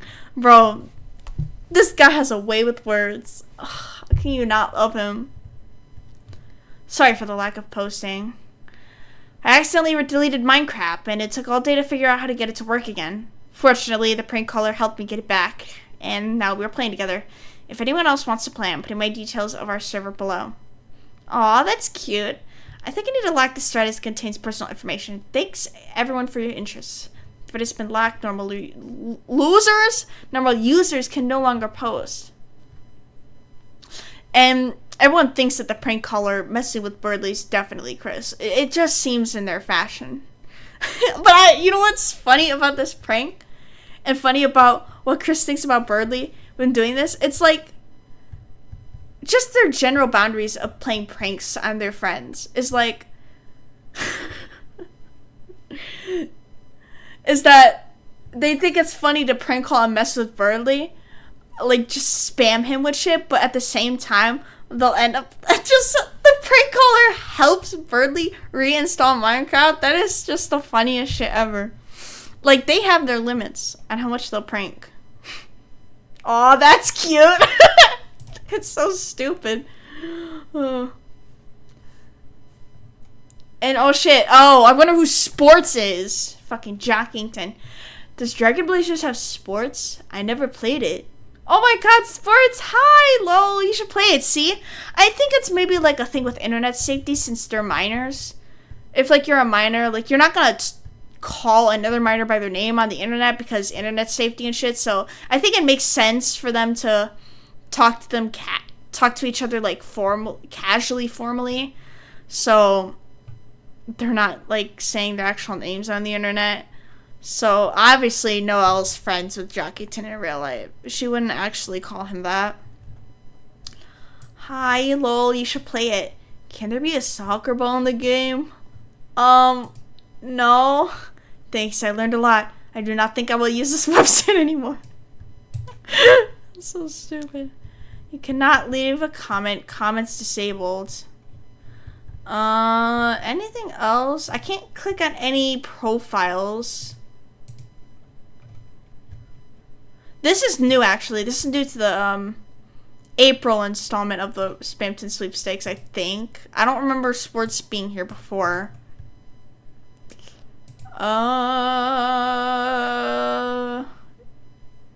can't leave a comment.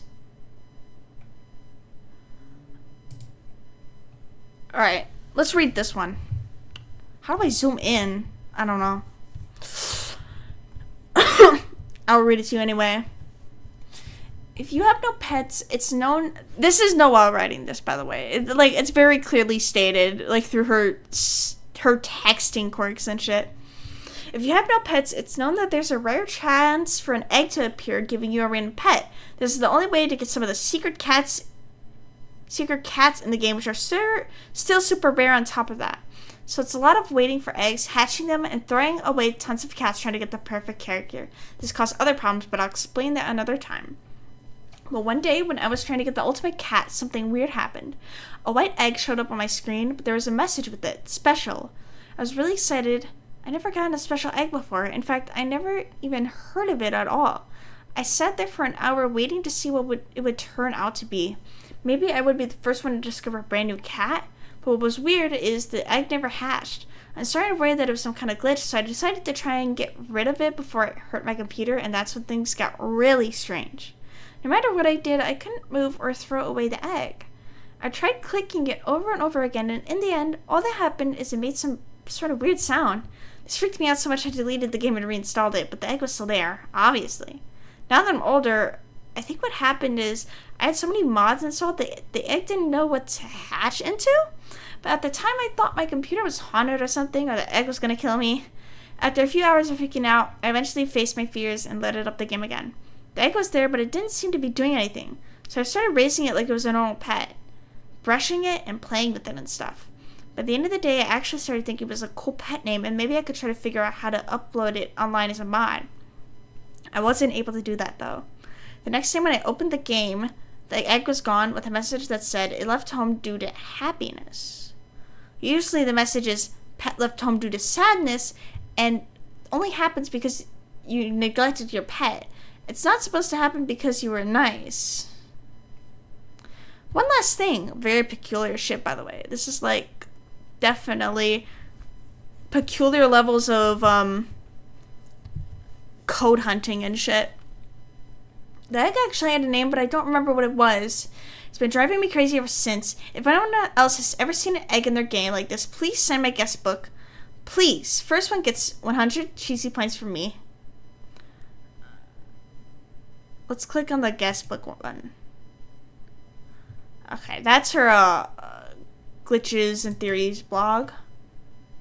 So, like, Noelle is almost kind of like a parallel to the player.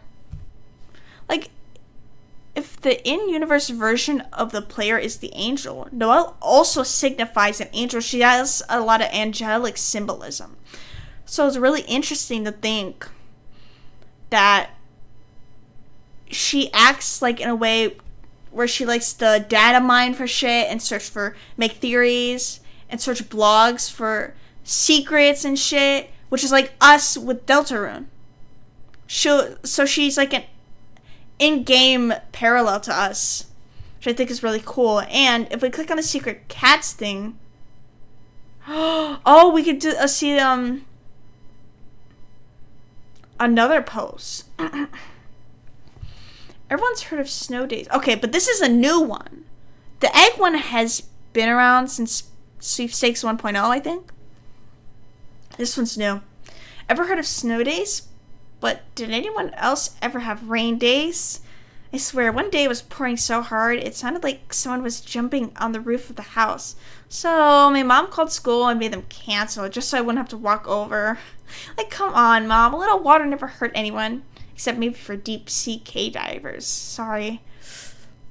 So, as you can pick up from, like, just little details, you can pick up on her mom being like, she's probably a helicopter mom, is how you would describe it, right? She's very concerned for Noelle's safety, even with the most minor inconveniences with rain. Like, nobody in their regular right mind would call off school because of rain. So she's willing to like stop the world from spinning for her daughter. This is just a general idea so far of what we have about Mayor Holiday. At least because of that, my friend could come over. Without an umbrella? Oh wait, I love this. I love this post. I love this blog post. At least because of that, my friend could come over without an umbrella? Why? She was totally soaked. We had to put 3 of my mom's hair dryers on full blast for like 30 minutes. At least we got used to the dryer to make melty cheese crackers. Anyways, on days when it rains, nothing was better than playing cat petters. Specifically the minigame you can play with your cats. They were all ridiculous, and every one of them had these super silly-rific names like Jongler or something. Isn't that going to be a thing in the upcoming chapters? What does that mean? I remember being really into one of the games when I was little. I can't remember the name because it was complete nonsense, sorry. But it was the one that was like an endless cave, if that makes sense. I even made a guide to the rarities of the different cats you could get to raise your score. I still have a text file, although it's just named b.txt. Really helpful me. Also, this blog post is a different format to her regular blog. Like with the music and the purple background. Like, why does this, along with like the Apple blog posts, like have this weird like bland format? So yeah, there is actually a cat game you could play on the website similar to what she's talking about. I'm not reading all this. You could find this shit out. Oh, actually, yeah. This is the percentages on which cats you could get based off the actual like interactive clicker. 80% normal, 50% blue aura, 4% rock and roll, 0% angel wing, 0% super holy angle wing. Angle wing. I sort of feel like they were more though.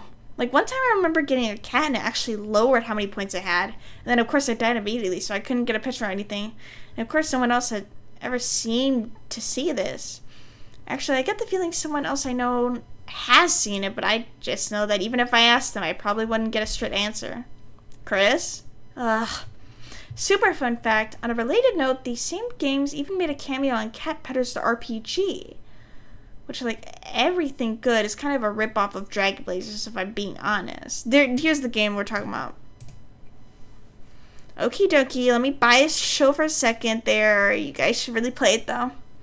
As usual, if anyone thinks they can find any proof yourself, try it yourself and let me know. See, it sends us to a URL saying deltarune.com/rarecats, so we can play it ourselves.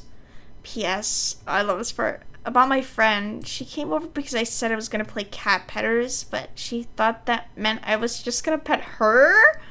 What kind of game would that even be? So I just made a cat named after her in game and made it play metal music on the music box. I'll try not to corrupt that one. I still have to pet her a little or she wouldn't go home. So the friend who came over on their rain day was Caddy, because she probably came over in a hurry. Her gay ass probably ran over there in a hurry, all soaking wet, all dripping, sopping wet little cat, and was like, so when am I getting my pets? Where are my pets? Probably like a real life cat. Like, she probably was like needy for a fucking pet like cats usually are. Where's my pets? Oh, I was talking about an RPG actually, Caddy, sorry. So I get no pets. No pets. She got pets anyway, which I'm very happy for her. But she's down bad for Noelle. Let's be honest here. It's really fucking obvious. So now we gotta play the game ourselves. So it's just, you just click and you, I don't know what that one is. Oh, and then up here you could see how many points you get. What were my possibilities of getting that? Okay. Okay, that one is really interesting, because then you could go to this whole page of shit. All these doors. I think only one of them works though, but it's randomized, so you don't know.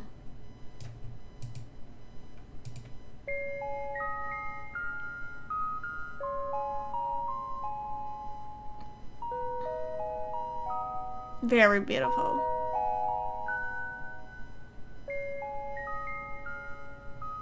Where would the forest grow? Where Would forest loss grow the? Let's just listen to this for a second.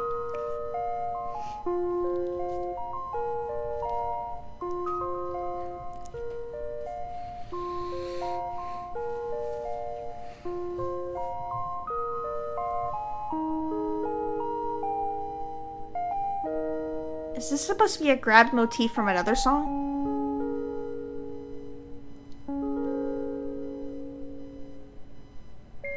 Beautiful.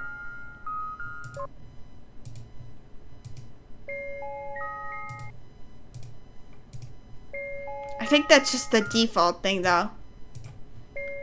Under one of these windows, you're supposed to be able to find something else. I think you can also find maracas, Toby, behind one of them. But why is it a window? Also, I think we see this symbolism or these stained windows in the trailer for Chapter 4. Here it is.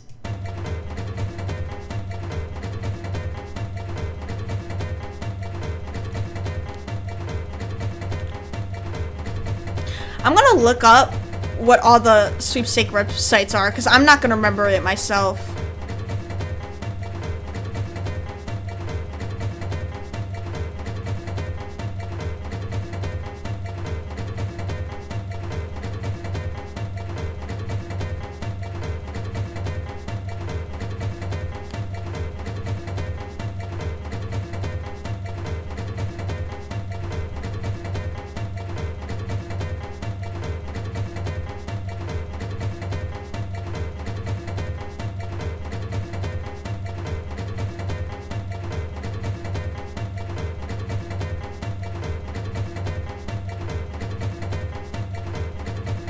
Alright.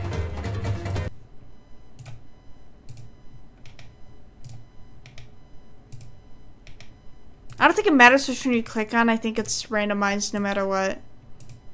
I'm not fully sure though. So I have a page pulled up of all the sweepstake 1.0 sites that you could visit.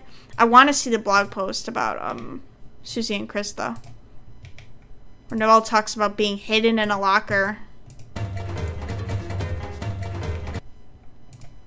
I don't think there's really anything else to see in here. I think there is a chance of getting something else while clicking on these windows. I just don't know.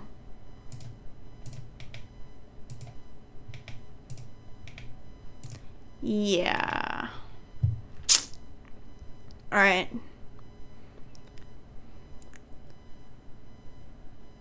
Let me see. Damn, there's a lot of sites.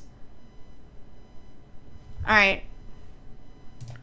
DeltaruneTomorrow/wind. Does that even work? No, it just turned into a Google search. I thought it worked because it popped up. DeltaRune.com/secret. So if you click on any of these, I don't know if it's randomized. I don't know what happens. Aww. Aww. Aww. Oh shit, send me back there.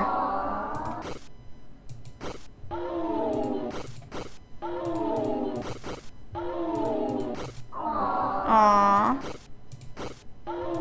This one doesn't require pages to refresh. That doesn't do anything. Let's just try again there too.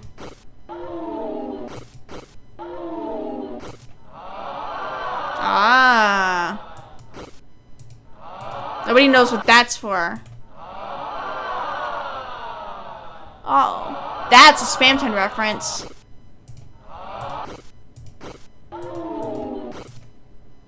Chair. Okay, this one's important, I know for sure. Watery sounds when you click on it, by the way. A lot of symbolism with water. I don't know if there's anything else to do with this, though.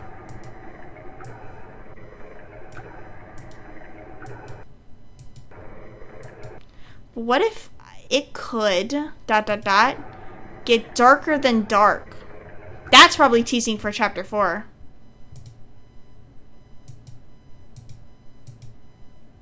They won't let me click on anything else. You won? Question mark? Okay. So clickable doors are of 16 of Chris's wardrobes in their room in Rousey's castle.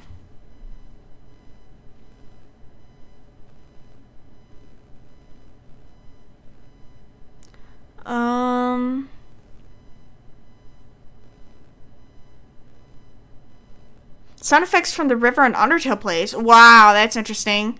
In the share website. Oh shit, I want to go back to that. You can have a chance of something else flashing when you click on it. Oh shit! Did you guys see that?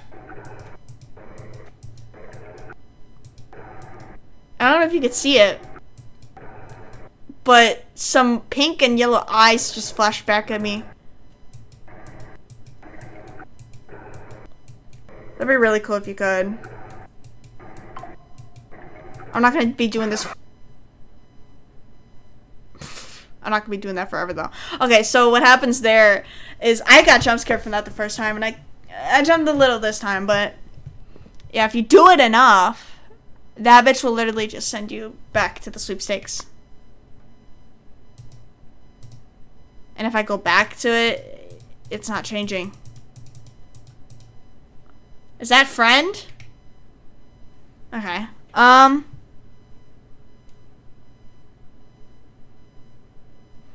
So, deltarune.com/secret peepees. It doesn't... Yeah, we already saw that. All other doors changed the page name to try again. Deltarune.com/icy, which is like a mascot in hometown. What is this? Recent sightings. The sighting comes again courtesy of Noel Holiday. The other night I went down to eat leftover pizza, but when I went down it was dark and I couldn't find the switch, and I saw Icy on the box and he winked at me. I screamed. Only my sister believes me. An update to the sighting. Story update. My sister burned the box in the grass to kill it, and it smelled like charcoal pizza.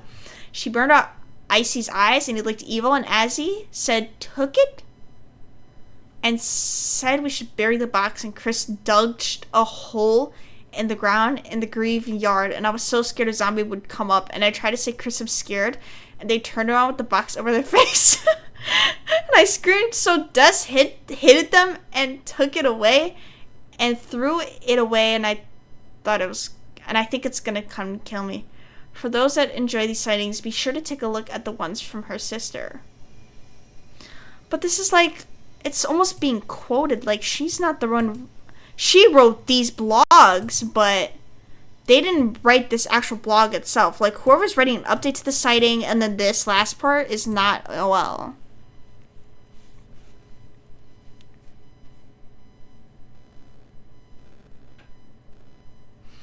Yeah, I don't know.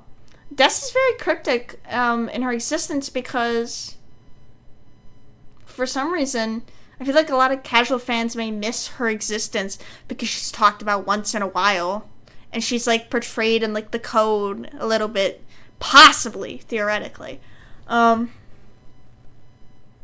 like if you mention Des to anyone who's played Deltarune, they may not know who you're talking about or remember. But yeah, essentially Des went missing, and it's been really hard for Noelle ever since. And let's click on this. I don't know what this is. Oh, and it's deltarune.com/December. By the way, this page not found thing is not real, because a regular page not found thing on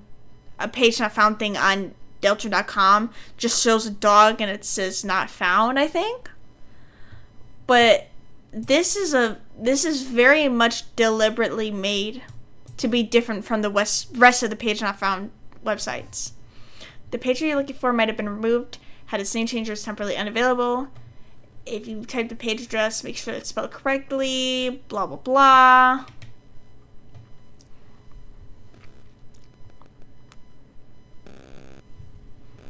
Ugh, I'm getting a headache. I've been having like constant headaches and I don't know why. deltarune.com/RAMB. Oh, this is chapter 3 teasing. Anything else to click on? No. I like to just highlight shit to see if there's any secrets.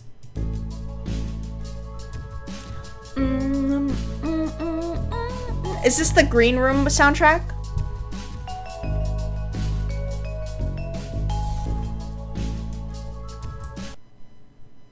Oh, and you can click on the door. Oh, we can see the new characters. Elena and Latino. The weather always sticks together.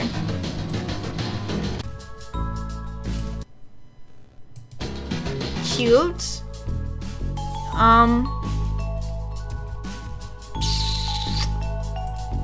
What else can we click on?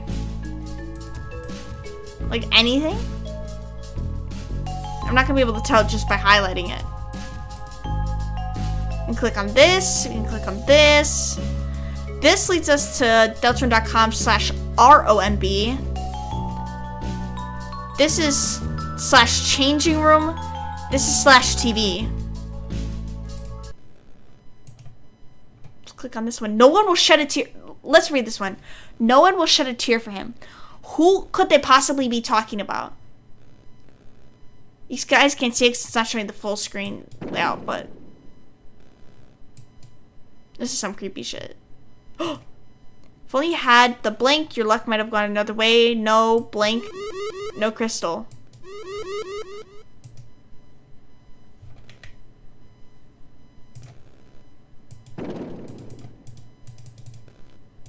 I just clicked on this. There's like this floating thing in the webpage that I don't know if clicking on it will work. I don't know where it is. It was just highlighted. I don't know. I don't know what all this cryptic shit means. I don't know how to theorize with this. I don't know if any average Deltarune theorizer could theorize with that. Alright, changing room. And then if you click on it at a time, you could see gameplay. It's really fucking loud.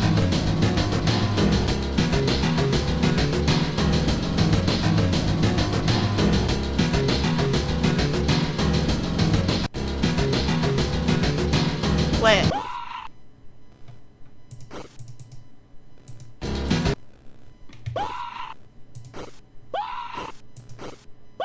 I don't think anything else pops up. And then finally we have deltarune.com/TV. This, it says it's off up here. People have been waiting, like at specific dates and times, for this to turn on. It has never turned on. Like, maybe on release it will turn on. Like when the countdown reaches 0. I will have this open in a different tab. I'll try to make sure to do that. Because this is strange. Like, it's not doing anything and it won't do anything. And will we see Tennis face here when it turns on? I don't know. Alright. Then, let's do deltarune.com/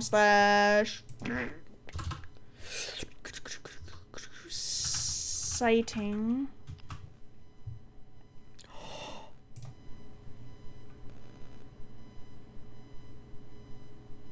Oh my god, that's creepy. Ew, ew, ew. Ew, this is making me feel so weird. Ew! Okay, it's not creepy anymore because it's a fucking stupid plushie. Do I keep clicking on it? I'm clicking on it. Spamton always made me feel eerie and weird anyway. Where do I go? I can't click on anything. Okay.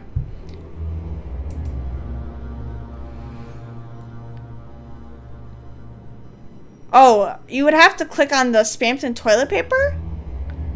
Before clicking, it's just a zooming in montage of a single grainy black and W photo of a Spampton plushie. I thought it was Friend inside me at first. It kind of... the grainy, like, black and white photos are making me think different now. Single grainy black and white photo of a Spampton plushie on a toilet. Clicking on it changes the image to the same subject taken at a different angle with new ominous music playing. Seems he's having a hard time.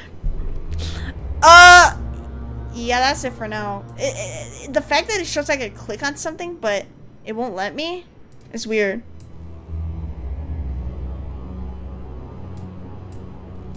You guys can't see, but I'm like dragging the full extended image. It's so eerie. Ugh, I hate it.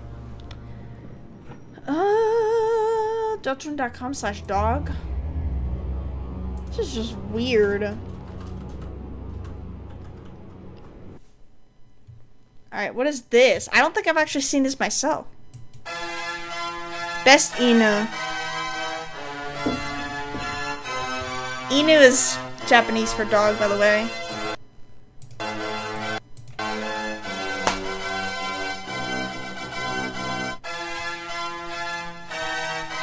I thought Annoying Dog was a Pomeranian. But okay, you can toggle back and forth. No! It's not... Saying Best Inu does not insinuate that it's a Shiba Inu. It's just saying it's a dog. Deltarune.com/Lancer. Okay.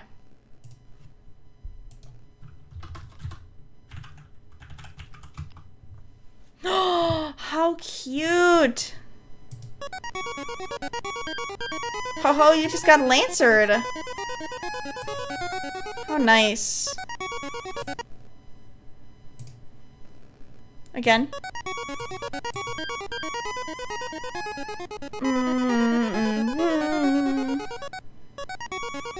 Cute. Cat petters.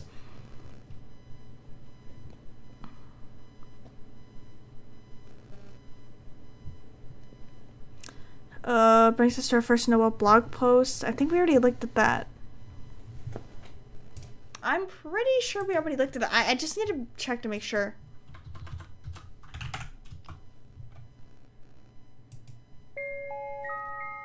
I can't believe it. If I type in deltarune.com/cat, it'll just send me to the dog. That's not.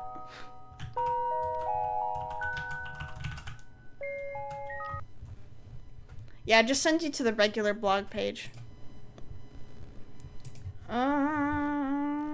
Deltarune.com/a, deltarune.com/code. I did that right.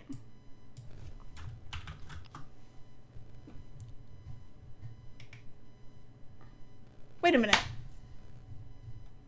No, this is different.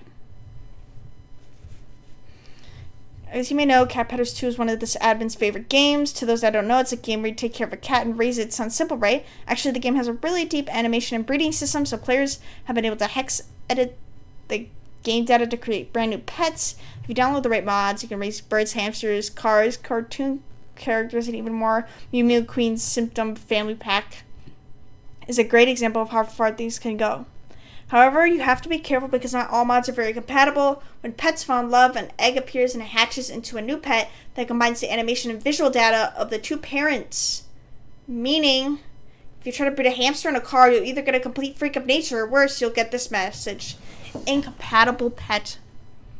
Then the game will freeze and the music will glitch out. I was so scared of seeing this message as a kid, I would punish my pets so that they would never fall in love.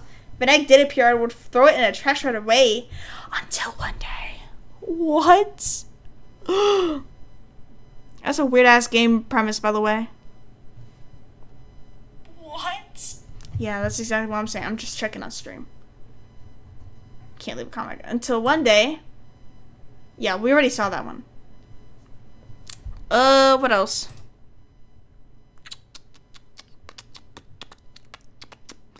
We did Code. We did Shadow Man.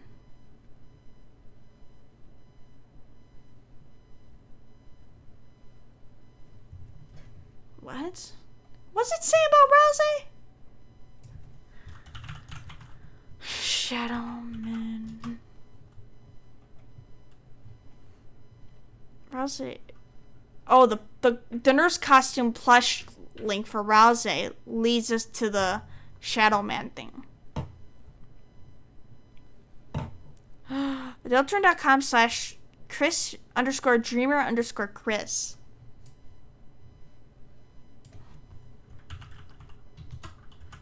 Chris underscore. So wouldn't that technically confirm that Chris's name is actually Chris Dreamer? Because some people are saying we don't actually know if that's their last name. Why the fuck wouldn't it be their last name?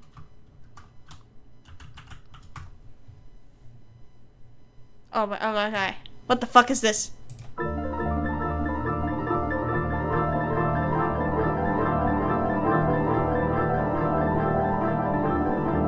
Dissonance, I see ya.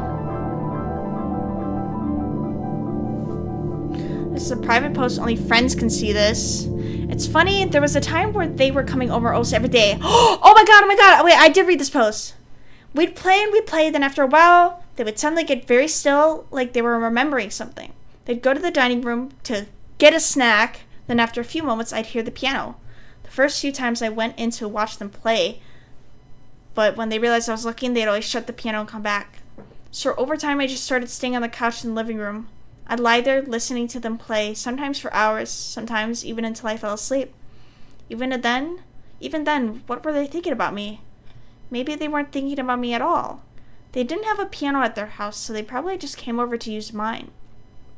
Even then, with my eyes open, there were times where I wasn't even sure if we were friends. When I closed my eyes, it felt like a concert just for me. So this is Noelle writing about... She probably is insecure about the idea of Chris actually seeing her as their friend and not just someone to come over and play her piano at her house. Which is definitely interesting. And then the fucking MP3 that plays.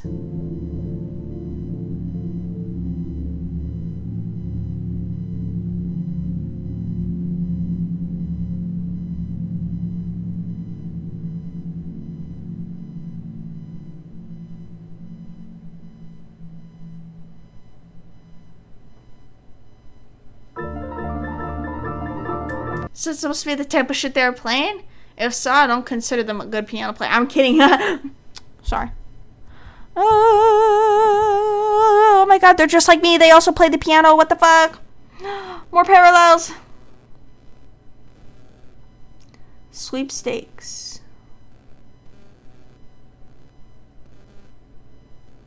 Oh, the blog post is the_N3W3ST_G1RL_G1RL from the engraved wristwatch. So clicking on certain products in the sweepstake menu will bring you to all these websites eventually. It's just that I didn't feel like searching through all those. I didn't know it would.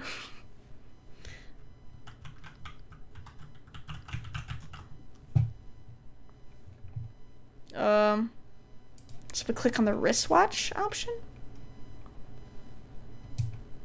where do we click on? Oh, here we go. Oh my god, I love this post so much. Because there's just so much to read. One day I just read it while I was on the toilet in the dark in the bathroom at like the middle of the night. I was like, wow, this is so beautiful. I should have read it on stream for the first time. Whatever. I think there's a fly in my room. Kill it. I think the story's really interesting. And I'm going to wait for the ads to end because I hate the ads and I don't know if anybody can see me reading this. I just read this one day. I was like, this is really interesting. Fan fiction? Then there's no way this would be canon. I'm kidding.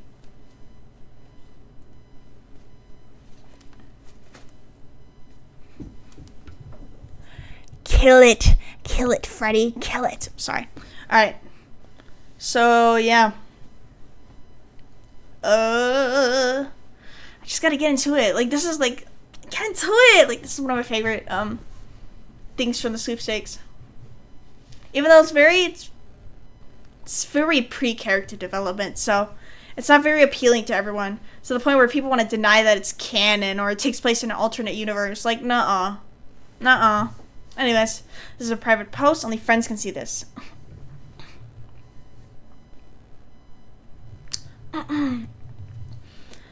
So, that new girl I keep talking about? New girl. She really, really, really hates Chris. And you know what's weird? Literally only Chris seems oblivious to this. Or no. Are they oblivious? Yippee! Don't forget, I'm with you in the dark. They're literally getting bullied. Do they just not care? Then again, who knows what Chris is thinking? I just don't get why they don't tell their mom. Yeah, well, if they told their mom they're getting bullied, she would do something about it for sure. Or better, switch seats with me. Like I keep saying, well, I guess they just don't want to be at the front of the class. Okay, so I think the reason why she's allowed to mention her friends by name is because it's a private post, so we actually get to hear them by name. Did she ever mention her name? No, she just says new girl. She doesn't even know her name. Because there wouldn't be any reason she shouldn't say her name because it's a private post with friends.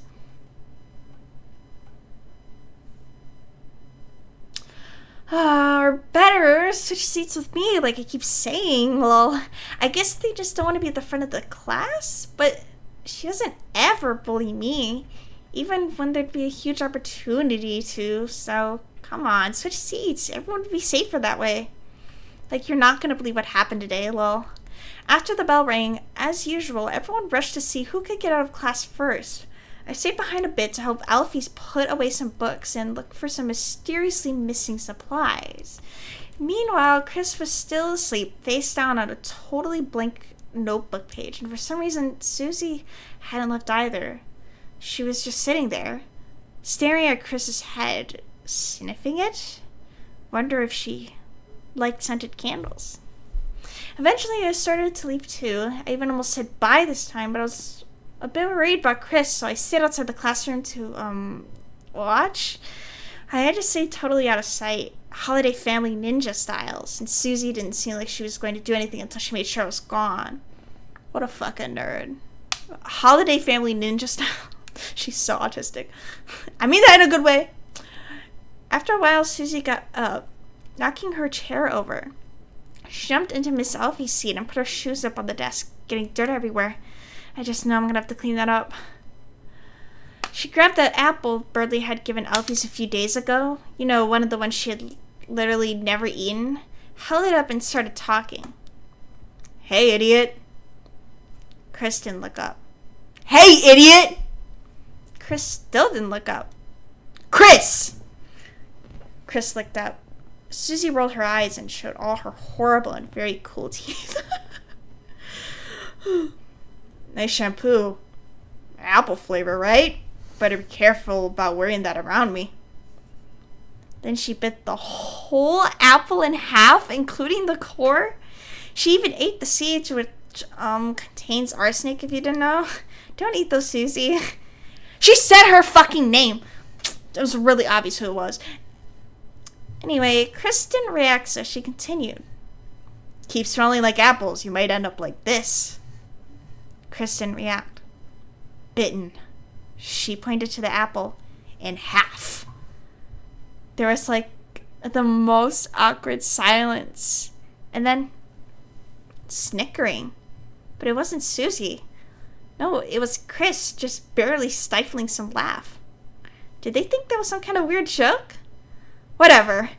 Whatever it was, Susie must have thought she was getting made fun of because she immediately just launched the apple right at Chris.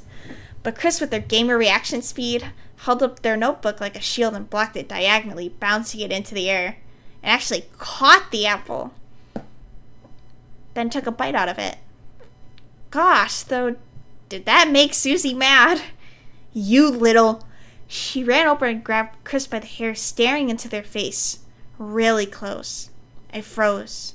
I knew that if I didn't do anything, Chris would get hurt or worse, but something inside me just froze. I just stood there, holding my breath, and Susie kept talking. One day, your mom's gonna get sick of you, you little freak. And as soon as that happens... Susie laughed. I felt genuinely sick.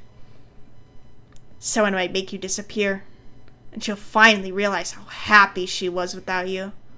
Don't say that, Susie. You might manifest that. I did not fart. I think I grunted. But after all that, Chris didn't say anything at all. Susie exploded. Say something, you idiot! It feels like her voice echoed around the room forever. Then, when it finally went quiet, Chris's mouth looked like it moved. To be honest, moved so slightly I couldn't even tell if they said something or what, but whatever it was, Susie's attitude suddenly completely changed. She let go of Chris, backing off quickly, then left the room in such a hurry she easily would have won today's leaving first race. I really wish I could have seen her reaction, but I was so scared she would see me that I literally just jumped into my locker. So we don't know what Chris said to her, nor do we know Susie's reaction to it. She lets go of Chris and then just leaves. In the end, all I could see through the little slates was her shape from behind, going towards the entrance of the school with her head held low.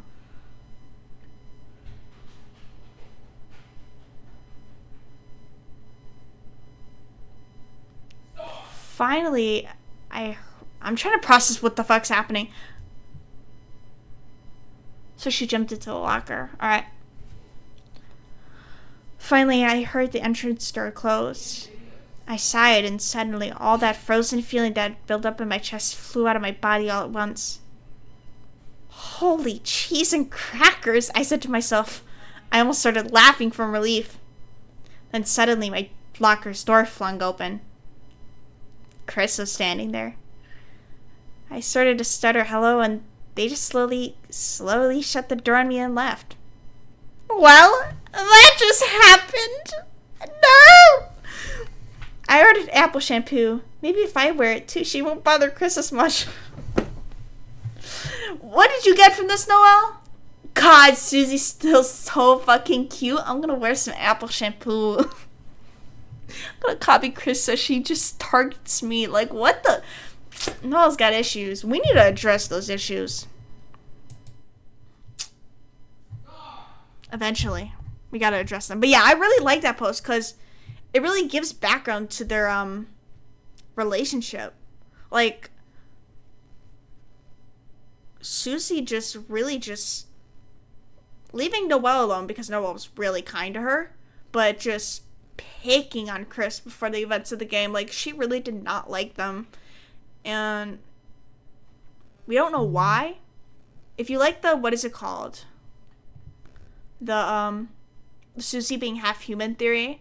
People, I saw theories for why she hates Chris so much and bullies them is because she doesn't like being half human and she hates anything that has to do with humans, so she just bullies the fuck out of Chris. I like to think more generally, like, I think it really is just she sees something in Chris, like, she's jealous of what they have. They have a loving mother, who's a teacher, and they have a great home. They have a brother who's off to college, and they're a very promising and smart student, as Elfie has said before in game. Like, they are like one of the top students in the class. Like, they're academically good. They have, at least in Susie's eyes, they have friends, even though they're lonely. Like, the friends they have are very much friend acquaintances. So it's just like through Susie's eyes, Chris does seem like the weird kid, but despite being a weird kid, they have like so much more to them. Like, they still have friends and a future and a loving family and a good and a warm and peaceful house. Like, just stuff that Susie doesn't have. And Susie is seen as the weird outcast, but she doesn't have people to fall back on. So maybe it just stems from jealousy. That's just my theorizing on her behaviors. What the fuck happened?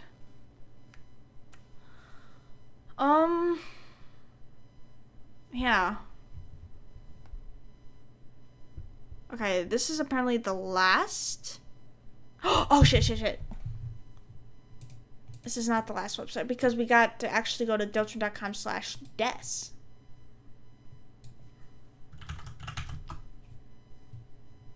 I forgot about this webpage.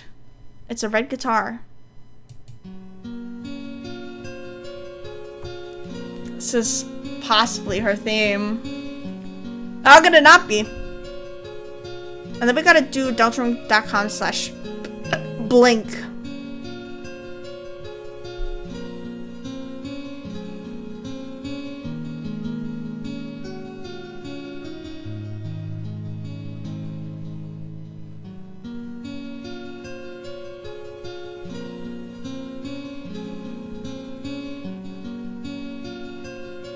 I'm scrolling through the links. I don't think there's any more.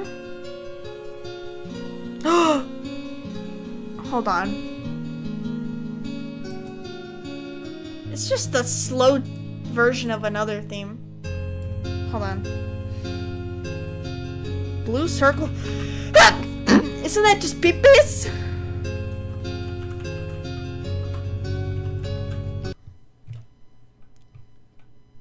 Oh shit. Wait, there is something else. Oh wait, there's even more. People keep putting more links under the thing. Why is there so many links? We're almost at 5 hours. 5 hours. Deltarune shit. Ugh.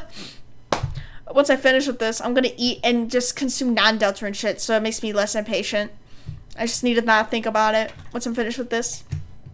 But it feels nice going through certain theories and shit right before it comes out, because I've been intaking everything off stream that I feel like doing stuff on stream would help other people get reacclimated into the Deltarune fan base and theories and shit. And all the lore that's happening. What do you see when someone sneezes? Oh bless you. Oh bless you. What is this though? I don't know if I've seen this. I barely ever receive fan mail. No pressure, guys, but just in case I ever get an email from anyone out there, I have this habit of always reading my spam mail. Oh, spamton! Just in case it's someone real. Mostly just weird stuff like, Hochi mamas can get big too. Promise I wasn't looking at any weird sites, guys, okay? But one day, one of the spams I got was nothing but random letters and numbers. I figured it was probably a failed attempt at sending me a virus, but I thought, what if I tried putting it into Cat Pitters 2 as a mod? Who thinks like that? What kind of neurodivergent brain thinks, oh, a spam email with some weird numbers? Let me put that into my Cat Pitters 2. Like, what are you talking about? So I did, and weirdly enough, it actually managed to load. For people that don't know the game, it has a special visual style. All the pets are made of circles that get animated around.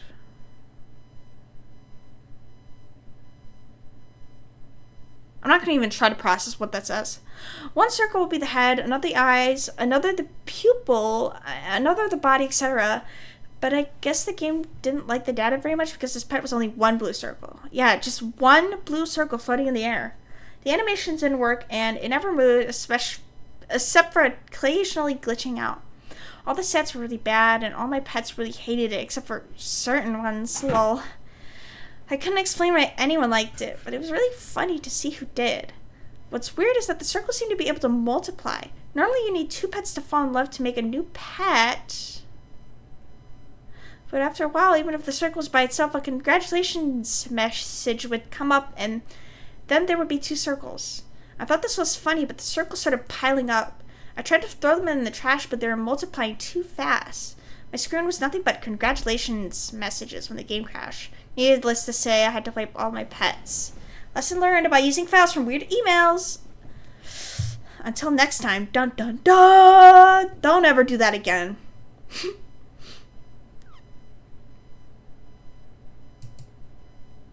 Oh, no, that just leads back to this blog. Okay. What the fuck was that? I don't know. So I didn't know Blue Circle was in that list. We looked at the newest girl. We didn't look at Blink.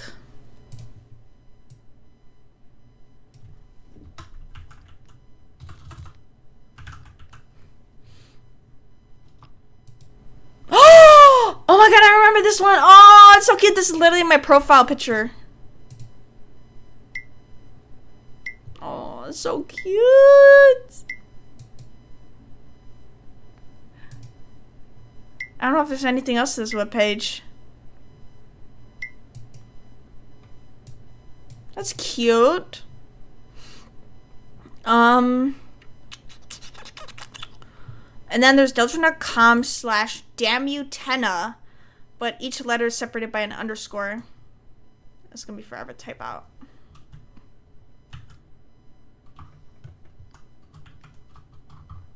Oh, I'm not gonna copy and paste this. I'm just gonna type it out. It's a long process.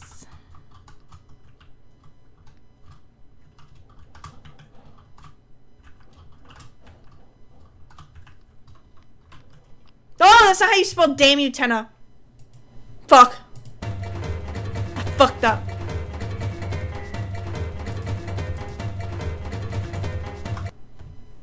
There you go. That damn boob tube. You're the one that should be having a refreshing night's sleep in the recycling bin. Everything is his.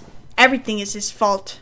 Pay. Everyone is going to pay 5 easy payments of $9.99 until they're all in the disposal area begging for my bleep. Everyone except.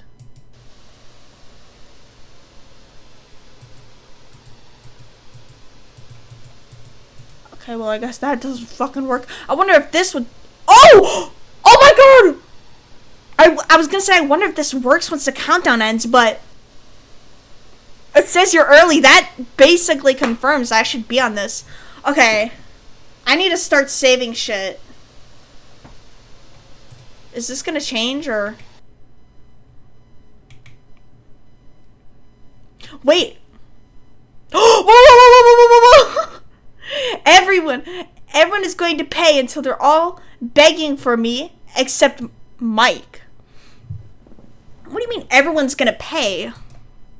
Do you mean that you're mad at everyone and everyone's going to pay a consequence except for Mike? But why Mike? Spamton has... Every time you talk about Mike, he talks very negatively about him. So why wouldn't Mike have to pay like everyone else?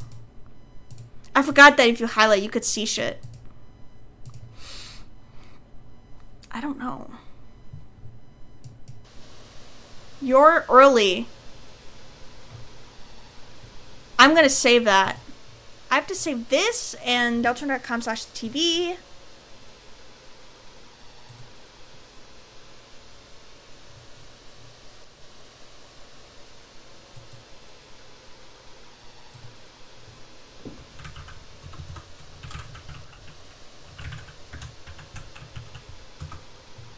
Alright.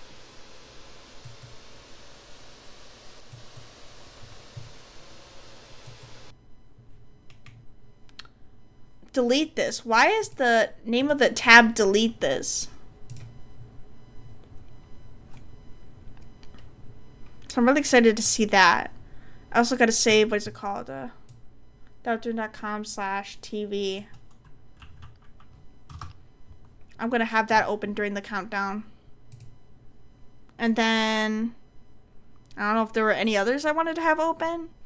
Oh, the regular countdown too.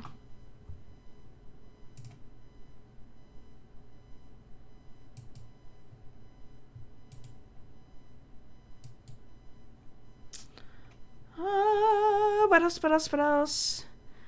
Then I already checked the Lancer one. The last one I didn't check was deltarune.com/ That's not even including the second Spamton sweepstakes, I don't think. Or it is, maybe? Deltarune_GLACEIR.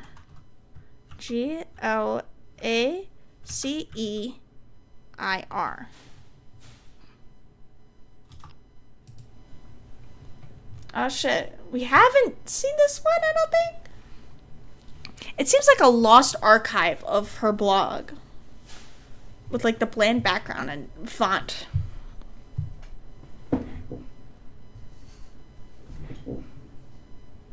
Oh, if you go to Damn You Tenna, click the TV, scroll down, click the first static square on Damn You Tenna.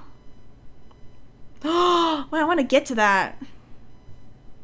Now I want to actually find that myself. Oh, you loser.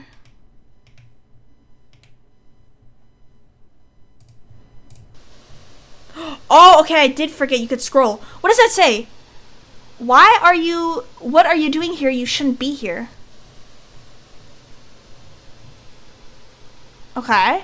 Well, I am. This is so confusing. Oh, okay. Click the first static square. What if I click the second? Oh, that just sends you there. Okay. First one. What? Aren't you forgetting something?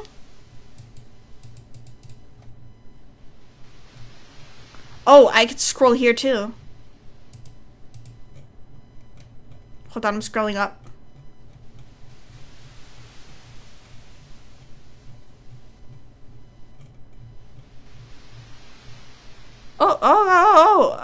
Oh. I forgot about this. Click the doorway. Can I click on anything else? Or no, just the doorway? Okay, that's how you get to it. Okay. Did anyone else wander around the screen as a kid? Can't see it. The cross-shaped maze in the ice area from Dragon's Blazers. Once you go in it, no matter where you go, you'll always be brought back to the same room. Dragon Blazers? How is this gonna play into our game? Because it's a parallel to Deltarune. Normally, one of the characters is supposed to guide you through the maze, but it became one of the most famous, or should I say infamous, parts of the game, because if you go there without that character, you're basically stuck there forever. That's where the weird route soft lock theories come in. That's horrible. This feels like an implication, like, if you either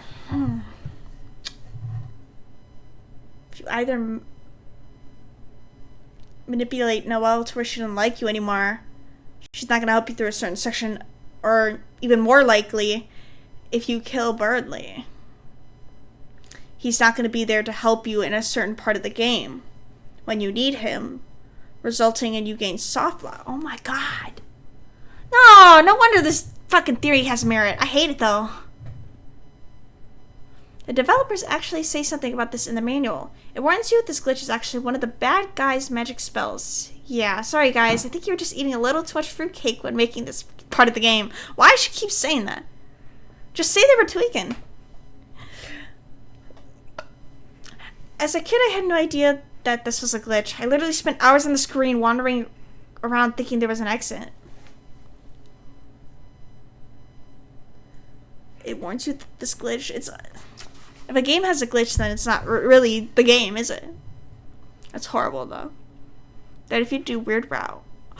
And that's where that website comes into play. Like, there's this website of, like, numbers just lined up in a row. I think it's only numbers 1 to 5. And, like, all the numbers are different sizes. I don't know. If you click on 1, it's just not applicable, or whatever.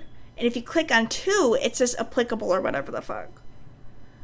Meaning that the website's somehow symbolizing something for the weird route, because there's no weird route in Chapter 1, but there is in Chapter 2. We'll get to that eventually, though. The thing is, there actually is one. What? Somehow, Kid Me was so stubborn. I think I went every single possible direction somehow. Then the last direction you go is up. If you do that, you'll find a door that doesn't appear anywhere else in the game. So you won't get soft. Like, if that theory is true, I'm just like going by if it is true. You probably will get stuff locked, but there's probably a way out of it. So it's not technically a glitch. It's not just a full soft lock. If you do that, you find a door that doesn't appear anywhere else in the game. This shocked me so much as a kid. I screamed and pulled my controller so hard I unplugged the console. Great going, dude. I actually started crying, but I knew my mom would turn off the game if she heard me, so I held my breath and started hiccuping and gasping. The game is already turned off. Second of all, she sounds just like me when I was little. I would get scared at every little thing. I was playing this like FNAF dress-up game on the App Store, and people were saying if you dress up your character's purple guy, your game will glitch and shit. So, knowing what would happen, I did it. And I dressed up my character as the purple guy. And it jump scared me. It did a big jump scare in front of my screen. And it went, ah! And then it crashed the game. Or it closed the game out. And when you open up the game, I was so scared. I was screaming. I was like, oh, like I was terrified. That shit horrified me, even though it was like a very like it had like a very kiddish art style, but it still scared me. And then when I opened up the game again, it showed the regular title screen, except purple guy was like in the corner, like ominously staring at you. Like, ah, that scared me even more. So I had to swipe. I was like, I can't play this. I can't play this. Like, that's why when I was little, I couldn't even play the FNAF games. If that shit scared me, I could not even touch the games myself. So I literally could not stand it. I think the only horror game I could play when I was little was the mobile Slender Man game. Like, I literally could not handle it. Like, I was so scared of it. Like, I wonder if that app's still in the app stores. But yeah, purple guy scared the shit out of me.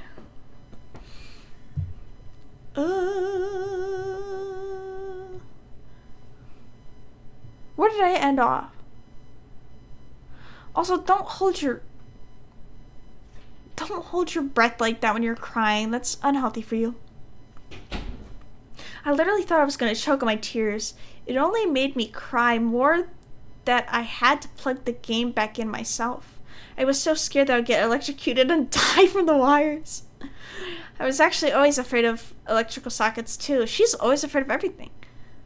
Because I thought they were looking at me. Come on, I wasn't a weird kid, I promise. I got over it after that. I feel like, with like the main cast of characters, I feel like I relate to Noelle the least. But I think, considering Lil Me, I definitely did relate to Noelle in some ways. I just don't relate to her now. That's why, like, I just consider her my least favorite in the main lineup of cast. But I still think she's really cool and interesting. Like, she's into creepypasta shit like me. Like, she's into fucking, like, Easter eggs and shit like me. Like, she still liked me in some sort of way. So I started the game again, and with my hands shaking, I went back to the maze. But what's super weird was that somehow I was able to get right back to the door. I was so happy I almost started screaming again, but remembered to hold my breath halfway. Now, I was going to be able to see what was in the secret door, or so I thought. It was locked, and I've never been able to find any key in the game that opens it. I don't know if I heard somewhere that this is a reference to another game, but I don't know. Since then, I can actually get to the door pretty consistently if I concentrate. Unfortunately, I don't know exactly what I'm doing, and it feels different every time, so I can't give any advice. I know this sounds really, really fake, but if anyone ever figures out a way to open the door, please, please, please send my guest book. I'll even put you in my Hall of Fame. You know, so there could be someone in it besides me. That's really cool. And that just sends us back here. I think that's it for, like, the sweepstakes 1.0. There's a few more websites I don't think I touched on. I'm gonna refer back to myself.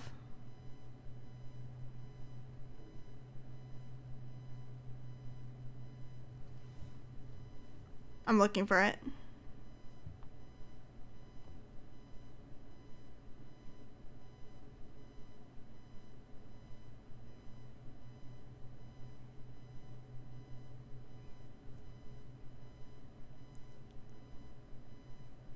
What the fuck? Where is it? Because I posted all the links in the Deltarune chat. No, I don't know where it is. I don't know where it is. Let me look.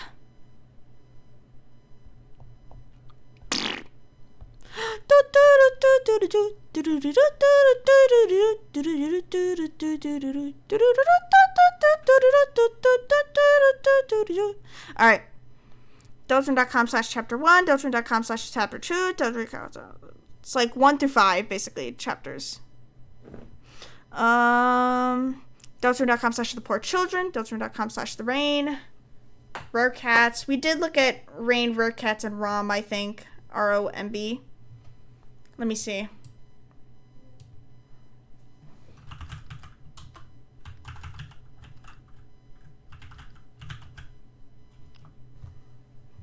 Uh-oh. Deltarune.com/the poor children. What is this? Oh, okay. This is a little drawing website. You could just draw whatever the fuck you want. But I think if you like do this a certain amount, you can find something in it.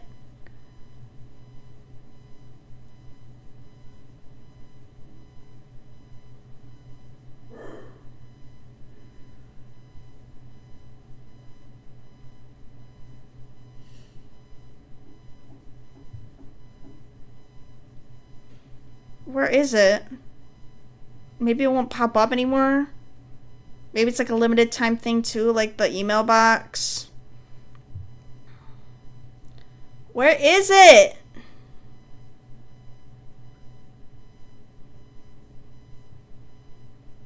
Oh, brother.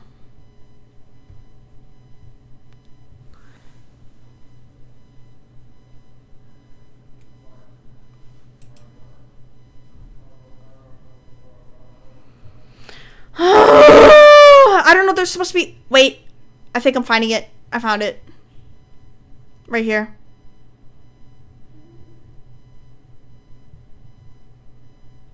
Here we go. It just leads you to this. Okay. We already saw that. Therapy. Is that signifying the poor children? Is that signifying all the Deltarune main characters need therapy? Wow. My brain just go... Everybody just go blue with the theorizing.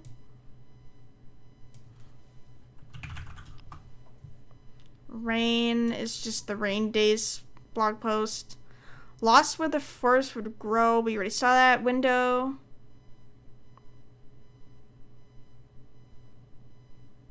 Deltarune.com window is the same as Deltarune.com/windows.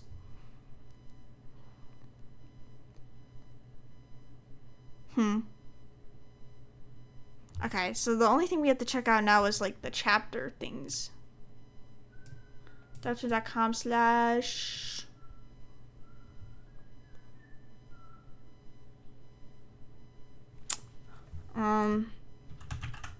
chapter 1. So I don't know where it shows the screen, but there's a screen where you can click on each number. No. So then chapter 2, it says applicable. Now the interesting thing with chapter 3 is it says not applicable. I don't know where the fuck it... Oh, don't do that.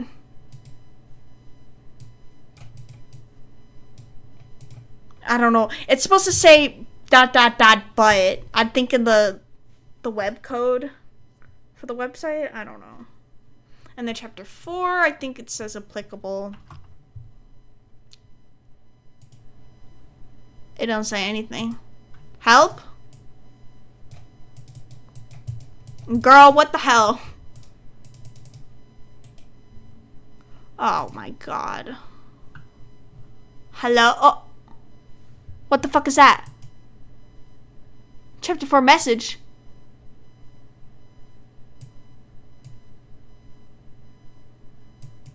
What's the message?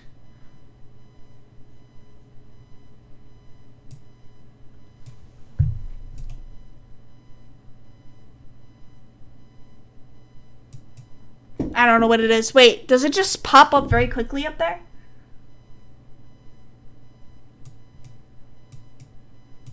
No, it doesn't say anything. Okay, maybe that was where you had to put your email and shit in, but they don't show it anymore. Because then if you do chapter 4 / thank you. This is what would pop up if you put a valid email address and... oh, what is it called? And a valid, like a number in the second box. You'd have to put a number in the second box because that's your guess for whatever the fuck you're guessing for. But a lot of us were stupid and put our phone numbers in instead. Then chapter 5. There it is. 5 hours. Well, I'm almost gonna end soon because 5 hours is definitely a lot. I'm gonna be probably streaming for 5 or 6 hours tomorrow for the new chapters. Alright, here it is. So as you can see,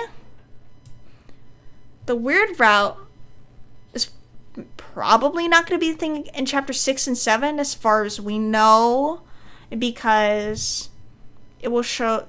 people are theorizing that the size of the numbers correlating to each chapter is how significantly the what is it called? The route is going to affect your gameplay of getting to point A and to point B. So chapter 1, there's no weird route, so obviously it's gonna be smaller. Chapter 2 is the biggest when unhighlighted. Chapter 3 is not there unless you highlight it. Chapter 4 is small. It's pretty small. You can't even see chapter 1 unless you highlight it, and it's really small anyway. And then chapter 5 is it's saying MP3, and then chapter 5 is like bigger than the rest of the visible numbers, but it's smaller than 3. So I feel like the weird route that we did in chapter 2, the reason why it's the biggest when not highlighted is because it was the start of the chapter. Sorry, I'm looking at a video. It was the start of the chapter of the weird route. And that's where everything gets kickstarted and changed the most. From now on, we don't really have to do like any more killing or manipulating to continue the route. Once we started it in chapter 2, like, we're locked in. I don't think we need any more specific steps to get back into it for the other chapters. Like, once we did it, it's gonna forever change our gameplay. Alright, now I'm gonna click on chapters 5's MP3.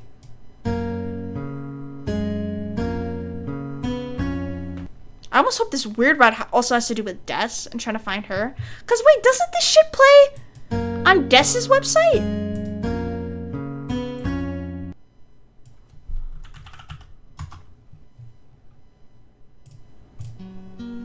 No. I'm stupid. But isn't this like a slowed down version of like the home theme? And like Dreamer's Home? Well, that's in the stream because I don't fucking know. No, that really is it. Like, I don't have anything else to say. Like, I think we went through all the websites. And yeah.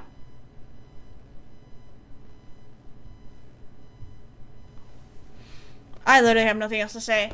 It was nice to go through all the shit now, and now that I've caught up on shit, I'm probably gonna watch a bit more theory videos before I actually do play the chapters tomorrow. But once I'm waking up, I'm gonna wake up at 8 a.m. my time.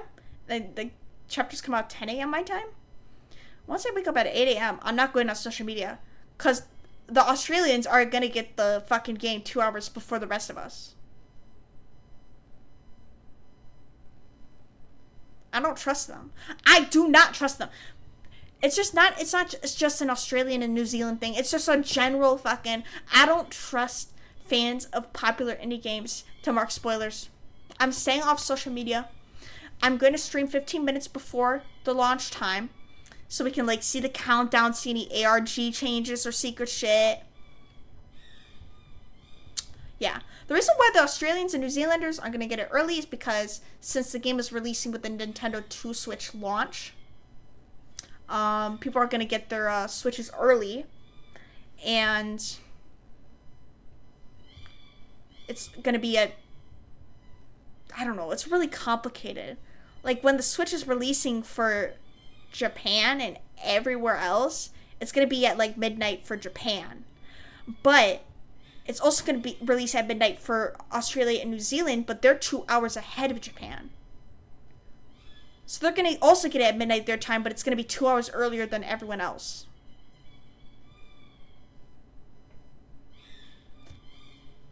I can't wait. I'm not going on social media at 8 a.m. I gotta end my social media run. 8 a.m. Santa's coming! Santa! I have nothing else to say. I have nothing else to do. My hopes, you want to just wrap up everything we learned today in 5 hours? My hopes is... This is gonna sound really fucking stupid and selfish. I hope Curdly's real. It's gonna sound really fucking stupid too. I hope Tenna is a snail. These are really low expectations. Like, this has nothing to do with what theories I like. This is just really, like, minuscule, unimportant things to, like, the general plot. Another one, but this is more important. Who's that secret boss in Chapter 3 gonna be? I think those are the only 3 things I'm waiting for. Those are the things I'm most excited. Oh, and Susie's home life. I've been wondering that since Chapter 1. That is technically the thing I've been waiting for the longest. But is it the one I want to see the most? No, it comes second place to Witty Theory. I'm truly just intrigued by that.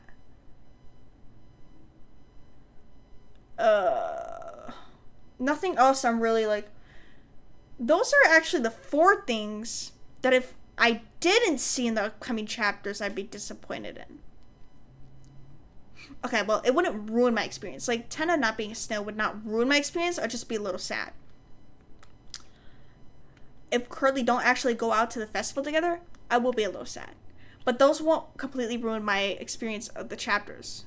Nor will the Witty Theory. I think genuinely Susie's home life being discussed, and Chris's home life, and their whole family dynamic. If that isn't discussed, that wouldn't fucking make sense, by the way. That'd just be bad writing.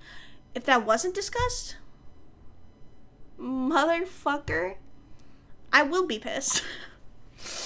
I'll be fucking pissed. You know what I'd also be pissed with? If, Birdly literally does become a side NPC like Power so insists on happening. First of all, that'd be bad writing because he hasn't had full character development yet. Second of all, he's going to be in another Dark World, and I think it's going to be the Chapter 5 Dark World, mark my words. If they do totally sideline Birdly and don't address his character development or address him in a Dark World or even him being dead in Snowgrave anymore at all, that would also be bad writing. I would not want to. That would actively disappoint me. Everything else would not actively, like, ruin my experience of the game. I'll be disappointed, but it won't ruin my experience. That, and not seeing Chris and Susie's home life will actively disappoint me. Those are the only 2 things I know for sure would disappoint me. It's just, like, character development writing. If I don't see that within the next 3 chapters, or at all, bitch, I will be disappointed.